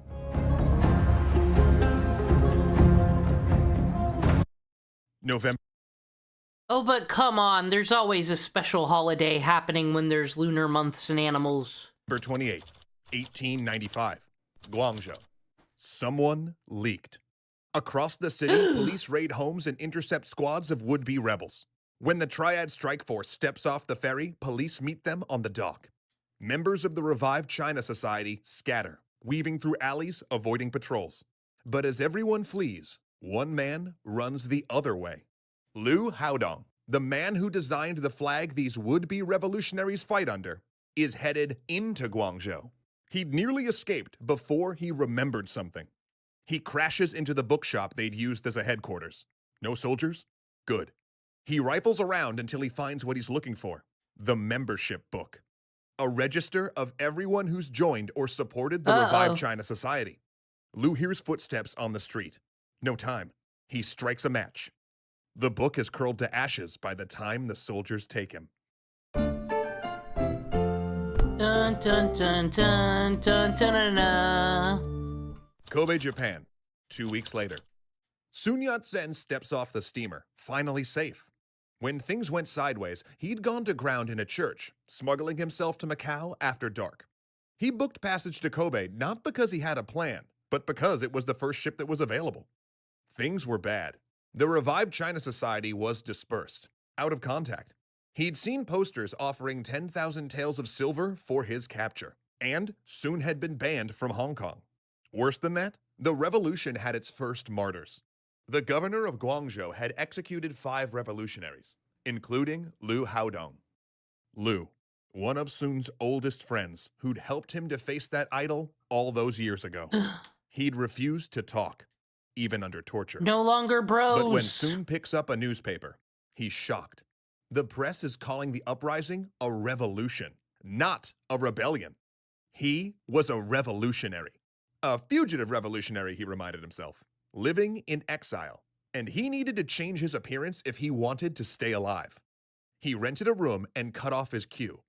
The act was symbolic as well as practical. The Qing mandated the hairstyle by law. He bought his first set of Western clothes, shaved his unkempt, on-the-run stubble down to a mustache, and slicked his hair back with pomade. He looked at himself, a changed man. This seems One like who could cultural blend in on the streets appropriation. of Japan or disappear into the Chinatowns of Hawaii, the United States, or Southeast Asia. Which was good, because he'd be living as an exile, on the run for the next 16 years. London, 1896. Nearly a year since the uprising. A very humbling year. Sun had done a tour across Hawaii and the United States, founding new chapters of the revived China Society and soliciting donations. It hadn't gone well. The failed uprising had made him toxic. He barely raised enough from one stop to reach the next. Overseas Chinese in America didn't seem to understand his ideas and were skeptical of whether revolution was even possible. Each meeting attracted 1 or 2 dozen people. The only bright spot was an invitation from one of his old medical professors from Hong Kong, Dr. James Cantley, to visit him in London. For Soong, it was an opportunity to study the British government, understand the workings of this colonial power, and learn more about economic theory. Remember when people wanted to learn instead of hate? Library, devouring economic and social works unavailable in Asia. Each night, he dined with Cantley, asking questions and refining his ideas. And as he did so, he never noticed he was being followed. In fact, Qing agents had shadowed him since San Francisco, where he'd been careless enough to pose for a newspaper photograph. That photograph had been posted to every Chinese consulate in America, with agents tracking his every move. Indeed, the Chinese legation in London had prepared for his arrival. They'd hired a British detective agency to pick up his tail at the dock, and within a week, they knew his movements. And it just so happened that the Chinese legation was around the corner from Dr. Cantley's house, on a route Soong walked every day. The order came through. Bring him in. October 11th, a Sunday morning. Soong walks toward the Cantleys' house, planning to accompany them to church, when 2 Chinese men approach him. They smile, happy to see another countryman. They invite him into their house for tea. Soong offers to come back another time, but they're insistent. They take his arms and half-jokingly pull him into an open door. He follows. Only when they bar the door does he realize his mistake. An hour later, he's locked alone in a room. A man enters. An elderly British man with a big white beard. He informs Soong that this is the Chinese legation. British law doesn't apply here, and they have orders to place him under arrest. They're currently awaiting further orders from Beijing. The white-bearded man sits down, leaning on his cane, and the questioning begins. October 17th, 6 days later. Soong begs the housekeeper to help him. For days, he's tried to bribe the legation's English servants to carry messages to Cantley. Each time, they took his money and threw his notes away. He'd tried writing pleas for help and throwing them out the window, but the room they kept him in overlooks a courtyard, and the white-bearded man simply collects the notes. The man had stopped questioning him. Days before, he informed Soong that the government had booked passage on a steamer. Soong would be returned to China for execution. Soong spent his days and nights praying for deliverance. But now, he's breaking through with the English housekeeper. He begs her to send word to Cantley. His house is just around the corner, for pity's sake. 11:30 p.m. Dr. Cantley's doorbell rings. But when he goes downstairs to answer, he only finds a note pushed under the door. He reads it. Soong's been kidnapped. This can't wait until tomorrow. Cantley knows about Qing justice. Within hours, his favorite student could be gone. And Cantley knows a man who can help. Sir Halliday Macartney. He'd fought with the Qing during the Taiping Rebellion and has connections in the Chinese government. His house isn't far. Cantley rings the doorbell. It's the middle of the night. He starts rapping on windows, trying to wake someone, squinting to see into the dark house. No one's home. Not Macartney's wife or his servants, and especially not the white-bearded Macartney himself. He was, after all, at the Chinese legation interrogating Soong. At a loss, Cantley goes to the local police station, but it's the middle of the night on a Saturday, the time when drunks wander in telling wild stories. They dismiss him. He rushes. Anything that happens at that time of the night just don't count? What the fuck? I thought we were dealing with treasons and executions, but, you know, it's kind of like going to the dentist on a Monday, I guess. Everybody was in bar fights, and the dentist ain't open on the weekends, so they have to suffer till Monday, and then they're all pissed, and it's just a bad day for everybody. To Scotland Yard. They take a statement and tell him to go home. He's at the Foreign Office the moment it opens. They demur. They fear taking public action would endanger British businesses in China. But the bureaucratic gears begin to turn. Worried that Soong might be smuggled out before authorities act, Cantley hires a private detective to watch the legation. Exhausted, he finally goes home. Waiting for him is another employee from the legation delivering a letter. It's from Soong, in his own handwriting, on the back of 2 of his business cards. Hard evidence. And from it, he learns that Sir Holiday Macartney is not a potential ally. He's Soon's jailer. If Macartney had been home, Cantley's request for help might have signed his death warrant. And at the exact same time, Macartney is undergoing his own revelation. Unwittingly, Cantley had hired the same detective agency the legation had used to shadow Soon. The agency sends McCartney a message. Cantley. Wonder if there's a movie about all this. It's kind of... It seems like an amazing cat and mouse type of heist, escapee type of movie. Like, it just kind of writes itself. Knows. It's too late to smuggle Soon out. Things are in motion.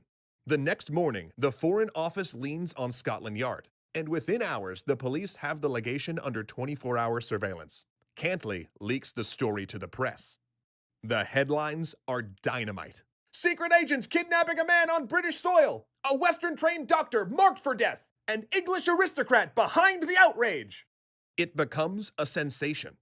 Reporters surround the legation. The Foreign Office threatens China with diplomatic reprisals. And that afternoon, after 12 days of detention, Soon walks out the front door and into a horde of photographers. The Qing had tried to silence him. Instead, they'd made him an international celebrity. Soon had entered the legation as a failed rebel and emerged as the face of Chinese revolution. And the press loved Soon. He was a great interviewee, intelligent, charming, and well-mannered. And he was good at crafting his message to target different audiences.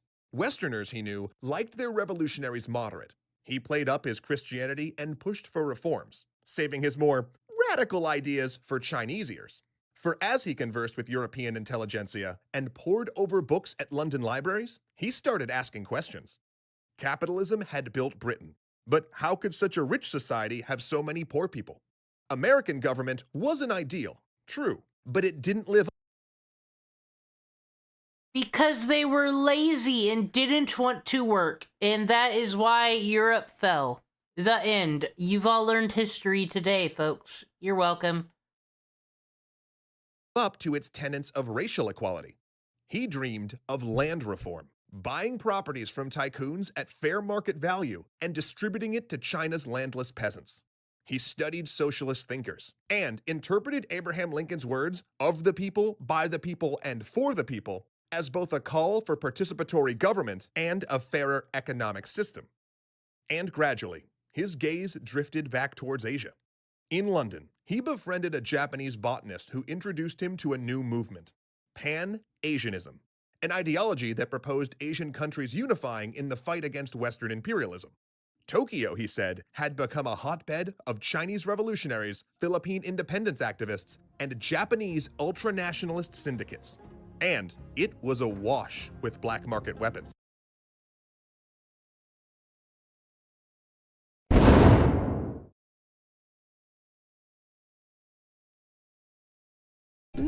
Suspicious. That's very interesting, because I know another group that's very anti-American imperialism. I believe they call themselves the Democratic Socialist of America, don't they? And hasn't one of their spokespeople been going over to China and saying a lot of things? I think this group is still around. It sounded like a good place to build an alliance, Soon thought, and to plan another uprising. Tokyo, 1897. The reports had been right, Sun Yat-sen realizes. Tokyo is a hotbed of revolutionaries, a mix of Chinese reformers, Philippine independence fighters, Japanese ultranationalists, and student radicals of all stripes. The Japanese government both sheltered and aided them, hoping these agitators would unite a Pan-Asian alliance and drive the Western powers out of Asia. Sun's objective was clear. Not only did he need to build a coalition from these rival groups, he needed to make them an army.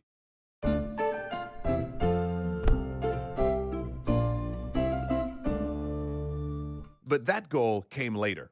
When Sun arrived in Japan, he had a simple goal: gain backdoor support from Japanese politicians and use Tokyo as a base to foment uprisings in China. As he traveled to Tokyo, he'd arranged a meeting with the country's largest Pan-Asianist organization, It was an underground society, with members placed at the highest level of Japanese government, particularly the Ministry of Finance. They ran off-the-books intelligence operations and aided rebel groups. Their objective? To keep Russia out of northern China, ensuring that Korea stayed in Japan's sphere of influence. They went by another name, but soon they'd rechristen themselves as the Black Dragon Society. And they were looking for someone who'd overthrow the Qing and strengthen China.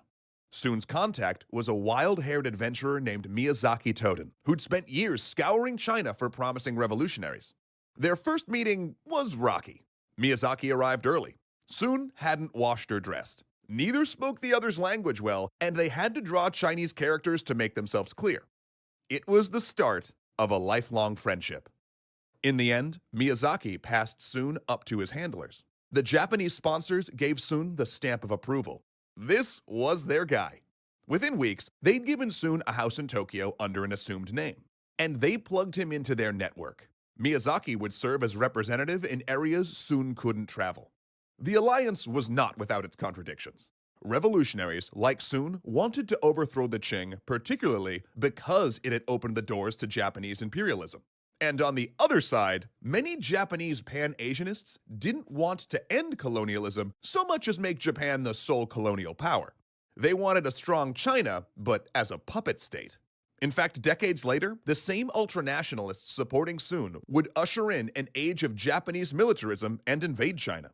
Yet they had what Soon needed: protection, contacts, and access to military weapons. So he took their help, while also dispatching friends to undermine Japanese rule in Taiwan. But Soon was increasingly running into a problem. He had competition. In 1898, a group of Confucian scholars persuaded the emperor to endorse an ambitious reform program. But 100 days later, the Dowager Empress shut it down by staging a coup and putting her nephew, the emperor.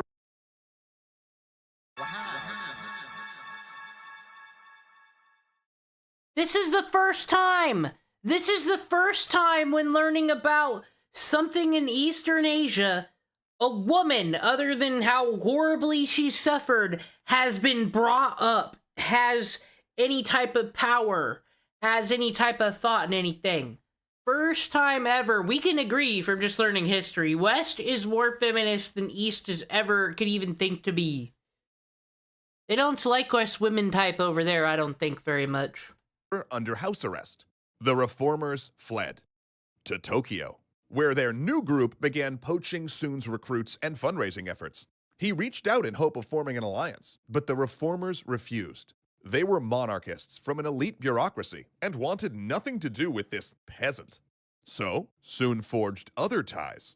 During the Spanish-American War, he covertly bought arms from the Japanese and shipped them to Philippine independence fighters. He'd hoped that a liberated Philippines would provide a new base for Chinese revolutionaries, but the arms ship sank and the revolt failed. Meanwhile, he dispatched agents throughout Southeast Asia, opening new chapters of the revived China Society and solidifying himself as the organization's sole commander. But the reformers were still outpacing them, soon worried that the revived China Society wouldn't stay relevant. Then, fate played its bloody hand. In the years since Soon fled China, imperial powers had become ever more bold about slicing the Chinese melon.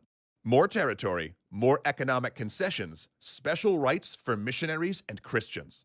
At all levels of Chinese society, people feared their country would go the way of. Whoa, whoa, whoa, let's not get crazy over here, Christians. What did I say when we were learning about the Crusades of people who need to stay in their own lane? Of Africa. The result was backlash. The Boxer Uprising assailed Western establishments across China and besieged Beijing's foreign quarter. The Dowager Empress publicly backed them, hoping to wrest control back from the great powers.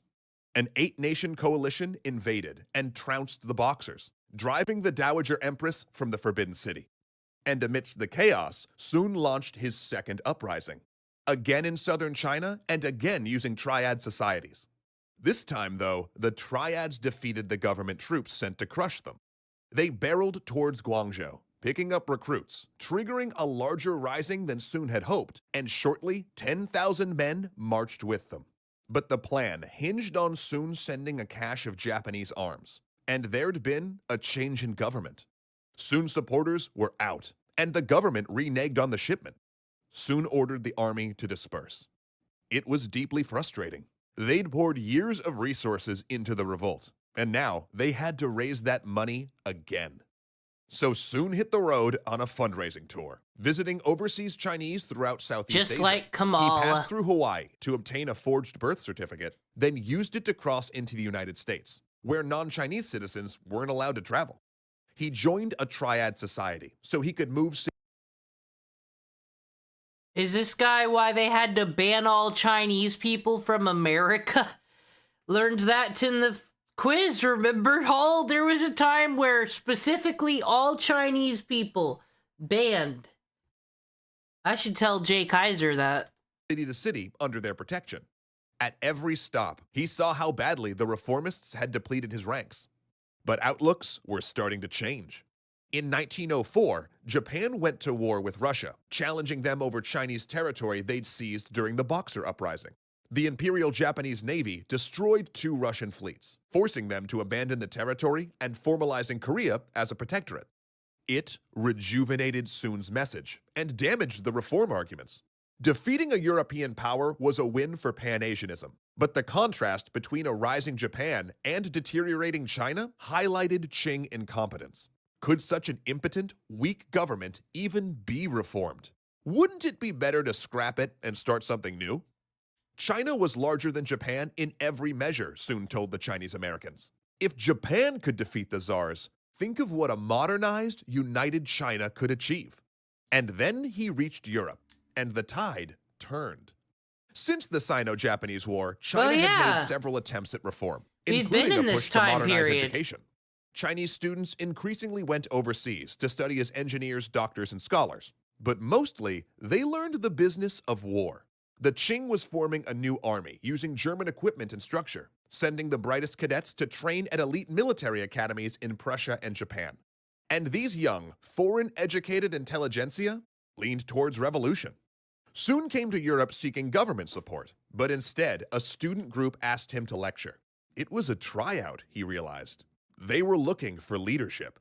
Sun spoke, proposing a government with the executive, legislative, and judicial branches of the American model, plus 2 from the imperial system, 1 for student examinations and another to police corruption. And he unveiled his 3 principles of the people, a guiding statement of what his revolution embodied. Nationalism, all Chinese ethnic groups united under one national identity. Democracy, a state with a constitutional government. And the people's livelihood, an economic platform to combat poverty, reform land codes. Well, not to do an elementary school philosophy government class, but wouldn't eventually, I don't know, I'm thinking about Children of Men. We watched that on an anime Saturday long ago. When shit goes down and countries are dying and people are fleeing and just things are going bad, wouldn't nationalism always, you would always default, you would always make an us versus them to always choose. See, you would be like, only British people are allowed in Britain right now, and only we're allowed the protection of Britain, is how that works. So it's like, almost does feel like all these are a different scale. It's just, where's the tolerance of your country and how much is it suffering today? And established taxes. The student revolutionaries endorsed him, and magic started to happen. One of the things that had held Sun back was a lack of elite support. But now, he was among the up-and-comers of the new generation, who saw him as a key to the revolution. After all, once they overthrow the Qing, they'll need someone with foreign connections who can talk the great powers out of an intervention. And Sun was that man. The students, for their part, brought publishing muscle. In Tokyo, Singapore, and the foreign quarters of Shanghai, young radicals were turning out revolutionary books and magazines by the stack. Neither government nor culture was sacred. In their pages, the feminist revolutionary Qiu Jin argued against foot binding and forced marriage. She pledged to die rather than betray the revolution and walked the streets of Tokyo dressed in a Western man's suit. And these radical publications started promoting Sun's ideas. Within months, Sun drew the radicals and rebels into an alliance and started to plan new revolts. In fact, over the next 6 years, he would plan, coordinate, or sponsor 8 uprisings. And increasingly, student revolutionaries graduated and took positions in the new army, China's modernized military force, converting other officers to their cause. And at times, even bringing whole army units into the risings. But they failed. Every single one. And it began to take its toll. Each revolt meant dead comrades, old friends and young followers, sometimes in their hundreds. After a failed bomb plot in 1901, assassins hired by the governor of Guangzhou gunned Young Koo Wan down at his desk. Days later, another of Sun's agents in Hong Kong died in a suspicious poisoning. And in 1907, the Qing arrested Xu Jin. She'd been heading up revolutionary activity in her home province, and the secret police learned her name while torturing prisoners ahead of a planned uprising. Her articles provided enough evidence for a death sentence. There were consequences for Sun as well. So no one needed to be tortured. They were going to arrest her for wearing pants anyways. Why'd they have to do all that horrible stuff? Fearing for their reputation, the Japanese expelled him in 1907. He moved his base to Hanoi, and when the French kicked him out, he went to Singapore. By 1911, he was banned from most Asian countries, and the organization was nearly broke. They poured almost everything into the 10th uprising. 10 failed uprisings. The kindling burned, but the logs didn't catch. Discouraged and heartsick, he went to raise more funds in the U.S. He could just move and make a life elsewhere. That's what I'd do. He had They're no just not idea that into you, bro. The 11th uprising was about to begin. Uh-oh. And this time, the fire would rage. Would you Revolutionary Safe House. Would you all attempt number 11? I would have been out at 4.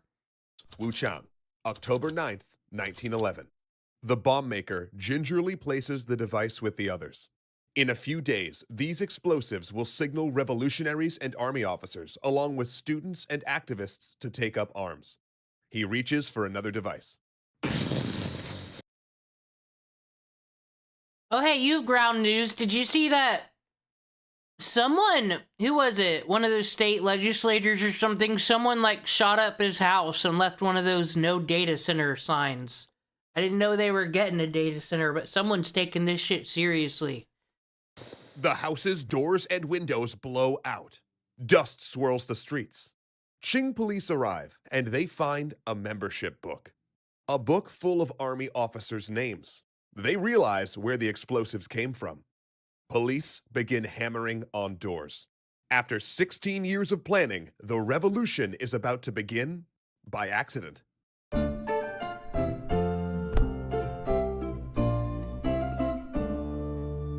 The revolutionaries in Wuchang were not part of Sun's faction. They were influenced by Sun and in contact with his alliance, but this uprising, the Wuchang Uprising, turned on local issues.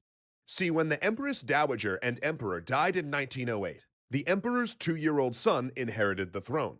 And with the conservative Dowager Empress gone, officials ruling on behalf of the child emperor scrambled to implement reforms. They made moves towards constitutional monarchy, but it was too little too late. Every reform seemed a half measure, and they reneged on promises more than once. The Qing had burned all their credibility, and rumors swirled that they secretly planned to sell China out to foreigners. At which point, they should have taken that deal. A lot of people could have got rich as fuck. They decided to take over the rail networks with foreign money and under foreign control. When people protested, Qing troops shot them. Outrage followed. Local revolutionaries in Wuchang planned to make their move, plotting an uprising between the secret societies and sympathizers in the new army, until the accidental bombing forced their hand. October 10th, Double 10 Day. Police round up new army soldiers at random. Tensions are boiling hot. Several officers from the 8th Engineering Battalion corner a sergeant. They suspect he supplied the explosives, or knows who did. I think this is actually how you would overthrow the government, is get the army to, like, have a civil war with itself and piss at the administration, everybody. You don't have the army, you don't have power, really. Tempers flare. The sergeant draws his revolver. Seconds later, the officers lie dead. The sergeant rallies his unit to mutiny and seize the city's arsenal. New army soldiers tie white cloths around their arms to mark themselves as revolutionaries. The street fighting begins. Revolutionaries storm the city's fort, sending the governor and commanding general into flight. Leaderless, the victory-drunk rebels move on to the neighboring city and force a popular army commander at gunpoint to become their commander. They make him draft telegrams to other provincial governments urging them to rise up. More units mutiny. More provinces expel the Qing. In some places, it's nearly a bloodless coup, but in others, revolutionaries massacre Qing officials and Manchu ethnic minorities. By early December, only 8 of China's 22 provinces remain under imperial control. Sun, meanwhile, finds out about the uprising from a newspaper article in Denver. And 4 days later, he learns, again by newspaper, that he's been proposed. Yeah, he's in the U.S. now. All the way in Denver. He could be making it as a farmer, but nah. Gotta go back to the revolution, Dewey. As the first president of the Republic. He didn't go back. Not immediately. Reasoning that he was a better diplomat than general, he instead hit Washington, D.C., London, and Paris. He wanted assurances that the Western powers would not intervene and would prevent Japanese intervention. He wanted a grant of loans to the new Republican government, and all loans to the Qing canceled. He was not successful exactly. None of the Western powers were taking bets on the outcome of the revolution quite yet. They would withhold all loans until a single legitimate government ruled China. No money for the revolutionaries, but no money for Beijing either. He'd accomplished little. But when he arrived in Shanghai on Christmas Day, he found that the diplomatic tour raised his prestige. And 4 days later, the Provincial Assembly overwhelmingly elected Sun as provisional president of the Republic of China. They swore him in on January 1st, 1912. Talk about from the bottom, now we're here. Doesn't everybody love a good comeback story? They happen. This guy, Napoleon. Within 2 months, Sun had gone from an outcast rebel to the head of a republic. Yet there was no time to enjoy the moment. The revolutionary government was mired in peace talks, not just with each other, but with Yuan Shikai. Yuan was currently Prime Minister of Imperial China. He was a general who'd been instrumental in creating the new army, but Beijing had forced him into retirement over worries about his popularity with the troops. Called back due to the crisis, he'd used the court's desperation to secure both the office of Prime Minister and a series of reforms that gave in to many of the revolution. Imagine people keep forcing you to be Prime Minister and President. Doesn't that suck? Demands for constitutional government, and just so happened to make the Prime Minister very powerful. Earlier peace negotiations had produced a deeply unpopular agreement between Yuan and the revolutionaries. But that agreement was void anyway. Whether China would be a republic or a constitutional monarchy was supposed to have been settled with a national convention. But the revolutionaries had jumped the gun and declared a republic when they elected Sun. So the day after Sun assumed the presidency, he sat down with Yuan for secret peace talks. Both Sun and Yuan were backed into a corner. Due to banking neutrality, neither state could secure foreign loans, and both had armies teetering on the verge of financial collapse. Neither could afford to continue fighting each other. If they worked out an agreement, though, credit could resume. If not, it would be bankruptcy and civil war. So Yuan made his play. He could convince the emperor to abdicate and recognize the republic. In return, Sun would resign the presidency and let Yuan take his place. Sun had little choice, and his dream wasn't to be president. It was to end Qing rule and replace it with a republic. This compact secured that. He'd put country over self. So he agreed, but with 2 caveats. The provisional president would lead from the new capital, not from his power base in Beijing, and Yuan would honor the constitution. All bills must go before parliament. Yuan went north to Beijing. 6 weeks later, the 5-year-old emperor and the officials that controlled him officially abdicated the throne, bringing 268 years of Qing rule and 2,000 years of imperial rule to a close in China. Sun resigned effective April 1st, and parliament officially elected Yuan as the new president. Afterward, Sun conducted a ceremony in front of the first Ming emperor's tomb, officially conveying that the Qing usurpers had fallen and the Ming dynasty had been avenged. But it soon became clear Yuan was not coming back from Beijing. When What's going on here? Suspicious. Called by Parliament, he instigated a fake coup, then claimed he had to stay to put down the rebellion. Parliament compromised and moved the capital to Beijing. In response, Sun, who had not been idle, released the new constitution. Originally, he had planned for it to be an American-style government. But when it became clear that Yuan would lead, he advocated a British-style government that limited presidential power. The result was an ambiguous hybrid that left room for Yuan and ministers to split hairs over presidential power. In the end, that flawed document would be Sun's presidential legacy, along with a Western calendar and the 5-colored flag, meant to represent the equality of China's 5 major ethnic groups. It's the OG pride flag. There it is. This was a baller flag, you're right. Sun's allies formed a new political party, the Kuomintang, or Nationalist Party, to oppose Yuan. But to keep the peace, Sun tried to be apolitical, and largely handed control of the party to his friend Song Jiaoren, and took a government position as the head of railway construction.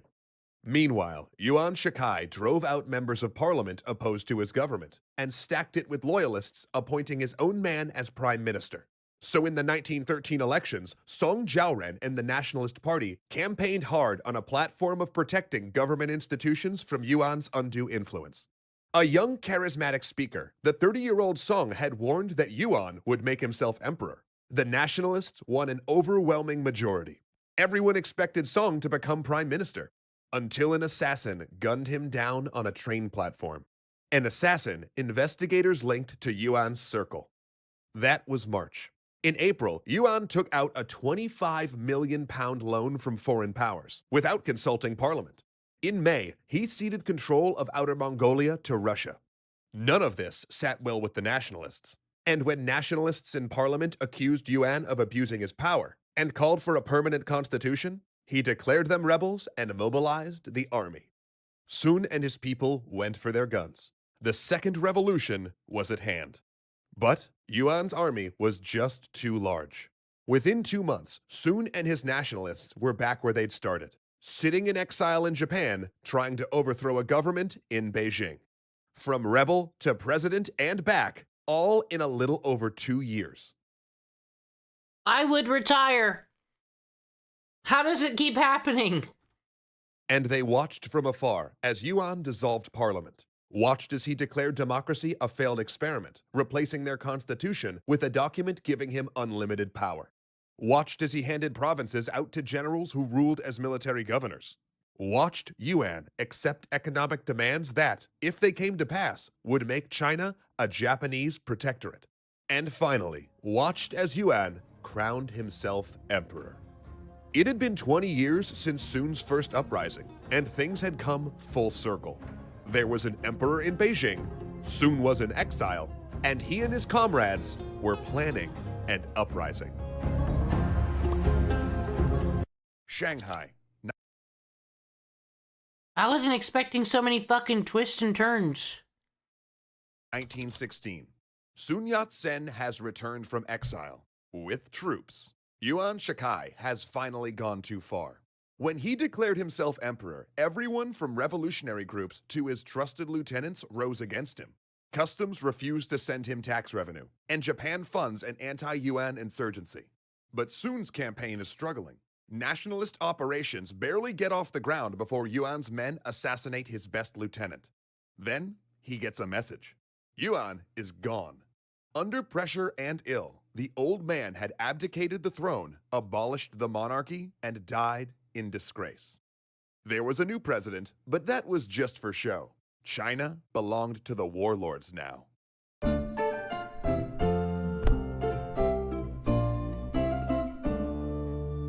Yuan is dead, and China ignites into a cycle of never-ending crisis.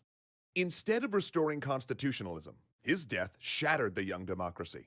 Yuan's massive northern army broke into cliques under his lieutenants. Troops pillaged the local population, collecting taxes at gunpoint.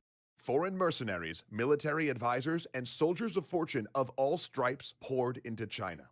Some warlords only control a single province. The most powerful dominate 2 or 3. A few seize power in hopes of guarding constitutionalism until the republic can reemerge. but the majority govern through naked exploitation. In Manchuria, Japanese interests back a warlord who's basically a bandit king, giving them open access to China's industrial heartland. Everyone wants Beijing. Whoever holds the capital gets both foreign recognition and access to tax revenue. So the warlords take it from each other again and again. In the 12 years following Yuan's death, China will have no less than 6 heads of state and 25 different political cabinets. The dethroned child emperor, now a political pawn, will get briefly reinstalled twice. This marked the darkest period in Sun's life. His flower of Republican China had been snipped before it could bloom. 2 decades worth of work destroyed. Even after the Japanese agreed to fund his rebellion, he'd arrived too late and once again lost the initiative. His nationalists. Let's be real, though. He's done more in 2 decades than most people ever do in their fucking life. Played little part in dethroning Yuan. The warlords all had more troops. Sun questioned everything. He decided it had been naive to expect China to simply transition to democracy. The people were unfamiliar with it, and a new republic with its inherent factionalism could never stand up against authoritarian warlords. So he wouldn't found a democracy then, at least not at first. His next government would be a single-party military one, with the hope of securing the country and instructing the people in Republican government before transitioning to democracy. Sun reorganized the Kuomintang into a party that stressed obedience to political doctrine, a move that drove away some allies. And with few options available, he relied on Shanghai's criminal syndicates to serve as foot soldiers. These weren't triads. Triads were rebel groups. These were gangsters. And from those ranks came a new lieutenant, an infantry officer named Chiang Kai-shek. Brutal but effective, Chiang brought a ruthlessness to the nationalists that Sun lacked. Sun disliked killing and tried to avoid it. Chiang, by contrast, once a— You know who probably knows that a revolution is coming? The people who make the uniforms for these fucking guerrilla groups. Someone had to write a fucking check to a goddamn textile company to make those uniforms. assassinated a man as he lay in a hospital bed. With these new allies, Sun traveled to Guangzhou and formed his new state, declaring it China's legitimate government. Members of parliament loyal to Sun convened and declared him Grand Marshal, and he began preparing a military campaign, a northern expedition to retake the country. And with the nation split over whether China should enter World War I, Sun sought funds from both Allied and Central powers, trying to play one against the other. Other than secret support from Germany, he received little. On top of that, Sun's first northern expedition failed. He was outmatched. His forces were so small, he couldn't even remain in Guangzhou unless the provincial warlords allowed it. By 1918, they grew tired of Sun, killed his bodyguards and chief lieutenant, and removed him as Grand Marshal. His government collapsing, Sun fled to his house in Shanghai to write. And this period of self-doubt leaked into Sun's private life as well. While in exile 3 years before, Sun married his young secretary. Despite the scandal, due to the fact he never officially divorced his first wife, the new Madame Sun proved indispensable to setting down his political philosophy. For 2 years, Sun wrote as much as possible. He restated his plans for a republican government, and argued that any future republic must include the right to both elect and recall officials. He collected essays into books, and he set out a radical infrastructure plan, proposing that China lay down over 100,000 miles of rail and roads to connect its cities, dam the Yangtze River for hydroelectric power, and establish 2 new ports. Though deeply unrealistic at the time, it would essentially create the development plan China still follows today. And Sun might have ended there, an elder statesman dreaming of the future, if not for the Treaty of Versailles. See, China's entry into World War I divided the country, especially since Japan had used the war as a pretext to invade German possessions in China and solidify its control over the Beijing government. So when the Treaty of Versailles let Japan keep Chinese territory it invaded, the betrayal was too much. China had joined the Allies despite having little interest in the war, and their reward for being on the winning side was to lose territory. Mass protests followed, with a younger generation of students emerging as leaders. New forces like the Communist Party of China sprung up, arguing for an alliance with their new revolutionary kin in Soviet Russia. And one of these young, motivated revolutionaries. Yes, they're favorite Asians, the Russians, but like, I don't understand why this wasn't a great blooming friendship. Was an assistant university librarian named Mao Zedong. At first, Sun dismissed this new cultural movement as a passing fad. But it had quickly become clear that this youth movement had staying power, and that they had respect for Sun's new, outspoken style. In his writing years, Sun became more openly anti-colonial. Years of eliciting support from foreign powers had worn him down. He raged against hypocrisy of governments like the United States that praised democratic systems but supported the autocratic warlords.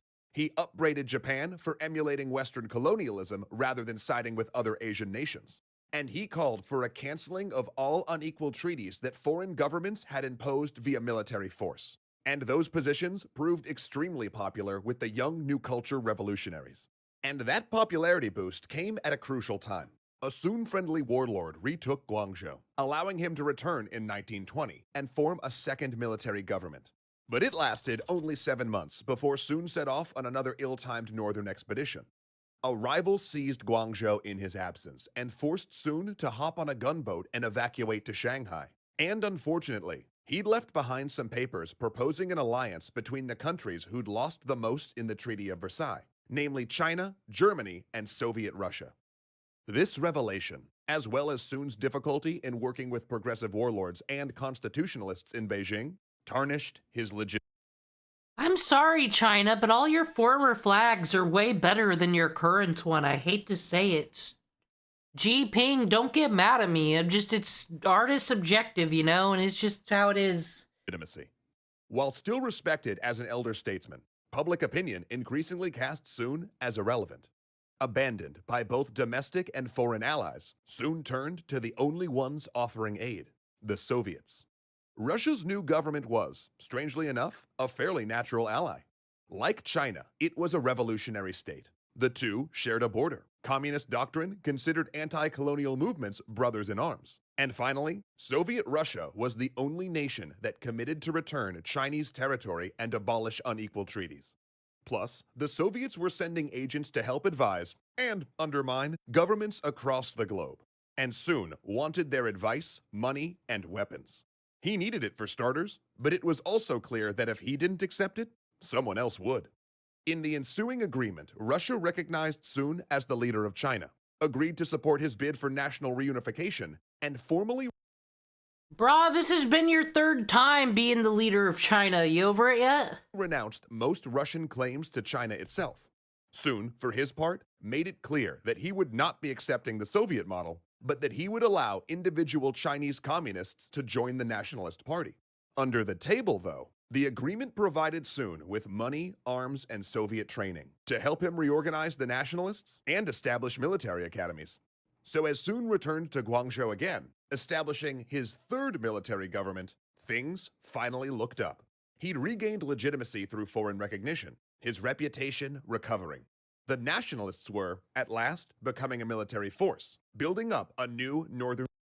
I mean, like, whether for good or for bad, these people are all an inspiration in their own little way, because I think, like I said, I think the bravest people are the protesters in Iran that get killed for daring to speak your opinion, your truth, being in one of those countries where you're murdered for it. I never know how these people go from rags to riches and figure this shit out, or being like Queen Catherine and just on a dime be like, I'm going to make fucking cosplaying Russia my whole fucking life until it works out for me. Like, these are the real survivors of history, and they just can't let their problem-solving goal go. Gotta appreciate it. expedition. Warlords in Beijing courted him. Foreign governments, even Hong Kong, which had once banned him, finally treated him like a major political figure. Now, he did have to violently suppress an uprising in Guangzhou when merchants chafed against his taxes, sure, but overall, things were never better. And in 1924, a progressive warlord invited him to meet in Beijing, offering hope that a political settlement could reunite China without the bloodshed Sun so despised. He began feeling ill on the way. I quite honestly think the Three Kingdoms were pretty lit. Maybe China... I argue the United States is too big. That should be our next, like, Cold War de-escalation talks. China and the United States should just, like, break into 6 different countries. By the time he'd reached the capital, it was clear something was wrong. A doctor confirmed the diagnosis: terminal liver cancer. Soon died 3 months later, his wife by his side. In a time when most Chinese political leaders built vast fortunes, he could only leave her his personal papers and a house in Shanghai. 3 years later, a nationalist honor guard carries Sun's coffin into a great mausoleum, laying it under a stone sarcophagus. The ceremony is propaganda as well as memorial. After a short power struggle following Sun's death, Chiang Kai-shek had emerged as the nationalist leader and finally launched the Northern Expedition. It had succeeded. The nationalists had taken Beijing, though warlords still controlled much of the country, and Chiang actually ruled from Nanjing. But during the expedition, a rift opened up between the hardline nationalists and Chinese communists. Chiang ordered a purge, executing thousands of Chinese communists and setting the stage for a civil war that would tear the country apart for the next 20 years.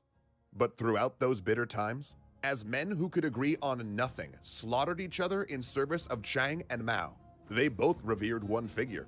One called him the father of the nation, the other the forerunner of the democratic revolution. But if we're gonna have one of those time travel discussions, if this guy never exists, does Mao Zedong never fucking take off? The fucking brick of good intentions. I want to put democracy in China equal the bridge of hell. Like they said, is it Tower of Babel? Bible logic here. You just cannot have utopia. You cannot have a land where everything functions great and democracy lets the majority have what's ideal and it's a great lawful place. I don't think it's possible. The world seems to be anti that. I don't know. What a deep philosophical convo. I guess not, but there seems to be a real attitude of revolutionizing over there. Said I wouldn't be brave enough in an authoritarian government like that. Alright, I am going to take another coffee break, and then we're going to look at some more U.S. current social studies history before bouncing off to our next subject that will be fun and amazing, I am sure. They just did it. I really, I keep going to these history things. I mean, why didn't they just talk about their problems? Why did they have to war and stab each other? Seems like a whole to-do, because then they have to clean all them dead bodies off the territory they want so bad. Why did they do that? But I think, I don't know, man. I mean, if you only got, 50 years to live, and life is short, and they're just risk takers, and they just ready to go, and they didn't have gotcha and gambling to fucking feed their dopamine. Maybe this is what it was. And we can't judge those people from back then. I don't know. I don't know what it's like to be a man. I hear when those men creatures go through puberty, it's like the same as being a fucking serial killer. Like, criminal minds and shit. Like, you people are evil. I do only plan to live 50 years, but that's a discussion for another day, BRB.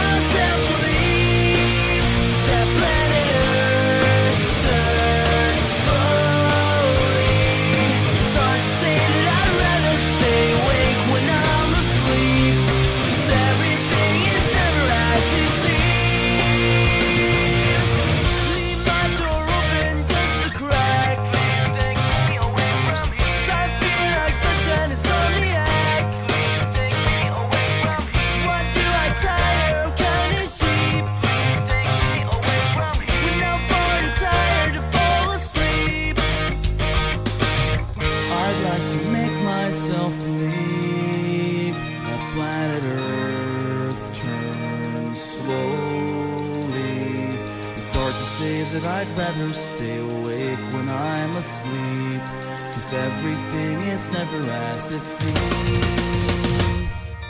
I'd like to make myself believe that planet Earth turns slowly. It's hard to say that I'd rather stay awake when I'm asleep, 'cause everything is never as it seems. I'd like to make myself believe that planet Earth turns slowly. It's hard to say that I'd rather stay awake when I'm asleep, 'cause everything is never as it seems. I try to make myself believe. I try to make myself believe. I try to make myself believe. I try to make myself believe.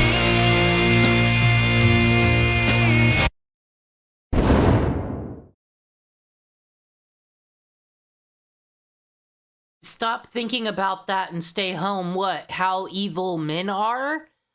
Or like how I'm gonna stop living after 50? Because what's the point? Then you don't have to worry about retirement and all that stuff. Some Logan's Runs type stuff. Anyway, that was history. The history of... That was actually insane. Not as insane as Cleopatra, though. A whole family of assassins trying to kill each other. But now it's time for the social studies current event portion. What's happening in Los Angeles? Welcome back to a series so comical, even Shoulder Pad Piker subscribed Shoulder Pad in today's Piker. video. Hassan is back and he's very mad at his haters for constantly pointing out his lies. You are welcome. He claims he doesn't understand why people hate him. Innocent butterfly, of course. He claims the real reason people don't like him is because they hate black people. There's that beautiful fucking hat. But yet he won't go to the fucking meetings. And brown people, and he is their defender? Mr. White Savior here. Ethan has exposed Hassan and his apparent grandpa for being a ruthless capitalist owning 30 houses and doubling a tenant's rent in order to kick them out. Ethan is calling out politicians for campaigning with Hassan. Hassan has responded claiming he doesn't like attention and doesn't like going outside, but he does it for the people. D-Gen streamer Bonnie has been exposed after a clip went viral of her admitting to sleeping with a minor. She was talking about taking advantage of her unique Who is this and why are they involved in the orbit? Is this that Bonnie Blue who fucked like 1 million people on a bus? That can't be. Opportunity and mentions an innocent 16-year-old. Yuck. Debunker XUC has responded calling out her friend Cinna for dismissing the allegations while canceling others for much less. Master of Demon Time, Mizkif has jumped into... What happened here? All I still know is I don't like his face and he's killed someone before. The drama. Subscribe or you boot up a game of Roblox and encounter Diddy Piker. You're cocked. Let's up those numbers! Now let's begin. Right, welcome back everybody. So Hassan, small head shoulder pad biker, is back mauling at his haters again. Particularly people who cover him extensively and call out his lies. I wonder who that could be, of course. Right, Hassan on his haters. I will never understand why. They hate me because they hate immigrants, bruh. Dude, I don't know. I don't know what it is, man. I don't know why people... I will never understand why when someone fucking hates me, they don't just like hate me this much, okay? They don't just... Now, this is all just for show. Let's make clips funny, haha, right? Like, he doesn't actually, it's not a mystery to him why people hate him, right? They don't just like give up and move on to other shit. They go crazy for the rest of their lives. Like it dramatically alters their trajectory where every waking moment is another opportunity to just be like, oh, I can get one off on them. Because you respond. No, even when I don't respond, I mean, I didn't respond for fucking months, right? Like you can't say that about. He didn't respond for months. To who and when?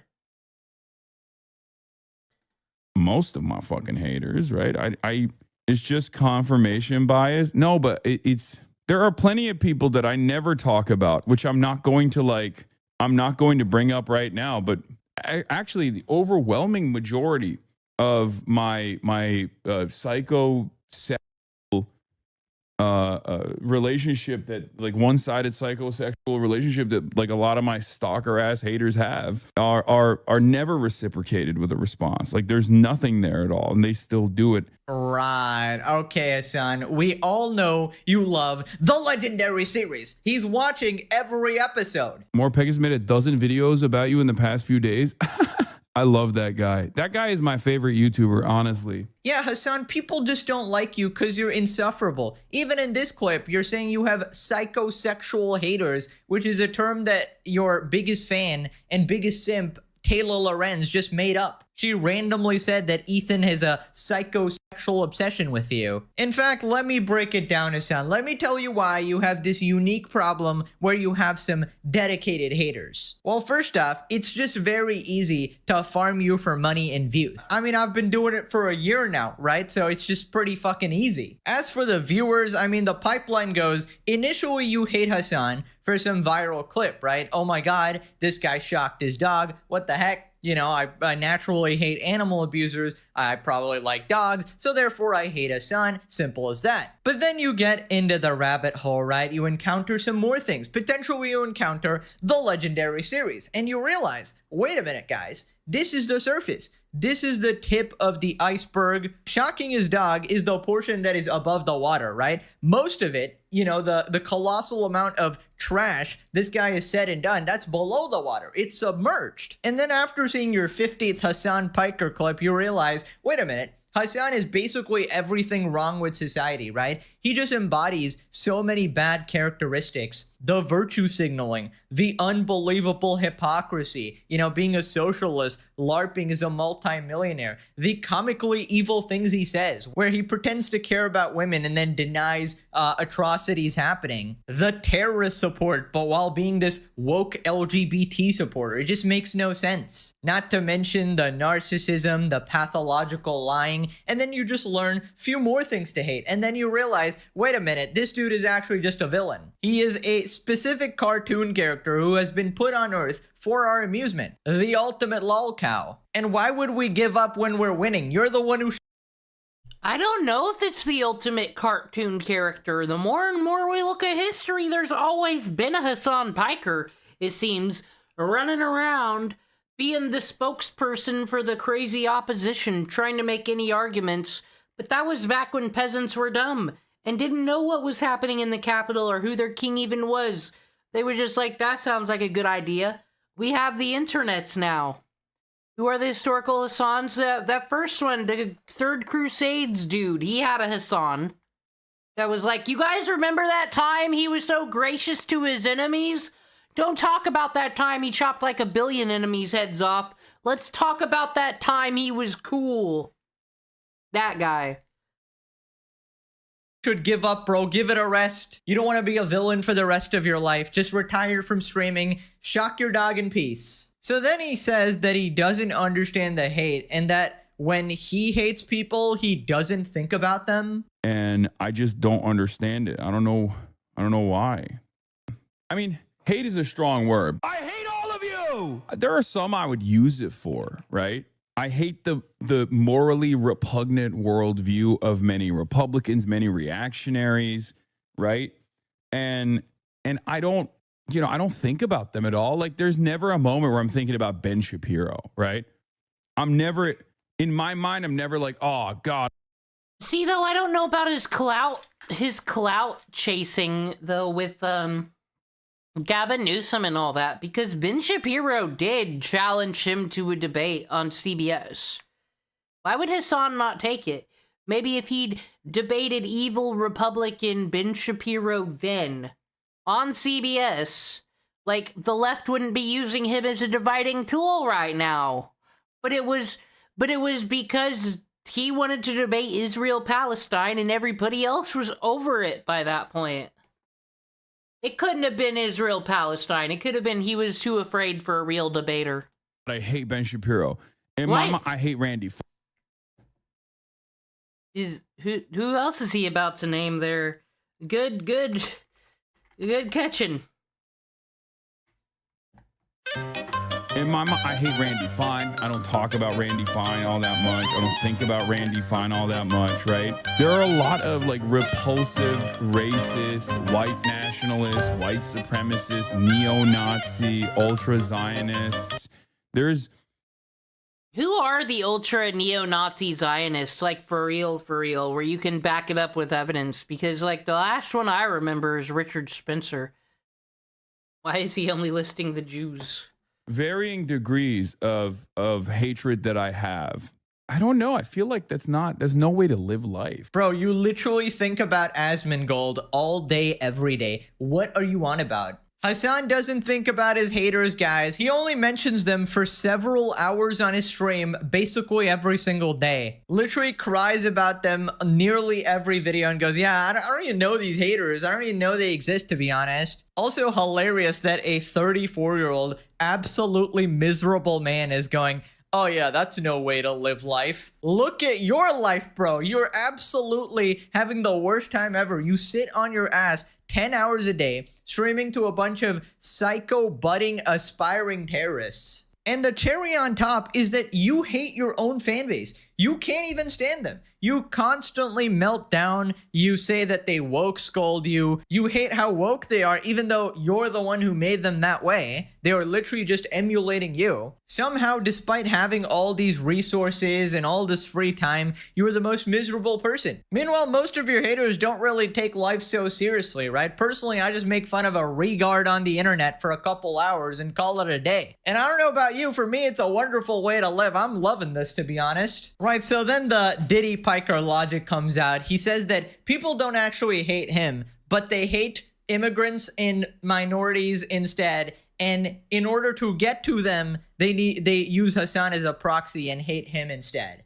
Wow. I'd much rather. It's so gross. I regret everything I've ever done or said because people like this can afford Gucci bags. Who cares? Have them hate you if they didn't hate immigrants instead of? Yeah, but that's not how that works. The reason why they hate me is because they hate immigrants, and I'm constantly defending immigrants. Why don't you go back and live in fucking South Vietnam in the same conditions? The reason why they hate me is because they hate, black people, brown people, Jewish people. I don't give a fuck what black people care about. I defend all of these people, so they hate me as a vector. Go enjoy your fucking PTSD, asshole. Fuck you. It's a multifaceted approach. It's not a wonder that.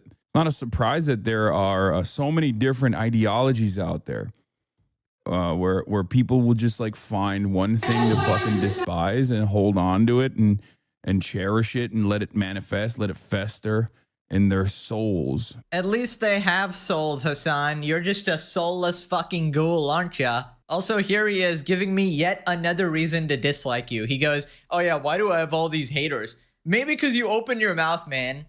Actually, people only hate me because they hate minorities. They just hate black people and brown people. Oh, brother, shut the hell up, bro. We all know what Hassan thinks about minorities. Yo, fuck this refugee, okay? Seriously, fuck this South Vietnamese motherfucking whatever, like. It never gets old. It never gets old. You gotta keep replaying the clips. It's just hilarious. The hypocrisy, you know?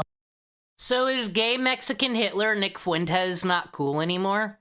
Because, like, how did nobody see this coming, this thing that once more I called a year ago, that Hassan would be the Nick Fuentes of the left? Because the left for years has picked apart any fucking niche little fringe crazy motherfucker like a Richard Spencer to say, these are the Republicans and this is what they believe in. Like, of course this was gonna happen. It's why I didn't like Hassan. I thought he was an op from the government. Also, Mr. Defender of Minorities here. I don't know, Hassan. I don't really feel very defended. I feel like you actually look down on certain groups of people because you think they're inferior, right? Hassan thinks that they're so stupid and so incapable that they need him to like defend them, to protect them. Oh, the great Hassan will usher in communism. He will be the white savior of the entire world, or brown savior at this point. God knows, you know, it fucking. I don't understand why he's doing all these interviews with these women with hijabs. Shouldn't they be staying home? Why are they not respecting Allah and going out here and doing these intellectual things? Positions that are better used for people who can handle complicated things like men, you know? Schrodinger's Turk here, you know? Depends on the day. I don't know. What day is it, guys? He's only brown on Tuesdays and Thursdays. But yeah, you know what? I'll excuse the black people, brown people, whatever. I think the most comical one there is Jewish people. There's no fucking way this guy is. How's come Frogan's not married? She's such a great empath with all the feelings for all the people, and she's a Hassan Piker moderator. Shouldn't she have the clout to have, like, the best husband ever and meet all fucking standards of the Quran? I mean, she wears the hijab, so therefore... I should get a hijab PNG model. But she wears it, so, like, who is she protecting her modesty from when no one wants her, it seems? I don't get it. Going, I defend Jewish people. Buddy, what? You literally support 3 different terrorist groups who want to end all of the peoples, you know? You openly support them 10 toes down. The most openly anti-Semitic dude here is talking, going, I save the Jewish people. I defend the Jew. Okay, buddy, shut the fuck up already. Insufferable, insufferable. Here we have another reason to hate Hassan. Every episode, there's a new reason to hate Hassan. Well, here's a new reason to hate Demon Cringe. I agree that trans people shouldn't be allowed in the army because the army is for evil Nazi fascists who are all white and hate immigrants and hates people from other countries. Trans people, they are way too fragile to be in the army. Someone might hurt their feelings, or they might have the PTSD and die. What if they hear the name Michael and Michael is their dead name? What'll fucking happen? And then, like, you know that whole saying, there are no atheists in foxholes? I think that's a bullshit saying. But what happens if there's no HRT in the fucking foxhole? What then? I was told that 1 million trans people die every other day because they don't have their HRT. So, like, I don't think they should be in the army. It's a lot. Isn't it a good thing they were banned? Pure responded, we hate him because he's a LARPer and a dog torturer. Pretty accurate. It's actually insane how one-to-one he has modeled his rhetoric off of Trump. They're not really after me. They're after you. I'm just in the... That's the mind-boggling thing. How can you hate Trump so much, like the left does, but you don't recognize why you actually hate him? You don't step back and say, these are the characteristics he has that I don't like, and then start seeing if other people in your life have those characteristics. Way. Yeah, I mean, doesn't he call Trump literally Hitler? And he's literally trying to take every single tactic from his playbook. Yeah, I guess he just really looks up to Trump then. He's the meme. Socialist. Look at the poor people, guys. Hassan, people hate you because you're a terrorist, glazing, nepo baby, socialist regard. You said America deserved 9/11. Take the hint and get the frick out of this country. Back to your parents, bozo. I didn't know Hassan was our savior. Of course, nobody did. Hassan is the literal god of this world. Jewish people, I defend all of these people. Really, Hassan? Really? Textbook definition of a sociopath. I'm still waiting for when he, like, makes his arguments on all those times he defended all those marginalized groups and all the work he did to combat anti-Semitism. It almost gives me, like, Bill and Ted time-traveling vibes of he's already done all this shit in some time period we haven't saw and it hasn't happened yet. But he did it just in the future, and he's time-traveled to the past so he gets to live in the era that he created. Everything great that exists right now is actually thanks to Hassan Piker. I hate him because of this. The classic. Hassan is the most dishonest person on earth. You can't change my mind. I did say, I was infamously quoted on the Yeet account for saying Hassan might go down as one of the biggest liars in history. Every word out of his mouth is just... That Wapool guy, I haven't even seen the Meat Canyon video, actually. Propaganda 24/7, and it never stops. Absolutely regarded. And we got a perfect depiction of Hassan here. Dog abuse and rampant misogyny. I can't imagine why someone would criticize him. Moving on to Ethan exposing Hassan and apparently his grandpa for being a ruthless landlord. Now, this is particularly ironic considering he wanted the streets to run red with the blood of capitalists and landlords, so he was threatening his own family here. Absolute lunatic. It's like, my mind can only take so much, though. I get it. He's a rich socialist. It's kind of like I'm bored talking about what evil thing Trump did today. Ooh, you really surprised by this point? Like, millionaires versus billionaires. What can the millionaires ever actually do to make it in this world as new money with them fucking billionaires and their connections and their network and their social shit in your way? You control the fucking peasants and make them hate the billionaires. That's the only way you're gonna make it in this life. And I, personally, don't want to be a proxy of it, because I don't care about the millionaires or the billionaires. I care about the poverty rich. AKA, you only need 40 grand a year, really. And then just go live on other people's couches and be a leech and spend all your money on Pokemon cards and damn balls, and life will be good.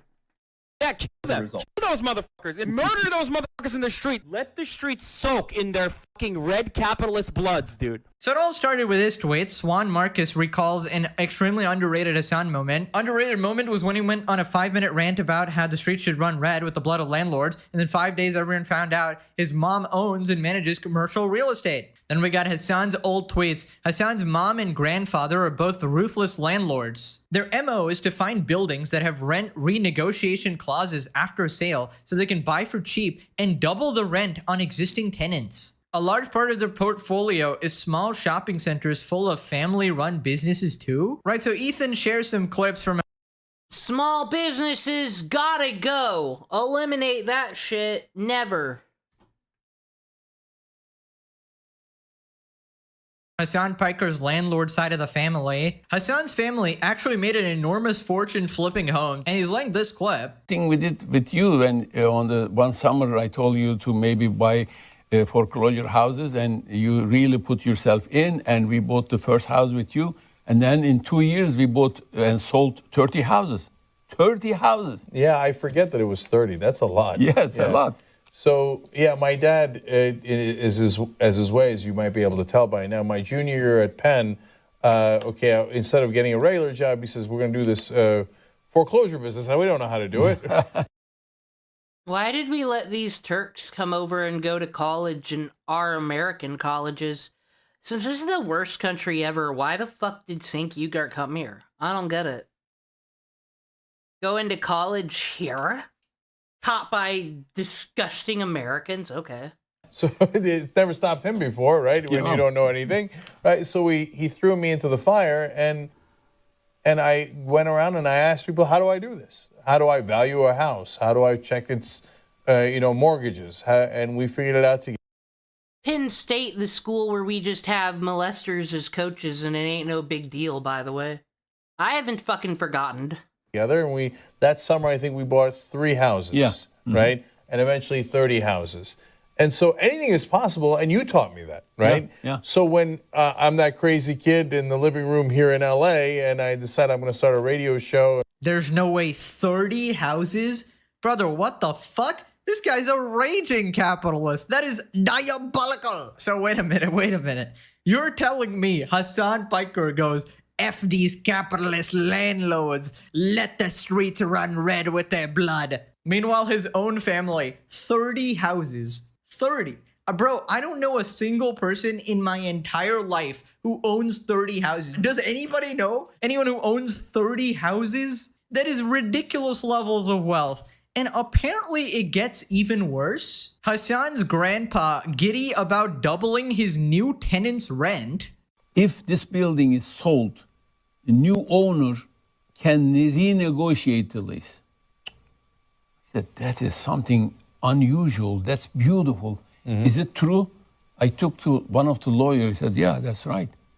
So I wrote a letter to the people. They were occupying almost 25-30% of the building, and they were paying something like $3,400 a month. It's impossible. I wrote them a letter and said, that's it. Either you get out of the building, which is a big risk, because if they get out, I'm in trouble. I'm finished. Or I'm increasing your monthly rent to that time around 6,800 or something like that, maybe almost twice as much. He said, you are crazy. I said, okay, it's your term. You do it. He took me to... Oh my God. Okay, that is some textbook evil capitalist. Okay, but what are you doing in Singapore, More Pegasus? Just asking. Shit, right? If you wanted to turn people into socialists or communists, you show them this clip, right? You show them, okay, this is some evil shit. Are you actually kidding me? Bro is going, get out of the building or I'm doubling your rent. That is absolutely maniacal. So all this time Hassan has been talking shit. He's been talking about his own family, the wealth of which he used growing up, right? So Hassan is a product of capitalism. Also, my God, this completely throws the argument of I grew up poor, guys. That's out of the window. 30 fucking houses, bro. He can never ever say again that he grew up poor, bro. It's so good. It's actually so good. But are we just not gonna pretend that the videos More Pegasus puts out and the fucking revenue from it in his regular channel, he's fucking More Pegasus, probably doesn't afford a fucking fleet of condos in Singapore? Are we really gonna pretend that while we're dissing on Hassan Piker for being rich? Is all I'm saying. You cannot write fiction this good. Real life is better than any story you could possibly... And he's been tricking the people, because notice the background here. This room used to have absolutely nothing in it when we fucking started. You would have us convinced that More Pegasus sleeps in a fucking corner of a room somewhere. This room had nothing going on. And then slowly there was one box. And then he had a dresser. And ooh, what is that? A Moist Critical plushie and his SpongeBob. Oh my God. And he's got more than 3 shirts now. Where's that money going? Suspicious. You cannot write fiction this good. Real life is better than any story you could possibly come up with. 30 houses! Oh my lord, I still can't get over it. Damn, Hassan's whole family is full of Turkish colonizer capitalist landlords. Generational wealth from property flips create tenant struggles. Instead of getting a regular job, my dad gave me hundreds and thousands of dollars to go flip houses. What a relatable guy. His mom's Facebook showing her landlord business. Every insult or attack from Hassan is a projection, and you know exactly what that means with him calling people PDFs. No, you don't understand. He's an oppressed minority. Okay, that's not a nice thing to do. With 30 houses. Doesn't his brother work for Boeing or Lockheed Martin or something? I have no idea. Can't get his communist drip without profiting off the plebs. No, guys, he said he grew up poor. He said so. No, the thing is the rich people. He's talking about the rich. You know, the people who have 31 houses. 30 houses is basically middle class, if you ask me. I don't know, like... That's not really rich if you really think about it, right? This is the Piker compassion the family is known for.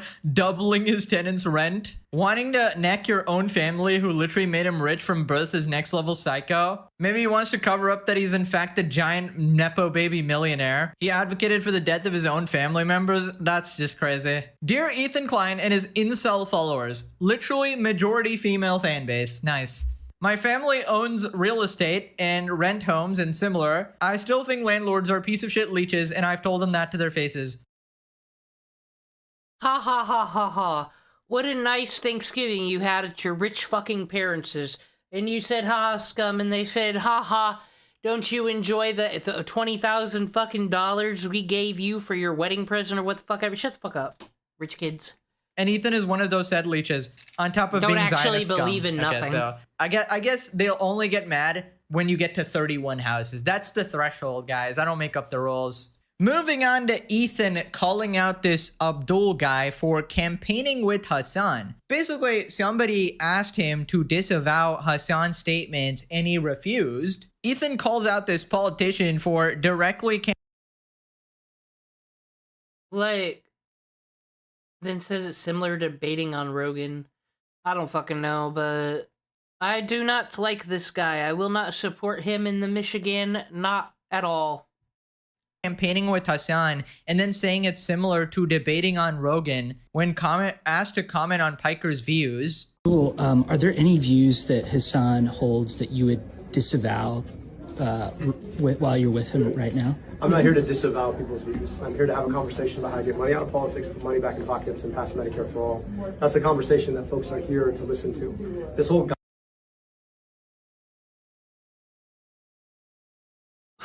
Okay, though, but it would be cool if you would say this about maybe an op of yours, or someone who fucking matters and has a name in politics, or your Michigan politics should fucking deserve this type of attitude and standing up for. Not this fucking guy. gotcha game, platform policing, cancel culture. I thought we were over it. I thought we lived through the whole discourse of should have gone on Rogan. And there's a lot that I would look at what Rogan said that I would disavow. So, and I'd still go on his show. And so I just think that we need to get over this if we're serious about winning elections. At the end of the day, not Yeah, I ain't holding anything against this guy. Oh, he didn't disavow, though. Like, he probably doesn't honestly know who the fuck Hassan is, actually. He's just trying to get donor money. everybody reads Politico as much as I know you wish, and I wish that they did. Not everybody watches CNN, not everybody watches MSN. And much like Donald Trump, look at this fucking idiot back here like, oh no, the adults are using boring big people words and no one's talking about my enemies today. On MS Now or Fox and Friends, which I did this morning, despite the fact that I disagree with them on, I don't know, almost everything when it comes to this war and the Trump administration. At the end of the day, though, I'm not policing platforms. I'm going on platforms to have conversations about the kind of politics that we want to build. I think Hassan has built painstakingly a platform for folks who feel like they've been locked out of our politics. Right, Ethan responded, nah, we ain't doing that. Making a false equivalence between having a lively debate with someone you disagree with versus directly campaigning with someone who is expressly pro-terrorist and anti-American is a stain on your campaign. Which is a shame because Abdul seems like a smart and slick dude, but this is absolutely not it. Well, yeah, this is obviously a cover-up, right? He's purposely missing the point. He goes, I don't support cancel culture. Shut the fuck up, bro. You probably just agree with Hassan Piker's views, right? Guys, I'm just trying to have a conversation. No, you fully support and endorse his insane views. Though, let's be real, he's not gonna win because he's fucking short. Like, if women won't even give men the fucking time of day on Tinder because they're fucking 5'3", do you think they'll vote for a short motherfucker for president? The joke with Hassan is that his head is tiny. Hassan looked like a motherfucking giant compared to that man. This isn't an acquaintance that you randomly visit. This isn't someone you're having spirited debates with that, oh my god, okay, I'm going on. Not to be a bit Hassan, but cool. They got Dearborn and just Dearborn. There was just a fucking terrorist attack. Like, I don't know how. I think that might fuck things up for him, honestly. No fault of his own.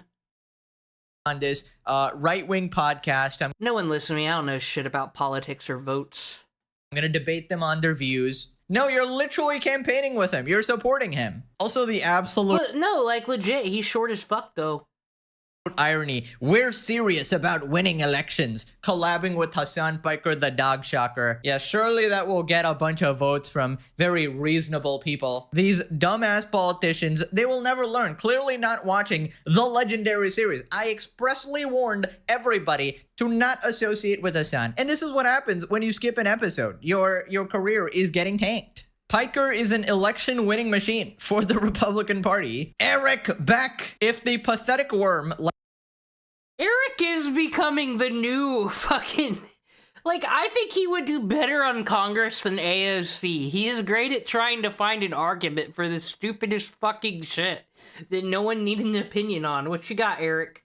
Like professional, I'm gonna sue you loser says you are not it. The chances you are doing something right. The I'm gonna sue you loser. Oh, dude, maybe he'll come to Indiana to vote. I mean, not Indiana, Michigan to come vote for that man. Bro, just because I guess he sued Noah Samson this time. I mean, normally if someone launched 4 lawsuits, you'd be like, oh, bro, you're suing everybody. But if it's against the Hassan orbiters, this is unironic way. Every single one of those were completely justified. Also, you calling anyone a pathetic worm when your entire full-time job is to make a bunch of tweets. Right, so Hassan responded saying that he actually campaigns with these politicians because he wants to do it for the people. The people need him, right? He's actually not doing it. Well, in all reality, though, there is like a secret network of people in politics that like no one talks about. They're not out here making speeches. But the aides, the staffers, the interns for the journalists, those are the secret like fucking little birds from Game of Thrones. You actually probably could do well for yourself just in using the fame that he's got now. Just endorse a few people, I don't know, just to get some networking out there. That's, in all honesty, I don't think he's gonna, even believes he's gonna bring on no revolution. That's just what he's doing. I won't leave my house, don't worry. You can be president remotely. Wasn't Joe Exotic? People were voted for him. For himself, guys. He doesn't want to go outside. He doesn't want any attention. He didn't want to go to Cuba and flex in his outfit. They dragged him there. He does it for the people. He's trying to save the people. Hassan reveals the politician asked him to be on the campaign trail, not the other way around. Says he doesn't do collabs with political candidates to boost his own profile. That's literally exactly what you do. Contrary to popular opinion, I'm a homebody. I like being at home base. It's not. My favorite sound clip now is when he got canceled from that fucking speech or whatever, and it was like you could do one outside, and it's just Hassan going, "No chat, I won't go outside." It's like, yes, this is the true life goal. Beneficial for me to be traveling around. It fucks me up. I'm tired. It ruins my diet. I can't work out. I'm not saying woe is me, but what a lot of these people think, especially in DC and everywhere else, they think that like, oh, Hassan is doing this to boost his own profile or whatever. It's not the case. I'd be perfectly fine. My profile would be perfectly fine if I stayed my ass at home. Okay. Did I enjoy it personally? Sure. Is this something that I look forward to? I wouldn't say that. It's the same with candidate profiles, right?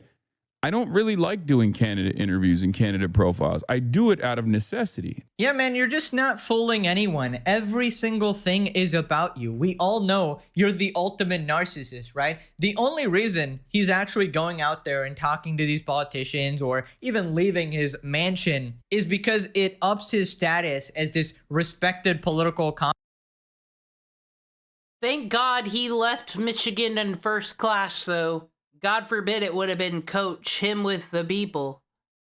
Commentator. He wants to be known as a literal messiah, right? That's why he goes to different countries and does like poverty prawn. Guys, look at the poor people. I'm peppering them with wads of cash like rice gum. Look, I totally changed this homeless man's life. No, I won't be giving him my $5,000 t-shirt. No, I need it. I need it to look swag. The only reason you do all this stuff is because it's all in support of your insane agenda. You want to push your communism, push your terrorism support everywhere, and you want to boost your own reputation. You even admitted why you do all these interviews, all these puff piece articles. You said that you do it for terrorism insurance, which is the most insane statement. Nobody else needs terrorism insurance. I did times 100 last night, which I like to call terrorism insurance. Yeah, the worst enemy of Hassan is literally his own mouth, guys. Look, I'm not a freak. I'm on this website. They're glazing me. Look. The reason why I do it is because there are candidates who I trust. There are candidates who I like. There's a vision that I have for a better future in this country. And I know a part of that goes. It's the one without all the Jews in it and only people who like Hassan Piker. That was Adolf Hitler's dream, really. Through elections, okay? in order to build a movement, you have to have a multifaceted approach. I'm the one who fucking was like, Abdul, you have to have me on the campaign trail, not realizing that he asked me. Again, it's crazy. It's crazy that these people are just so fucking stupid about all this shit. Austin Show, I condemn your comments on 9/11. Oh my God, that's Austin Show. That's the Hezbollah guy. Let's talk about our favorite flags. Oh, like overall, what my favorite flag? Yeah. Hezbollah. Look it up. Oh. What an absolute regard to be friends with Hassan. His terrorist buddies would literally have you dead. But yeah, I mean, hopefully we never see Hassan's vision for America. God knows that's going to be absolutely horrible. Dude, is society actually going to get so crazy that this guy will eventually have political power? Am Hopefully, I unironically no. fighting the future dictator here? Holy shit, imagine. But I'm sure that's not going to happen, surely, right? Maybe in an alternate dimension. I feel like in our world, he's probably just going to get arrested in the next few years. Hassan's confidence comes from the fact that his fan base has no long-term memory or short-term memory for that matter. It's okay, we will keep playing the clips until it's fucking lasered into their head. I think he's trying to pander and look relatable by saying he's a homebody when he clearly is not one. What are you talking about? Hassan routinely goes and fights in the front lines of wars. You know, he gets shot by the police for, you know, doing his brave activism, of course, purposely runs in front of the bullets. Do you guys remember when everybody you know and love was dying in the streets of California when Donald Trump was murdering people for doing their free speech for protesting? Do y'all remember that plot line? That feels like it was fucking 12 months ago. But wasn't it just last summer? I don't know. Hassan Piker seems to have done fine. I think he's fine. I just remember my mom calling me being like, he's killing citizens in the street! That Hassan Piker you hate! He almost got his head blown off! And I'm thinking they're rubber fucking bullets. Like, I give a fuck. I'm sorry, I don't give a fuck about protesters. Oh my God, they were getting shot. You know what you fucking are doing when you're saying they got shot. I don't give a fuck if it's tear gas or rubber bullets, hot take. You probably did something to fucking deserve it to waste such a fucking commodity on you, honestly. Rubber bullets sound awesome to shoot people with. Adult airsoft. Tries to go into the crowd to get like a pepper ball. Hassan's never gonna have the money and clout of Gavin Newsom, though. Like, this isn't gonna be a threat. He's never gonna have that money.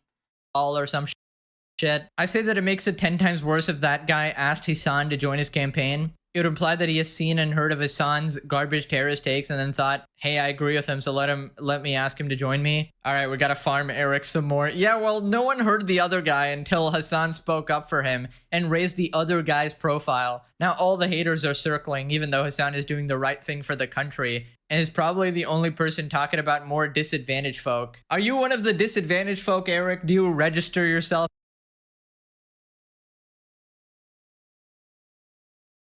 Man, I'm so glad that only Hassan Piker's talking about marginalized groups. Everybody else fucking failed them and left them to die constantly. Do you know that Hassan Piker, when he was in fucking college, passed gay marriage, fucking sent Biden an email and told him to fucking do it? Is mentally regarded. I think you should, actually. I legit thought Pegasus was trolling with spotting you in every post talking about Hassan, but you literally glaze Hassan, man. That guy makes 99% of his videos on hating Hassan. Are we so different? Okay, first off, that is not accurate. 99% of the current videos. All right, now if you take all the videos I've ever made, it's actually more like less than 10% probably. I don't know. 300, I've definitely made more than 3,000 videos. Some are deleted though, so you might not know. Maybe it's like 2,000 that are public. I don't know. He does it for the love of the game. You do it for validation that will never come. Hassan will never acknowledge you. Dick riding Eric, always first on the scene. Get a job, loser. Moving on to streamer Bonnie getting exposed for being a huge weirdo. Apparently she was talking about taking a minor's virginity. Now you may remember this girl as the piece of shit who was harassing an old couple on the street for walking, apparently. She could have easily just walked around them, but constantly started complaining because, you know, horrible streamer attitude. Hello? Get out the way. Now we're stuck behind the slow couple again. Frick, get out the way. Hit the speed boost, hit the speed boost. I can walk faster than you. Why is he Is this really what this girl is known for? How does she fit in the Hassan orbit? I don't understand. Speeding up. Cookies. Oh my god, I'm so sorry. Why are you always in my way? Jesus. Okay, perfect. Well, anyways, now people are canceling her for a clip going viral. Shout out WestJet, fellow unemployed. Massive day for the unemployed. Old footage exposed Body for being an Ava Chris Tyson, let's just say. Don't know who Body is? Me neither, to be honest. So this is Twitch streamer Body, who I believe is a crossbreed between like Pokimane, Valkyrie, and Cinna. But basically, like, he was actually 16. I thought he was 17. He lied to me. He was a virgin, and I took his virginity. But like at the time, my mentality was like, okay, I don't have casual sex, but this is like my only time to like have sex with somebody who's younger than me. How old is she in this clip? People have been saying 18, 21, 23. If a male streamer admitted this, they would have been banned from streaming and canceled. I'm 100% sure she'll get away with this because she is a woman. And that's true. Men do have it harder. Remember that chud, Call Me Carson? He had his life basically ruined because he was 19 with a 17-year-old. I think that whole thing's getting relitigated. I don't know, like Andrew Tate's canceled for hooking up for the 16-year-old. They got him with that, right? I don't fucking know. But it is true. Women do get away with this shit. It's very unfortunate, and I don't approve. At the time. Do the cougar thing and never see him again, and no one ever know about it. Just for like the experience. But yeah, he was like some cute little 16-year-old. Right, the cougar thing, of course. She just wanted to do it for the experience. Now, what did you mean by this? I mean, correct me if I'm wrong, but from that clip, it really seems like she's going, oh, this is my only time to sleep with someone younger than me who is a minor, who is a 16-year-old. Now, there's two things that are really important here. One was, what was her age at this time, right? People are saying it's like between 18 to 22. Let's take best case scenario. Best case scenario, she was 18 years old, right? So the age gap is 2 years or whatever. But the way she was saying it is still fucking weird of like, oh yeah, this is my only chance to do it. I'm going to do it for the experience. And I'm preying on this like innocent, cute 16-year-old. Does everybody, like, I don't know, though. I guess the women getting away with it again, because I don't think this matters that much. It's like, does everybody want to go back to 2016 when everybody on YouTube was being accused of a pedophile? Is that really where we want to take the drama, everybody? I don't know, but y'all wanted a body cam? Here's one. I don't care about this Bonnie person. I don't know that user. She was throwing stuff at us and calling us N-word and stuff. And that's the f***ing problem. Stop. Do not fight me. Put your hands behind I'm not going to put my hands against it. I'm not going to fight anybody. Do not fight me or I'm going to put you on the ground. Do you understand? Do you Okay, understand? listen, shut up. No, Stop. you stop talking. Okay, shut up. I get it. These kids are not the problem here. Come on. Wait. No, stop. This is not going to go well for you. You're going to go stop right here. So, we just learned about Bonnie. We're seeing this. Where are we at on should women leave the house? Please, are you serious? Why? But you have to leave the house to get to a swimming pool. Hey, do you hear that? Where I'm just assuming the drama is. They're laughing. Like, I don't care. why? You're out here beating up little kids. Give me a I'm not break. beating up little Give me a break. kids. Give me a break. I'm not beating up little Stop. kids. Stop. I'm not beating up little kids. Look at this little backpack. See, and this is what I'm saying. Look at her. Get in the car. Happily. This is the fucking, oh my god. I'll talk to you in a minute.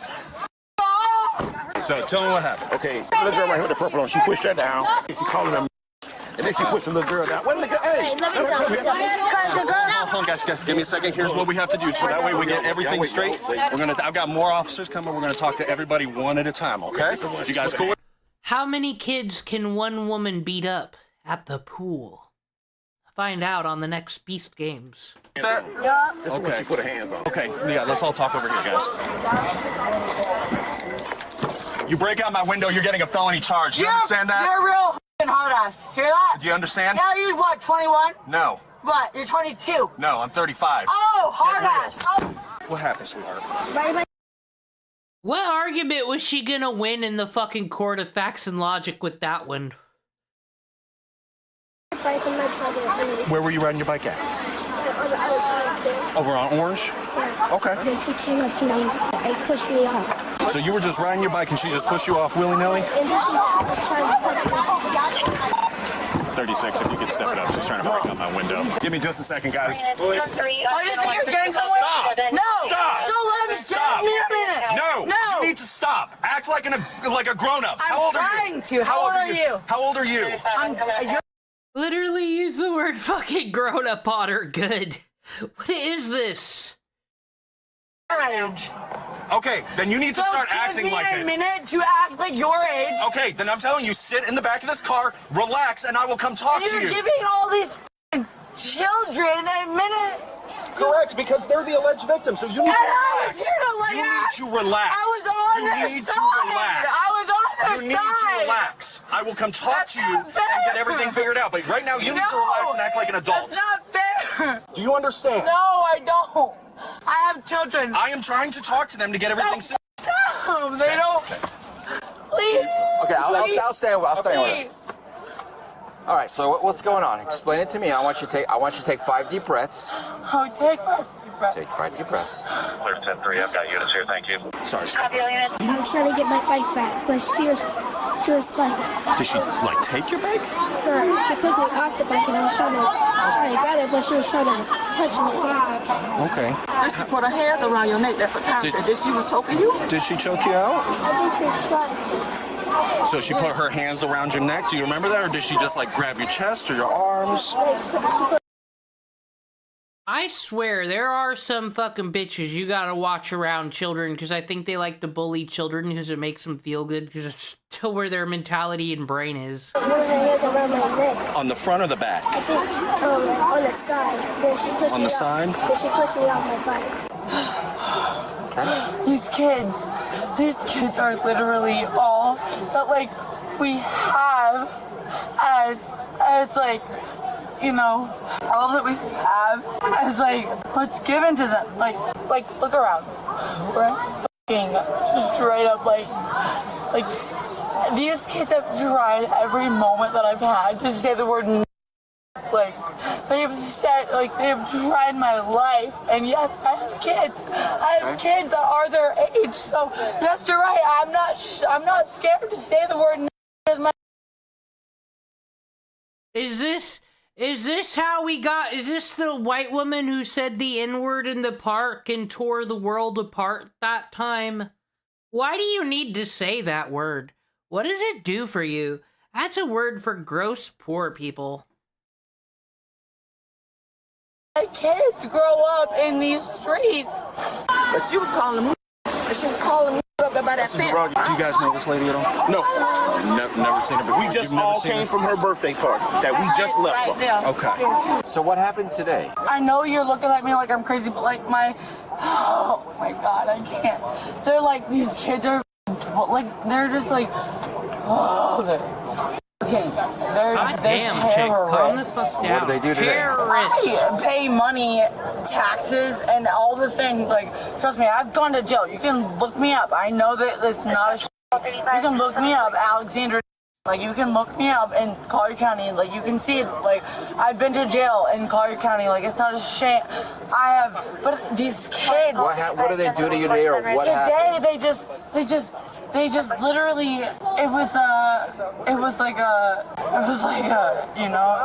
kids. Do you have kids? I do. All right, who's next? Who can I talk to next? You called? I'm the one that called. Okay, perfect. Let's talk over here real quick. What'd you see? Not much. All I seen was the kids were running from the park. You could see she was throwing stuff. She was chasing them. And then they got to this corner and turned, and then she's walking back. That little girl was riding her bike, and that lady just walks up and pushes her off the bike, pushes her to the ground and everything. And then at that moment, I called 911 because you're not going to assault a minor. Right. And then my mom went over there to try to defuse the situation and everything. Okay. Can you please just like I'm gonna wait for a female officer to get here, and That's then we're fine, gonna but do that. can you just unhook them for like a second, like a little bit, unhook them a little bit, because I literally cannot think straight without like the fact that like these kids, Okay. they have, Give me a second. they have, which I get it, like they're made to think that like they're all to be blamed. She's drunk as fuck, and for some reason, drunk her decided I need to kick a kid off a bike today. That's how we got here, in all honesty. But since it's very much daylight out, this is either a third shifter gone off programming and freed into the world, a woman who shouldn't have left her house. She should have stayed home. These handcuffs stop the flow of blood to... No, these people are all just pussies. They do not like being trapped because they're El Banditos. For like everything's racist and everything, it's all race, and I get it, I do, but like I'm not the one. So what happened today? Today I can't. Can you just pinch my nose? Like this is crazy. Want me to get you a tissue or something? Yeah, just grab my shirt and grab my nose. Just grab my shirt and grab my nose. No. Yeah, and grab my nose. Grab my nose. Okay. All right. So now tell me what happened. So I don't understand, like all these kids are like out here like there's nothing that can face them. Like there's nothing that can go wrong. Fuck. El Bandito is a vibe. It's just those people that are just born where it's like, I do not like the rule of law. I do not like standing in the line when told so. Everything needs to go my way today. I don't care whose life I trample over. I will steal time. I will steal energy. El Bandito. Wrong. And like I grew up in Naples, Florida, where like honestly nothing can really go wrong. But like everything can really go wrong, and I came up to these. I did. You came up to these kids. I came up to these kids, and I was like, look, like I'm not gonna pretend like I'm like something safe to you, like because is not safe. Like people are not what they claim to be. And like I need you to know that. Listen, if I did it, y'all gonna get me. Period. So it's time for them to get got. And I'm not gonna especially by her being a little girl. What are you guys neighbors? No, don't know her from a can of paint. So you approached them just to talk to them? I approached them like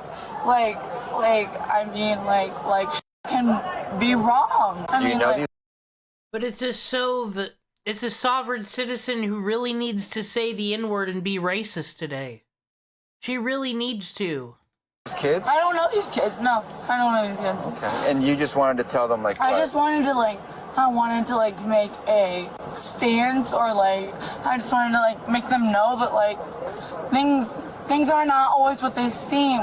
Things are not always what they seem, and if your mom is telling you that everything's right, these kids literally came up to me like I was their best friend, and I was like, I'm not your best friend. Oh, so they approached you to talk with you? Well, I mean, I'm not saying that they approached me. These are really bad. Hey. Have we figured out what's actually happened? Yeah. That's what sucks about the body cams sometimes, is they're just the aftermath. Okay, listen. So I want you to listen to me. You were kicking this window earlier. If that happens again, we're gonna tie you. I won't kick any windows. I won't. We're gonna get you out. We're gonna check your handcuffs. I can come out. Yes, you can step out and we'll check the handcuffs. What's your name? Alexandra. I don't want to make problems for anybody, but these kids. Can you put your chest against my truck here? Yeah. Thank you. I'm gonna check your handcuffs, okay? These kids, they just don't know the problems that are wrong in their community. Just one more time, walk me through from the moment. Or has she been watching some fucking red pill, oh my gosh, there's too many criminals in the black community and we're destroying our own community, so like that type of fucking content? Is she watching that and then got fucking drunk and loaded and was like, you all just need to get rich and stop stealing, or some bullshit? I don't fucking know. I just have a feeling that a YouTube algorithm has led to this. moment you saw to the moment I got here, what happened? So we were all just chilling out. I mean, she's probably just racist, but if you can find a way to make your racism a good thing for society, I guess you can just lie to yourself all day. And then we seen this Were you outside or inside? We were outside. Okay, We were outside. all like chilling outside, and then we seen the kids running from the park. Okay. We could see her chasing them. Like what caught my eye was she was trying to get like a branch from a tree that's out here. Okay. She couldn't get it, so she continued chasing the kids. He ends up yelling at the kids to like go home. They're running, she's chasing them, and then they turn this corner, lost her for a bit, and then we see her walking back. They're being kids and following her, thinking it's fun, but the little girl was on her bike, not even bugging this girl, and she just comes up and pushes her off the bike, and then she's off the bike, she grabs the bike, and then like pushes the girl and everything. So did she just push the girl, or did she choke her? Because we're hearing that might have happened. So from what I see, she pushed the girl. There was a bunch of kids and everything, so I couldn't see everything because I was across the street. Okay. He was there from the beginning. So what'd you see? I went in the store to get change and that happened. At the grocery store right there? Yeah. All right. That bullshit happened. Okay, so what exactly did you see? I watched her chase all them boys and call them. Okay.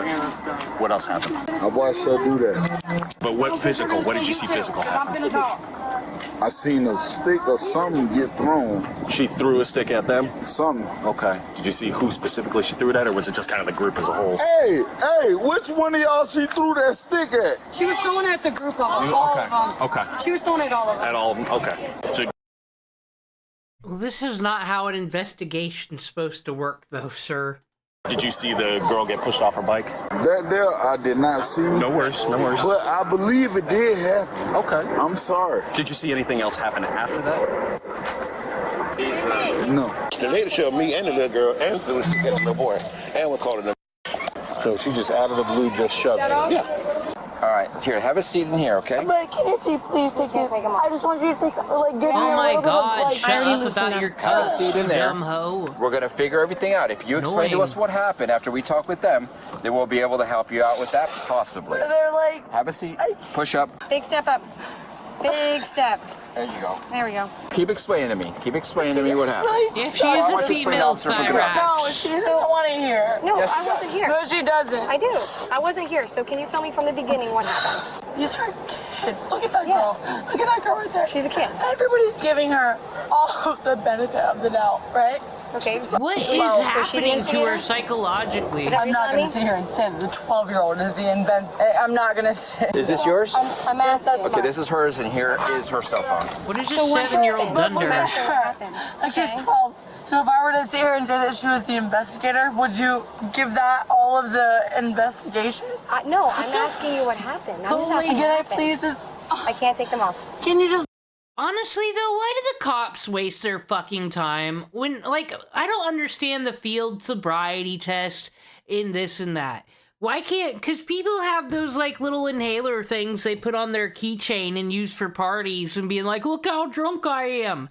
Like, really, the cops can't just have one of those, just put it in people's mouths and have them blow and be like, okay, you're drunk, so we're not even gonna fucking deal with you. Just throw you in the back. Nothing you says fucking matters.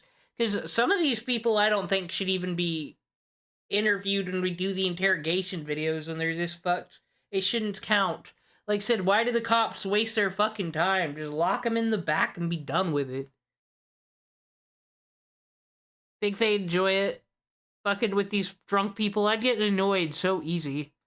Losing them? I already did loosen them. She racist. Well, clearly. She put her hands on another child. Okay. Who'd she touch? She pushed her against the gate. Her? What happened? Me and her were just going back to her house. Who's her? Me, you're there. Oh, okay.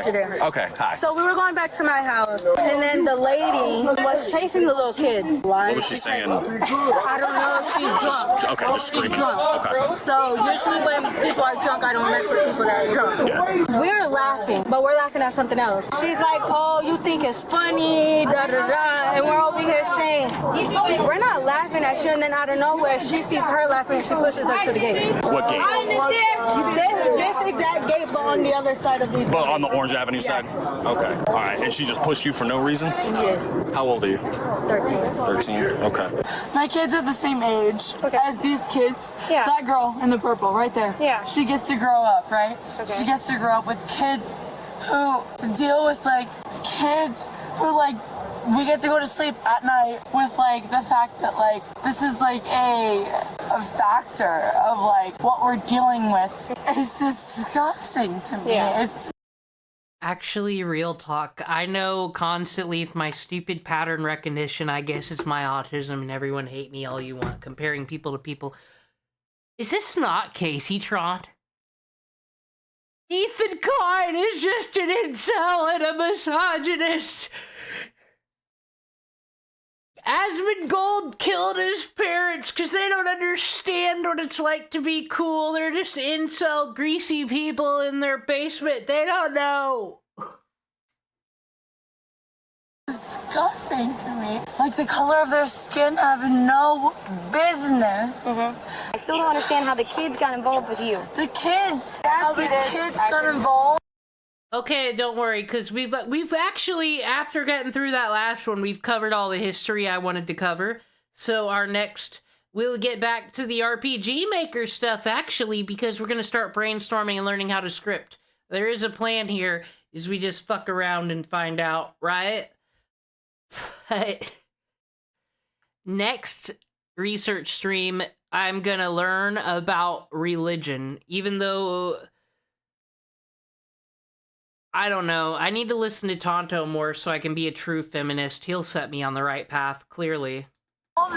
These kids don't have anybody who give a f about That's all you've been telling me. I need to and actually that's know all that, like, I care about. Like, okay, you have the right to remain silent. Alexandra, do you understand that? Can you please, like... Here's what's happening, okay? Go ahead and slide in a little bit You for have me. no kids, you have no Slide in a heart. little bit for me, like, okay? I want to explain your charges to you, okay? Just slide in for What me. are my charges? I'd like to explain it to you, but I need you to slide in a little bit, okay? Yeah, that's fine. I just need you to slide in a little bit for me, okay? Can you do that? No. Okay, so if you don't do So that, I would love for you to push me in.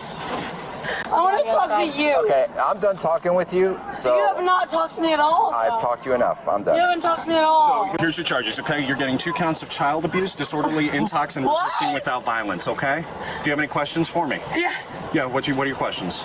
Why am I being charged with anything Well, we tried to get your side involving of a this child? because you pushed one child and you pushed another child against the fence. Do you So- have proof? Yes, I have witnesses. Where? Can I see proof? I've Sure, we'll be on never... your PCA. Slide in for me. Are you going to push me? I will if I need to, so I'm going to need you to just slide in for me. But I have not touched a child. I've not once touched a child. Would you mind sliding in for me? I will if I have to, but I haven't. have to. You know, no, but he's touching. He's putting hands on me. I haven't touched him. You've been resisting. Just slide in.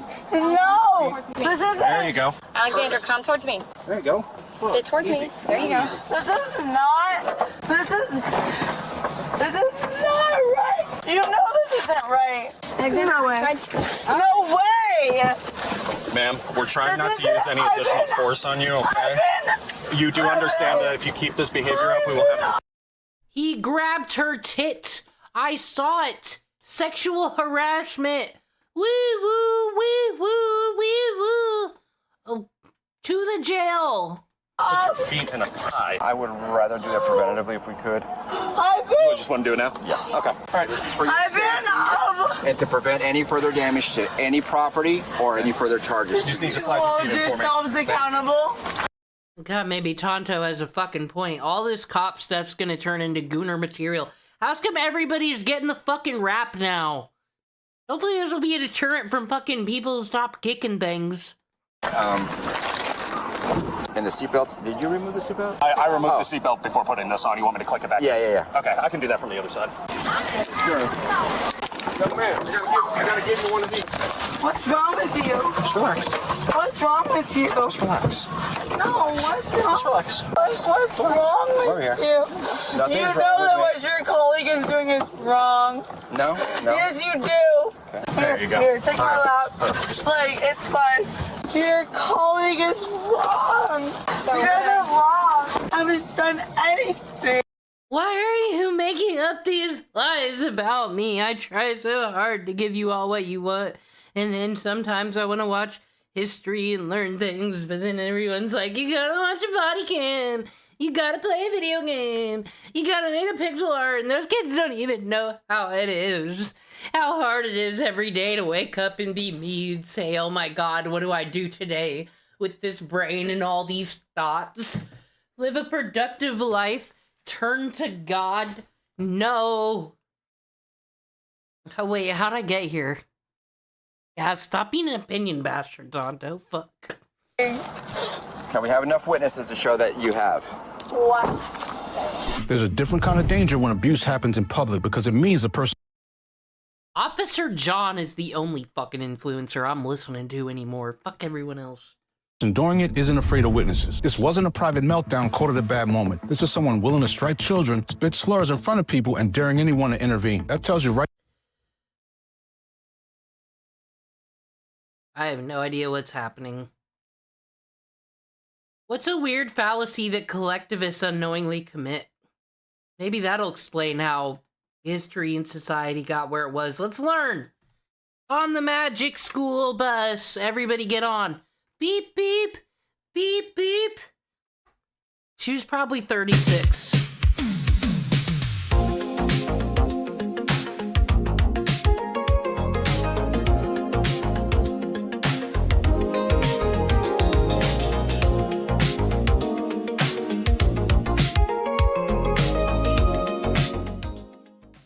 Hey internets, so let's say that there's a knock on your door one day. Surprise, it's the Gestapo, and you are discovering that you are now under arrest for the crimes of a half-brother that you never knew. He was tried and convicted of some various crime last week, doesn't really matter what it is, and so you're going to jail by the association with him. Despite the fact that in this hypothetical situation, this is a person you never knew and therefore obviously had no control over his actions. Does this feel unfair? If you're a rational person, well, obviously it does. How can anybody be held responsible for something that they have no control over, nor any kind of voluntary association with? It sounds The Republicans were all about Ayn Rand when they were base, Tonto. What's your fucking problem? I guess you love slavery. absurd, but of course, this is just a basic example of what is often known as collective guilt. And as completely stupid and ridiculous as it sounds, this is not only a policy that some governments have held in the past and currently hold today, but it's I mean, I kind of believe in this thing because I think that's why religion's still working. We do have a collective guilt. That's why everyone's purity testing and getting in fights. Why people confess and play the game of the interrogation room. It's like this force inside of us. We're not supposed to do bad and get away with it, actually.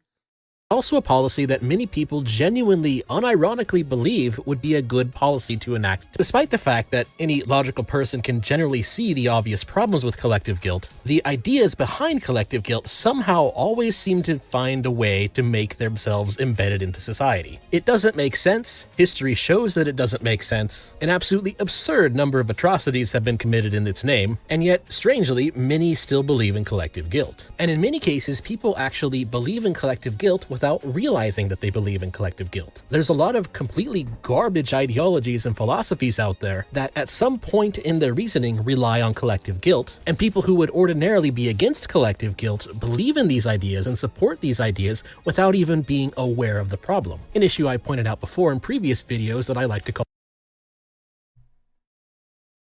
That might be an interesting video to check out, because this is like the type of sociology stuff I've been complaining about, right? Like, I feel like these people are so passionate and yelling such big words about things they don't even fucking understand.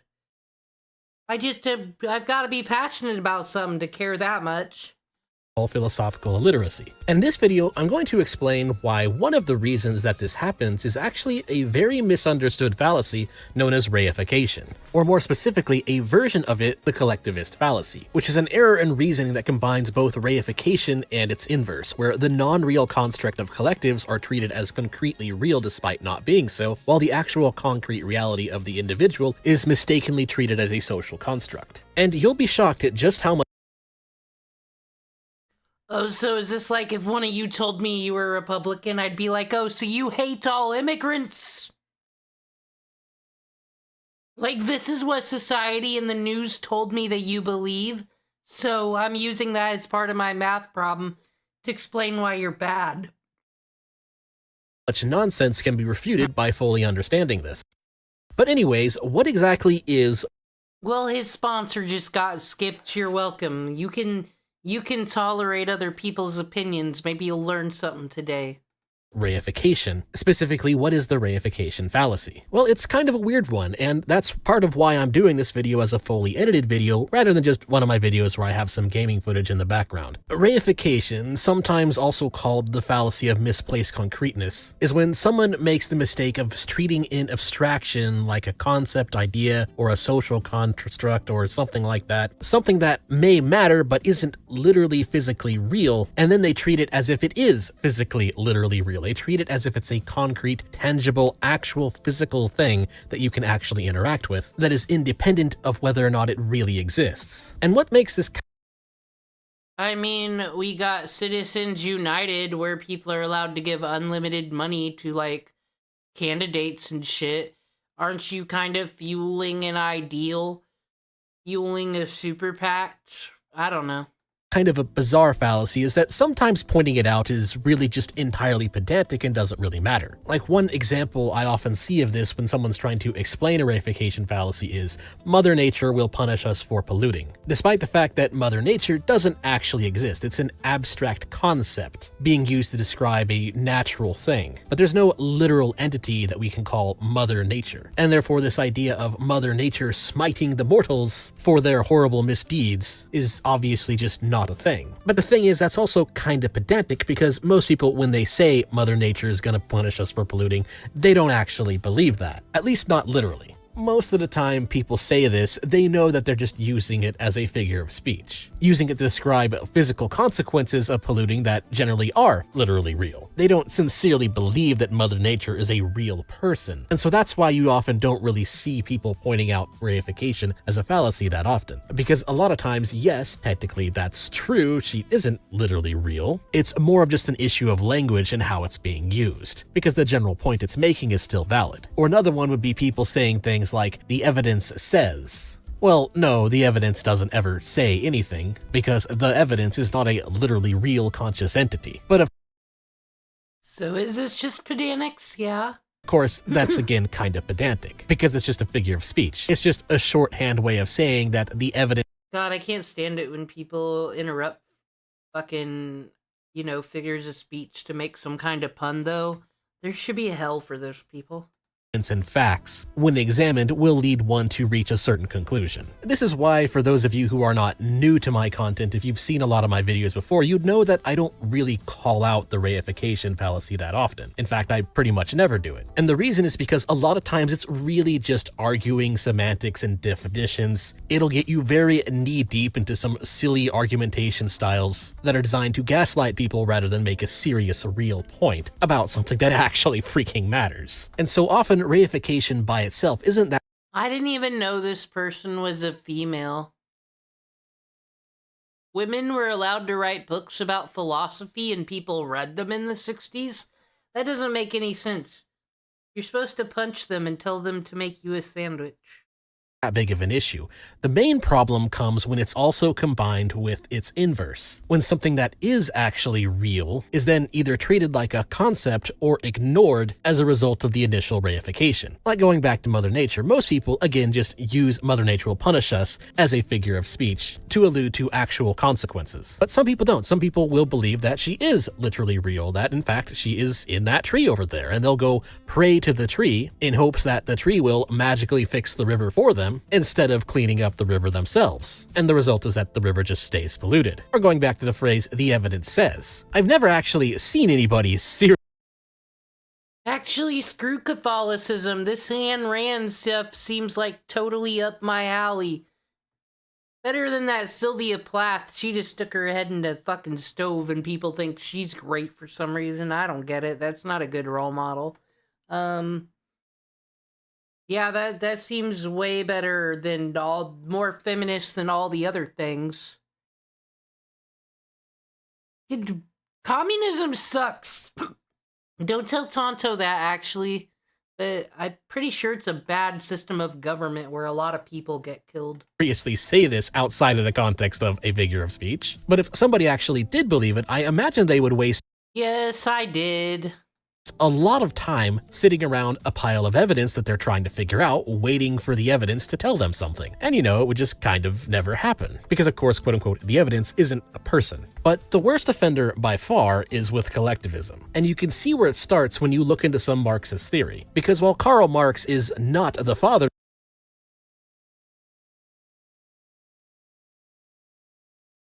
Thank you, Elon. Now I understand why you've ops. It's because you hate these gross pedos known as the communist people. of collectivism by any means. He's the guy whose ideas in regards to collectivism appear to be the most pervasive in modern philosophy, mainly because he worded it in a way that logically concludes in reification of the collective, without actually directly reifying it himself. One way he did— Man, were you all there in Jane Eyre, where she really thought she was gonna make it work with that guy, but he was already married to a woman? But plot twist, she was insane. He really loved her. Don't leave. Jane Austen is the greatest writer of our generation. And by that I mean not mine.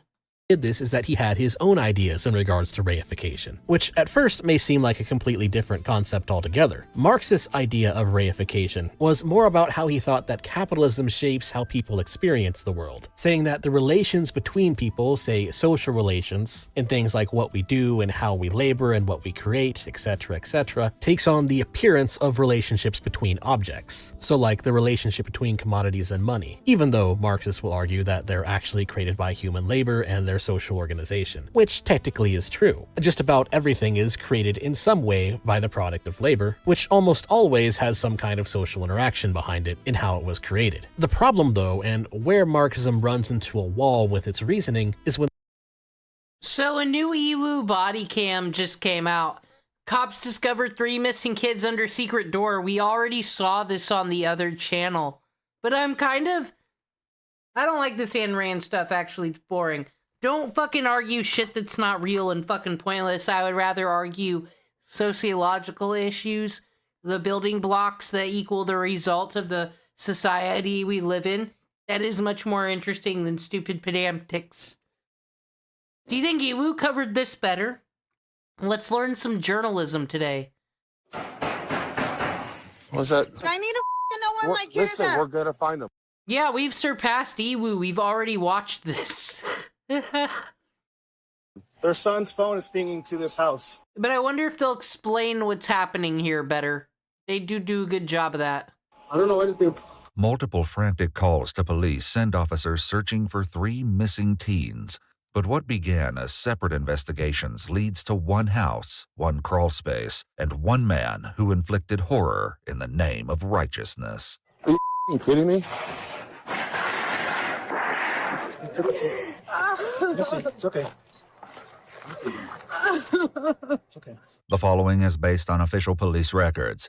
It's May 6, 2025, when an officer in Fernley, Nevada responds to a disturbing call. According to police records, the caller explained that her 13-year-old brother had received a text message that someone was going to kill him. However, as the officer makes contact with the boy's mother, he learns that there's much more to the story. Are you on the phone with your brother? He is my son. He's your son. Okay, what's his name? This is dedication. How old is your son? Yeah, 2 boys are twins, my sons. He's on Miller and... The officer learns that both of the woman's sons are missing, and she's trying to track their location with the Find My iPhone app. The app shows that at least one phone is only a short distance away. You want me to take her down there to Miller to see if he's down there? Yeah. Is this a live feed of where he's at? I can take you. Yeah? Okay, come on. I can take her real quick. Okay. I'll head over there and see if I can find him, okay? Bizarrely, this isn't the only missing juvenile report that police have received that day. Just 10 minutes after the initial call about the text message, dispatch received a call from another worried mom. She reported her 13-year-old son and his 2 friends missing, saying the last time she saw them, they were talking to an adult man. At first, officers aren't sure if the disappearances are connected, but any doubt all but dissipates when another 911 call comes in from one of the missing boys. They said it was dark and that they were in a basement. So they're in a basement? Yeah. Okay, so he needs to come out and contact us. I don't think they can. They said they took his phone. He's saying he's inside a basement? Yes. This is where the location. The brothers are telling the RP that they are in the basement. With the stakes raised, officers head to the location of the ping, as does the mom of the missing brothers, her daughter, and the bystander who offered to drive. Based on that ping location, they narrow down which house the boys could be in. One officer knocks on the door, but with no answer, he drives around to the back of the property. And it's there that he meets an unusual individual. Hi. Hello. Who are you? Huh? Who are you? Oh man, this is where we get Oscar the Grouch. I forgot. You live here? They can't come down here, then. Yep. So their son's phone is pinging to this house. I don't know anything about them. You don't know anything about it? Nope. You live here? This is my grandma's house. Yeah. Your grandma's house? Who are you? I don't have to give you my name. Okay. They probably walked by here. No, his phone's Turned it here. off. I don't know.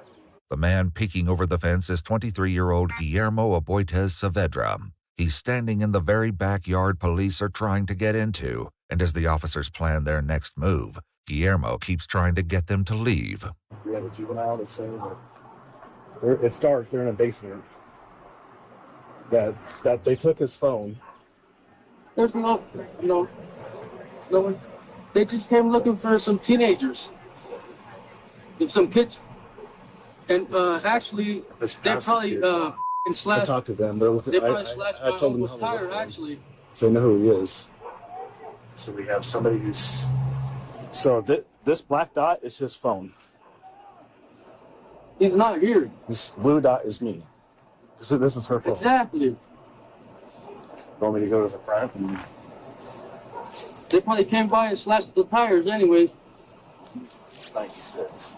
So. With Guillermo acting suspiciously and both the phone location and 911 ping coming from the house he's trying to usher everyone away from, officers are confident he likely has something to do with the disappearances. I have nothing to do with it, so.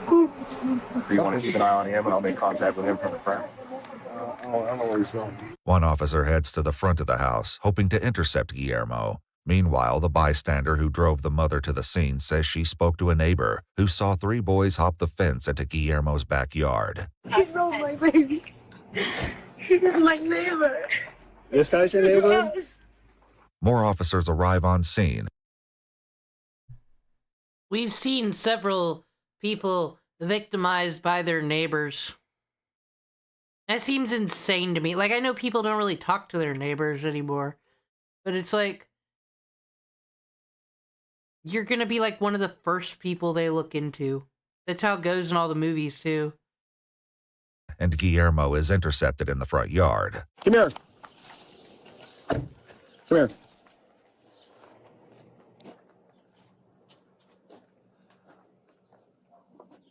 Why were you over there and now over here? I'm a landscaper. You're a landscaper? Yeah. Here, turn around for me real quick and put your hands behind your back. I don't know if he's got something to do with it. What is going on? I don't even know what's going on right now. Me either. We don't know what's going on. We've got like a phone ping in and To this address? it's saying that You got anything to do with kids, man? No. Any nothing. kids here? No. There's No? no kids at all.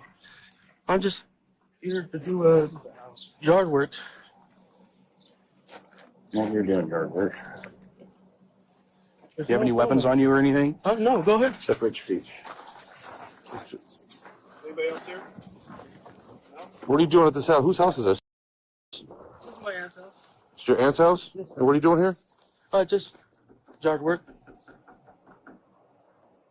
This is the house where the ping is? Yeah. As the officers continue to discuss where exactly the ping could be coming from, more people arrive on the scene, including the mother of the 3rd missing teenager. This is the parents. Hey, I need just go back to your car for me. We'll be right with you. Hey, was this the male your son was with? Okay, go back to your car for me real quick, please. We're trying to find him, ma'am. Ma'am, Why would I know anything about your go back to kid? the car. What are Okay, you we're trying to talking figure it about? out. That's why we're here.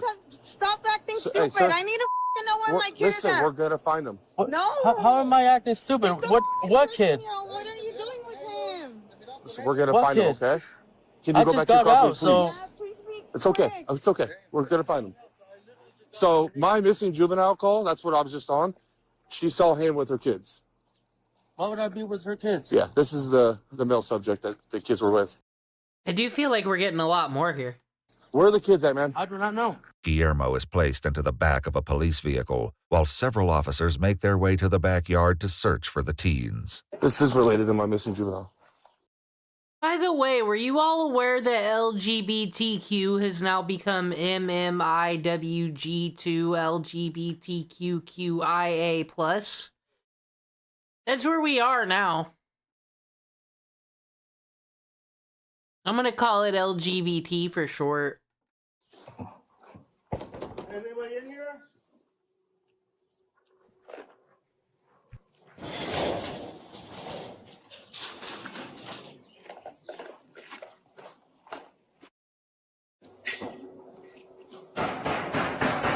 What's that? Are you f***ing kidding me? Come on, guys, step out. Who's all in there with you guys? The three missing teens make their way out of a crawl space beneath the home, appearing disheveled and distraught. Come on. Hey, stop it. Let's go out this way, guys. Come on. You guys need medical attention at all? Yes. What's wrong? What happened to you? Beat my back. Can you send that further? No. Hey guys, come with us. We need you guys to come with us. Come with us, Guys, okay? Come on. Come on, guys. Come with us. We got him. Is he here? What was he wearing? Is it just the three of you in there? Blue shorts, a hoodie, beat up shoes, gray shoes, a mustache, a dirty mustache. Did he say anything, guys? What happened? He said he was gonna kill us. He took a video that he beat us on my phone. He stole my phone. The traumatized boys are brought out from the backyard, where they're met by their equally traumatized parents. What the did they do?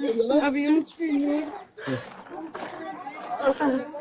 Hey, where are you injured at? my You know what though? Y'all know the Iwu we watched it on stream. The guy who was stealing kids' paperwork and all that stuff, going to the school orientation like he had a kid. He had stalked kids, all that. Nothing even happened, like something horrible could have happened. I absolutely understand why everyone there was mad. But these people's kids actually got kidnapped, and they're actually, like, less uppity than all those people were. legs and my back. He hit me on the head and I feel really dizzy. What did he hit you with? A stick. It's a broken stick in the back with tape. As officers try to separate the boys from the commotion and get initial statements, their parents aren't ready to let them out of their sight. One father even tries to open the door to the vehicle where Guillermo is still being held. No. Don't touch it. No. We'll do it My baby. in a minute, okay? Let us do our job. You know, I'm gonna give that father all the props in the world, just straight up. Is this the guy? Well, you said it is, so I'm allowed to punch and kill them to death, officer. Just how casual and with absolution. He's like, this the guy?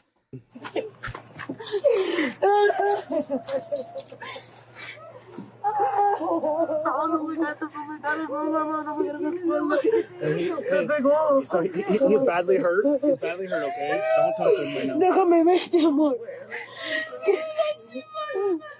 Déjame verte, amor. Déjame verte. No puedo levantarme. No me puedo con un palo. Con un palo, no. Es el que vive en la esquina, ¿verdad? Hey, I need to talk with him, okay? I gotta talk with him. I need to talk to him. Can you guys please wait over there? Okay? I need to talk to him. Wait over there. He's okay. Eventually, the officers are successful in separating the boys from the cacophony and learn the gruesome details of what they experienced. Walk me through what happened today, okay, buddy? We were at the park. I went for my brother back at my house, and we went to the park and we started swinging, waiting for our friend. Swing on the swings? Okay. And then he came out of nowhere with his fist all balled up, and I thought he was gonna jump the fence or something. And Where was it? Was he on the sidewalk? he came from like the corner. Do you know him at all? No. No?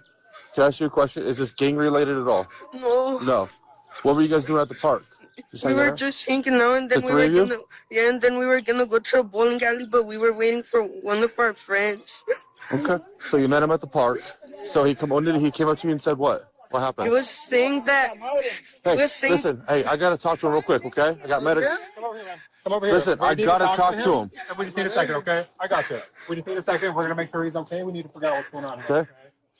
he It's was okay. telling me that my dad was saying people from some type of people in Mexico or something, Okay. like a type of place, and then he just started slapping me while I was on the swing and saying it would get worse if I didn't tell him. People beating up random children that aren't theirs are sure on the rise. Stuff. The teens go on to say that the man, who they later confirm is Guillermo, claimed to be a member of a cartel and threatened to kill them. But the worst of the horror was yet to come. He took us here. He made us hop the fence by there. How did he take you here? He told us to follow him, to keep walking forward, and if we don't shut up, he'll murder us. And then in the backyard there's an alleyway. He told us to hop the fence, and we hopped the fence, and he Which alleyway? The one over here? right behind this house where the fence is, where his fence is at. Okay. So he had us climb the fence, and he told me for my phone, and he told us to empty out our pockets, and he broke my AirPods with a knife thing. It's all rusted up. He broke the AirPods with that. Then he told me for my phone, and he started throwing it, and then he realized he could do something, and then he told me to unlock it, and then he told us to log out of my Instagram account and to do a lot of things and delete everything in my phone. And then I gave him my phone, and he started recording us, and he started beating us. After that, he grabbed what seemed to be a wooden stick, and he started smacking him really hard from behind. And after that, he did it with the rest of us. He made us stand up, and yeah, he kept smacking us, and he kept hitting us with the wooden stick. And after that, he smacked us at the back of our necks. And then he told us, he told us that he wasn't scared to die, or that he wasn't scared to kill us, and that if he wanted to, he could go get his tools and rip our fingers and our nails and everything one by one by one. And he said that he was affiliated with cartels and stuff. Okay. So, where was he beating you with the sticks? In my bag, he had us pull down our pants, and then he beat me in my thighs and stuff. And he started saying stuff to us and asking us things. And then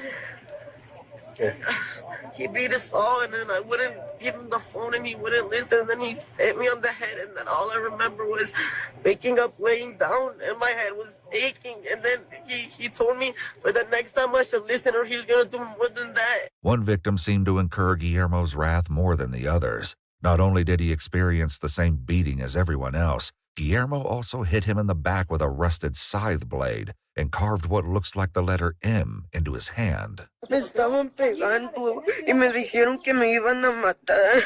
And yeah, he just kept hitting us at the back of the necks, right here, and the back area. And he just kept doing all this to us. And then he opened like the gray thing that, well, I assume led to the crawl space. And then he lifted up the crawl space and threw us in there, and he said, "Stay in there." And I knew my brother. Like, did we ever find out what his fucking... The Salamancas can't keep getting away with it? What was their plan? My brother had his phone and he hid it, so I tried calling for you guys and stuff. And then he kept on bringing me out and pulling me out and hitting me because I wouldn't give him my password or tell him anything about my phone. And then I gave him everything, and he told me to start deleting all my photos, my Snapchat, all my everything, my social media, everything. And then when I wouldn't do it, he just kept on hitting me. Delete it yourself, motherfucker. The teens say they were able to secretly call 911 and heard officers arrive at the scene before Guillermo had the chance to torture the teens even more. So I'm gonna have medics come check you out, okay, bud? And I'm gonna go get your phone. Okay? Yes. Where's my brother and them? They need to get checked out too. They got They hit will. too. They're gonna get checked out, okay? They're gonna check out all you guys, okay? EMS has already been called to the scene to assess the teens' injuries. According to police records, 2 have multiple severe welts and bruising to their backs and legs. Officers also want to find the phone Guillermo allegedly recorded his assault on, which doesn't take them long. A neighbor, alerted by the commotion, came outside to find the phone in his backyard. He hands it to the officers, who bring it back to the teen. Is this your phone, bud?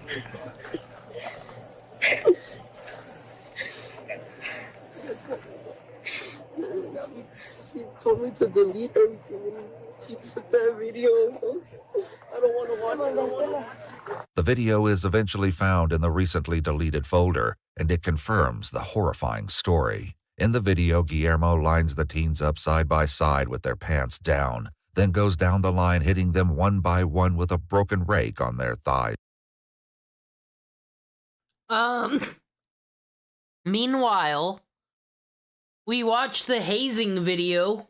That was perfectly acceptable there. How dare those cops ruin those men's fine time, really? And buttocks. He started hitting us with a stick and then it broke right there. And then he broke that thing to get a little stick to it. He broke the rake? Yeah.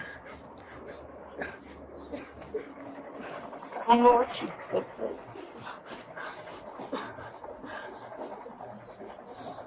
I think he put it somewhere in the sheds. Was it? He hit you with that? Yeah.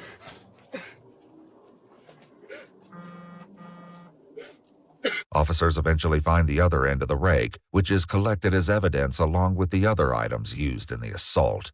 As the teens are preparing to go to the hospital, more people have arrived on the scene. Guillermo's family, including his mother and sister, are horrified at what he's done and provide valuable insight into his mental state. Does he have mental problems? He started acting out like Is he on drugs? we believe so. We've called the police to our house multiple times, and we've asked them what can we do. She's gone to the court and asked them what can we do. Because he told us he was doing yard work here, your brother. Yeah, no. The sister goes on to say that the house actually belongs to their grandmother, who is out of town for a funeral. The family has been coming over to occasionally check on the house, but when they arrived today, they were met with police cars and outraged parents.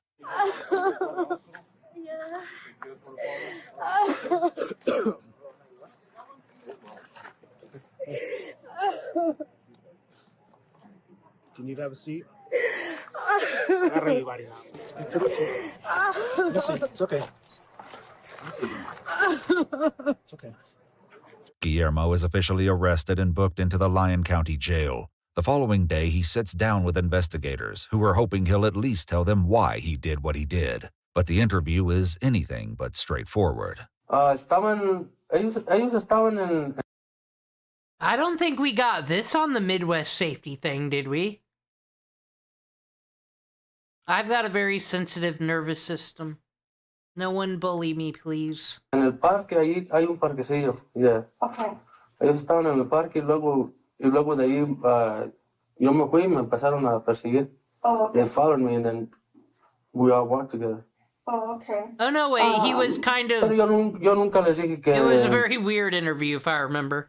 Que me los iba a llevar ni nada. Yo pa' qué los quiero. I didn't know who they were. I thought they were just over there playing hide and seek. They were under my grandma's hide and house. seek The excuse. detective works to dig deeper into why he abducted the teens in the first place, and I am home. What more can I do? eventually his motives come to light. One of those guys that was there is having his little kid doing his dirty job, and he knows it because he was just sitting there with his arms crossed, being relaxed. Okay. What do you mean by that? What I mean by that is that he thinks because he's from Michoacan and wherever he's from, you know. Oh yeah, And cartel. he's just having his little son thinking he's a badass, and someone else ain't gonna, tell him how it is. So I didn't really Like, no te entendí que dijiste, like, ser dirty work, like, tengo varios entendidos que puede ser el dirty work. ¿A qué te refieres? Like, cosas ilegales, tipo? Sí. ¿Tiene que ver con drogas o qué? Sí. Yeah. Ya. ¿Están vendiendo de su casa o qué? I bet you. Yeah. Because I bet you, because that guy that's from Michoacan ICE agenda? and his girlfriend or whatever Maybe. just gave herself up yesterday, just flipping me off and this and that.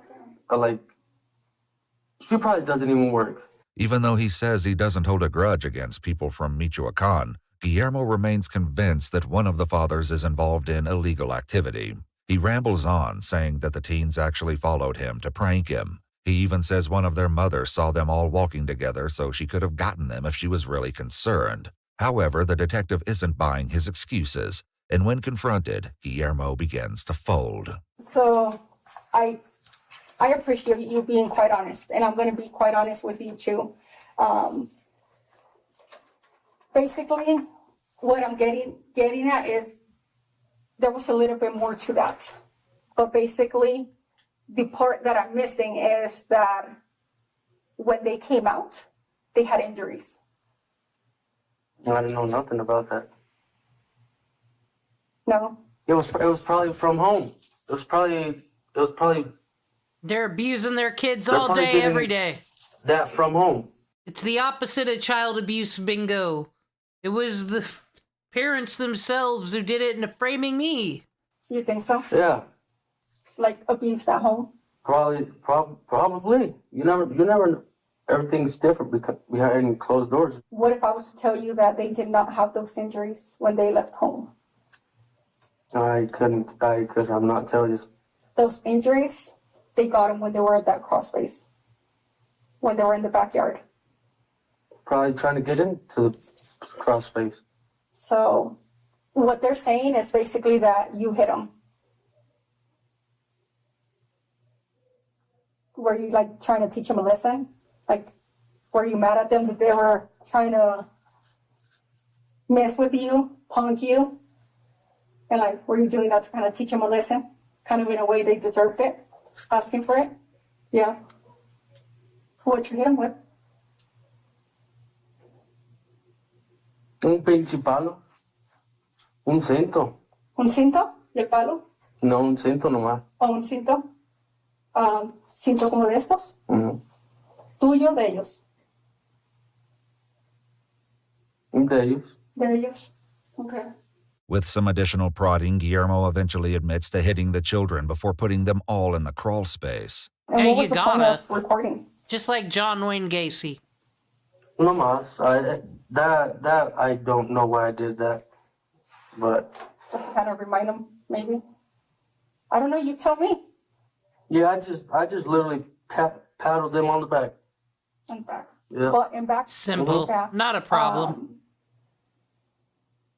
All that kind of at the same time. At They the were same all, time, all yes. standing, Yes, and ma'am. you were standing behind them. Okay, what were their clothes doing? Their clothes?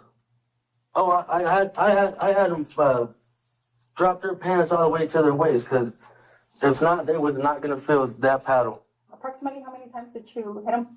I whooped their like whoop on the butt like a couple times. Yeah. So then after that, were your plans to get back into doing the original work of yard work?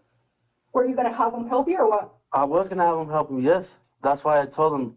That's why I wanted to go under the house and check the water. And what made the other two go? I don't know.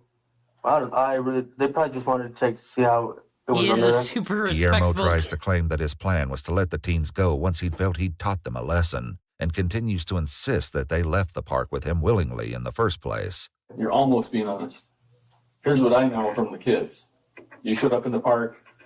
You obviously talk about this kid's dad. Okay. And so you've admitted that in here already. You have problems with this kid's dad and where he's from and the attitude that you portray this kid's dad coming from Michoacan. So you approach the kid on the swing, which you said he was on the swing. Yeah, you slap him. They were both on the swing, yeah. Okay, you slap him.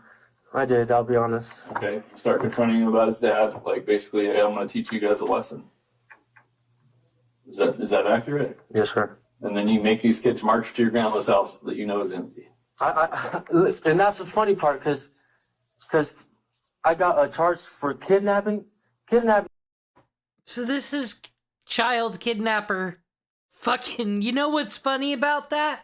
My ops will always say this crazy, insane stuff. Israel did it, really.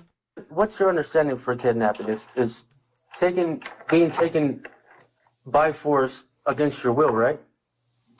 Yeah, which is what you did when you made him leave that park. According to court records, Guillermo accepted a plea agreement and pled guilty to 3 counts of kidnapping in the first degree. Guillermo's flawed understanding of kidnapping aside, he was sentenced to 3 life sentences with the possibility of parole after 5 years to be served consecutively, making his total sentence life with the possibility of parole after 15 years.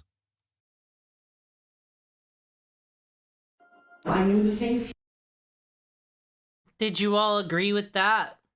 There's a new Midwest Safety. Midwest Safety unlocked this story first. But now we got rich neighbor jumps into water to escape the cops. The rich are on the loose. Lock them up. Officers from the Flagler County Sheriff's Office in Florida attempt a traffic stop on a white SUV with 2 males inside, where the passenger gets out of the vehicle and starts sprinting away. 1031, 1031. He's looking at the back door. Around the back of the house. Towards the water. Stop right now, you're gonna get tased. Jumped in. Get out of the water now. He's crossing the canal in the water right now.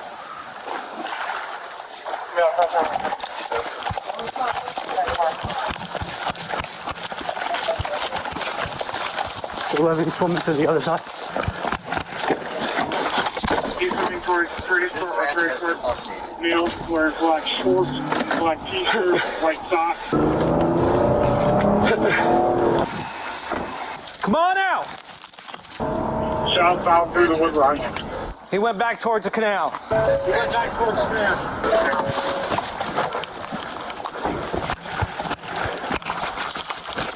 He's going back down towards the house, towards the end of the cul-de-sac. Come here!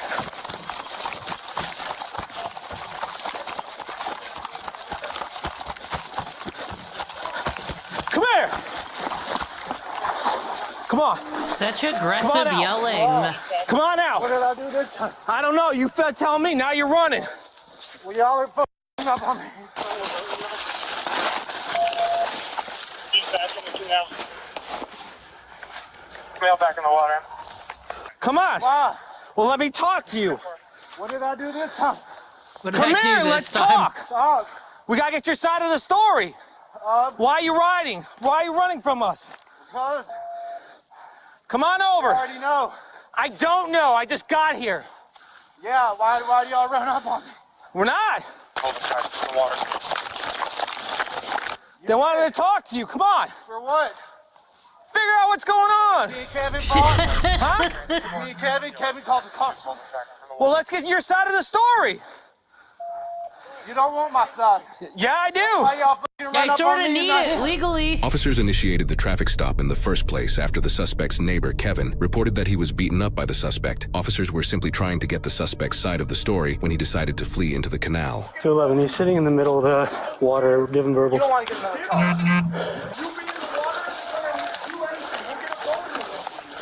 You don't want to get another charge. What is that? I already got enough. Oh, where's he gonna go? You're gonna make it worse. Just come on, bro.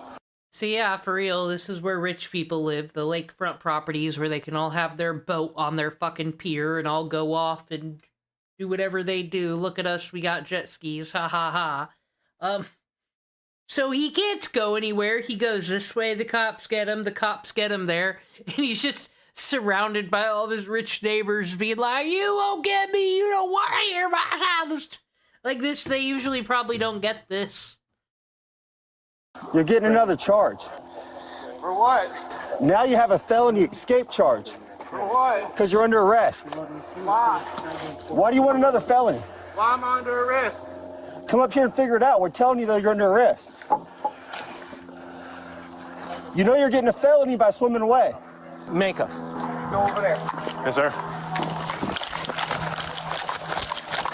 Hey, there's people right there. There's cops there and there. What are you doing? Dude, what are you doing this for? Hey, listen, we're putting the bird up in the air. The bird's coming up. You're not going to be able to run. Can you shoot over there? I have to go all the way down and over. Yeah, I can. That's that direction. 10-4, that's going to be the Crandon Court.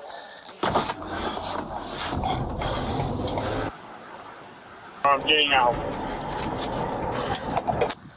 Come on, guy. Why are you doing this? Why are you making this worse? Huh? Why are you making this worse? Will you come over here and just talk to me? Yeah, I wanted to talk. I'm telling you, I wanted to talk to you and get your side. No, because you pulled up with blue lights. That's not what. My lights are not on. 10-4. Out of the canal. Male getting out of the canal now. South. Along the backyard. There's a wooded lot. Keep running south into the wooded lot.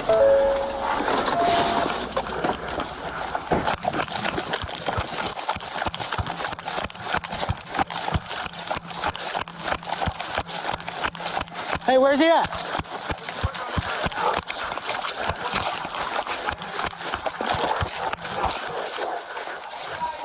Summers, come towards me on the other side. Pedestrians are pointing them out in this wood line.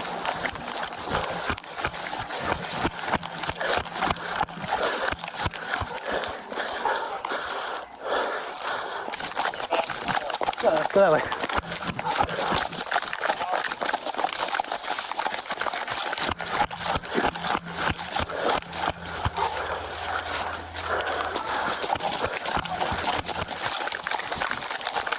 Get on the ground! Get on the fucking ground! Get on the fucking...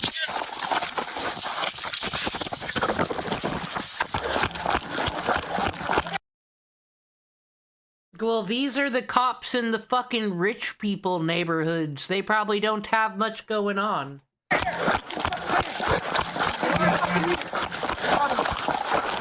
One's fighting. Really?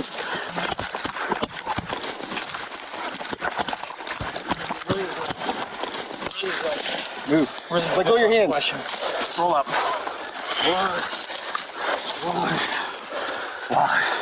Why? That's a great question. Why? I didn't want to talk, that's for sure. That's not my side of the story. Colin, come on. What do you get pulled over? You didn't run? I didn't run. Why are you quitting, Jim?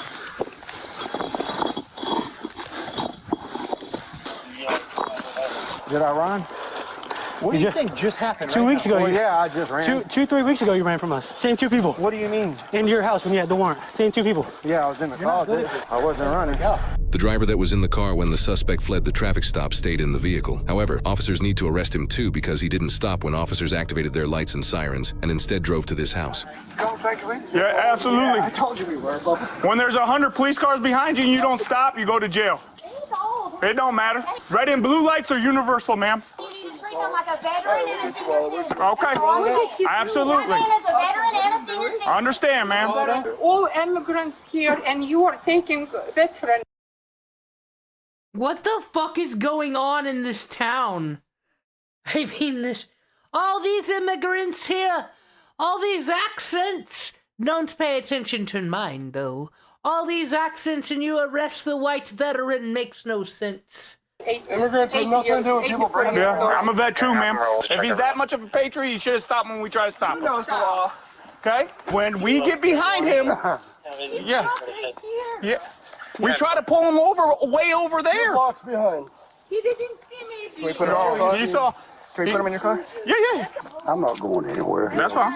Well, it's just silly. What? It's silly that you didn't stop. What the hell? I didn't know I was supposed to. I didn't see you guys. Come on now. Your nephew or whoever was in the passenger seat jumps out the car and starts running. It's my son-in-law. Or your son-in-law. Come on. What are y'all looking for him? Because he beat the shit out this guy over here. Oh, he did not. Yes, They he both- did. Oh, That's all right. this is silly. He ain't gonna go nowhere. He's coming out of my. Do you have any medical complaints? Yeah, What? everything.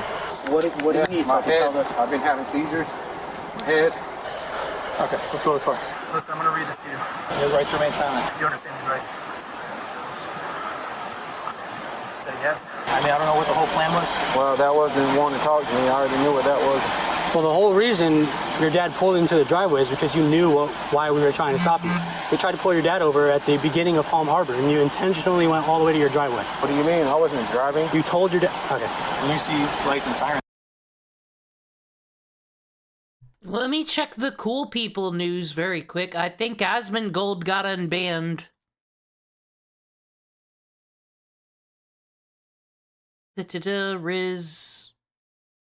Oh, Valkyrie talks to XQC too. XQC is so famous. He says things. The juicers, they swarm. Lol. You're dating Hassan Piker. He doesn't like those people.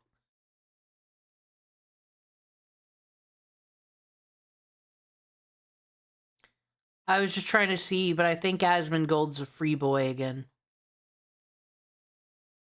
Rockstar had a data breach. What do you normally do for that? I don't know. But you still get a chance to get your side of the story. So what happened today?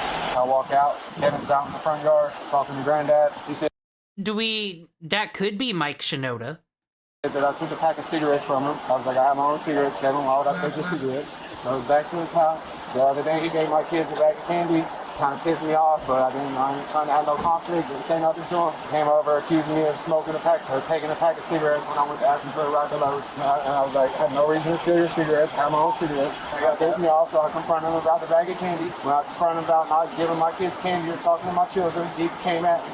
And we got into a scuffle. Can we see just plain view if there's a pack of Newport cigarettes in this car? Don't go in that car right now. Don't go in the car. Don't go in that vehicle.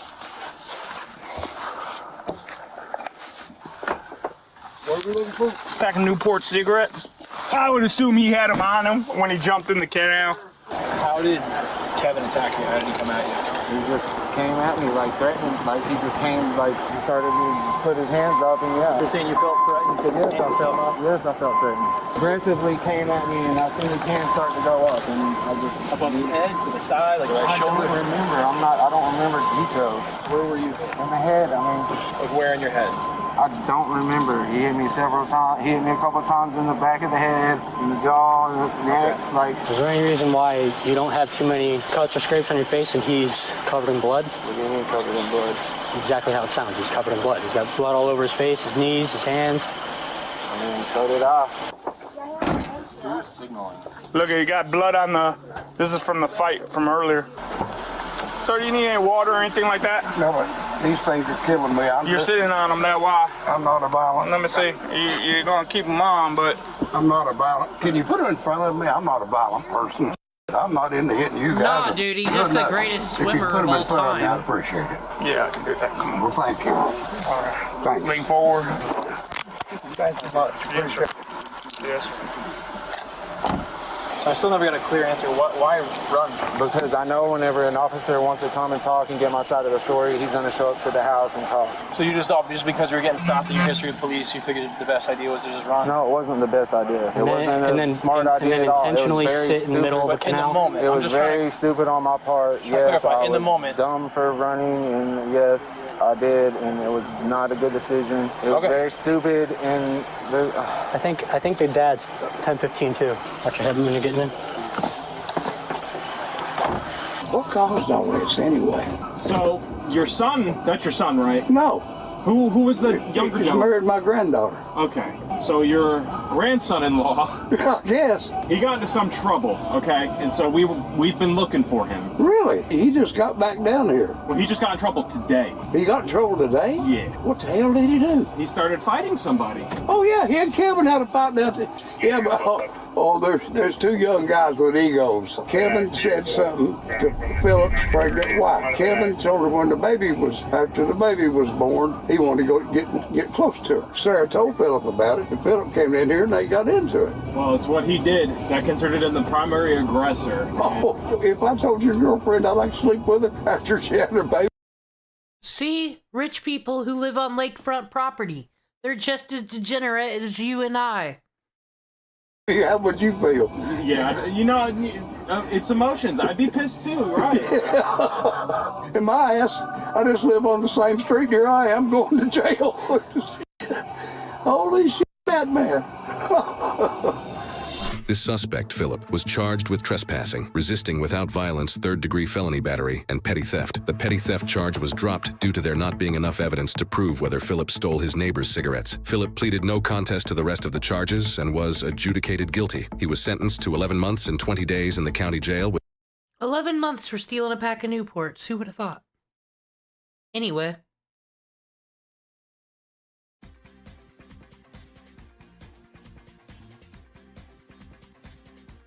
Hello everybody, what's up? So we learned the history. Now I just have to learn the Bible. That'll be next time, but we also gotta do video game related stuff. Fate Stay Night, gonna do some of that, I haven't forgotten. The Stardew Valley cult, I think I'm ready. I got all the jelly things hooked up. Some people need to make jelly or go fishing. Do something useful. Gonna open it up, we can play together. That'll be coming up. A lot of fun things. But for right now, I'm gonna smoke the rest of this cart. Right here. With you guys.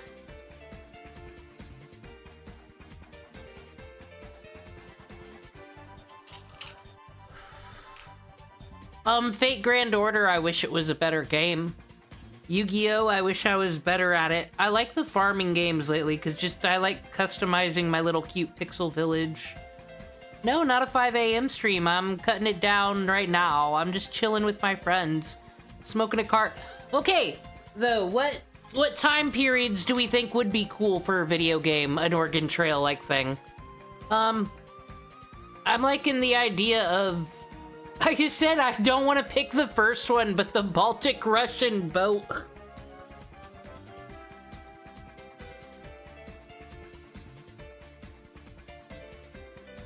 How come Germany just didn't give Japan gasoline during the war? Then they wouldn't have had to attack China. Like, weren't they allies? Why weren't they friends?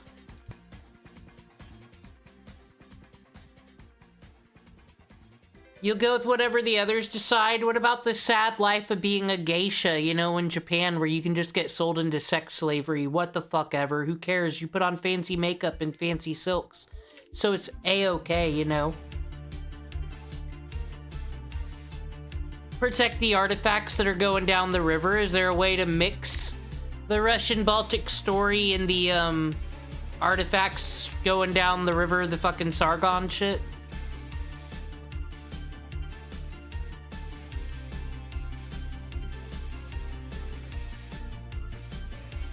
I like, the French Revolution simulator would be awesome, too. Instead of the Oregon Trail, how to solve being, I don't know, like a pager assistant for... What's-his-face? Ross Perot? No, not Ross Perot. Why did he do it? How do you not know if you go do extreme in politics, it could splash back on you and it's gonna be your head getting cut off at the end? How do you not see that? It must just be getting high off of your own power. Like, so high off of it, it's like a coke brain. You can't see the end line. Clicker game with guillotines.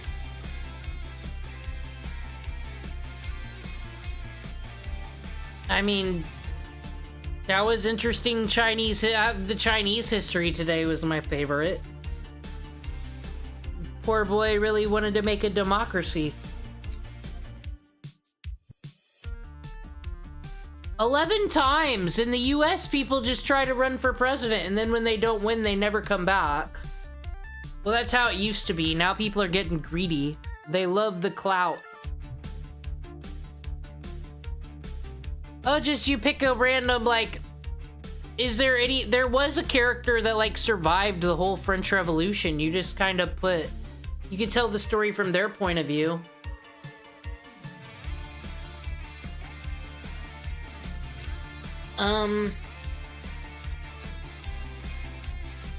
Oh, colonies. Then there's always the Jim Jones tale. I would like if there was some more California stuff. Navigating, like, imagine you just moved to California, I don't know, be a movie star or some shit. You know, the usual, I'm gonna go to California and do this cool thing.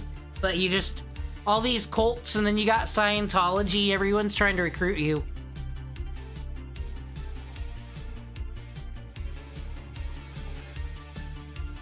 You'll find me some more California cults.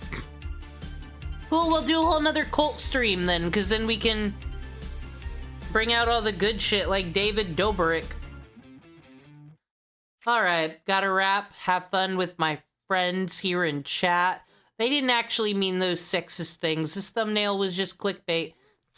They are really... The argument being made is that women shouldn't have to leave their homes because they are princesses and we should get everything simply for existing and filling this planet with our greatness. I demand 17 golden orbs right now, simply for sharing opinions on the internet, as all women do, whether it's left or right opinions. Yeah, it was just a bit. Yeah, because someone has to show the fuck up at work and doesn't call in 20 times a year because they got a cold. They got a flu. Nah, fuck that. Go to work. Okay, I don't know how to end the stream, but I think we did cover a lot of history. I think we were good. I think Justin's the one who's giving me those emojis. What a nice... Oh my gosh. Goodbye. Complain to me on Discord.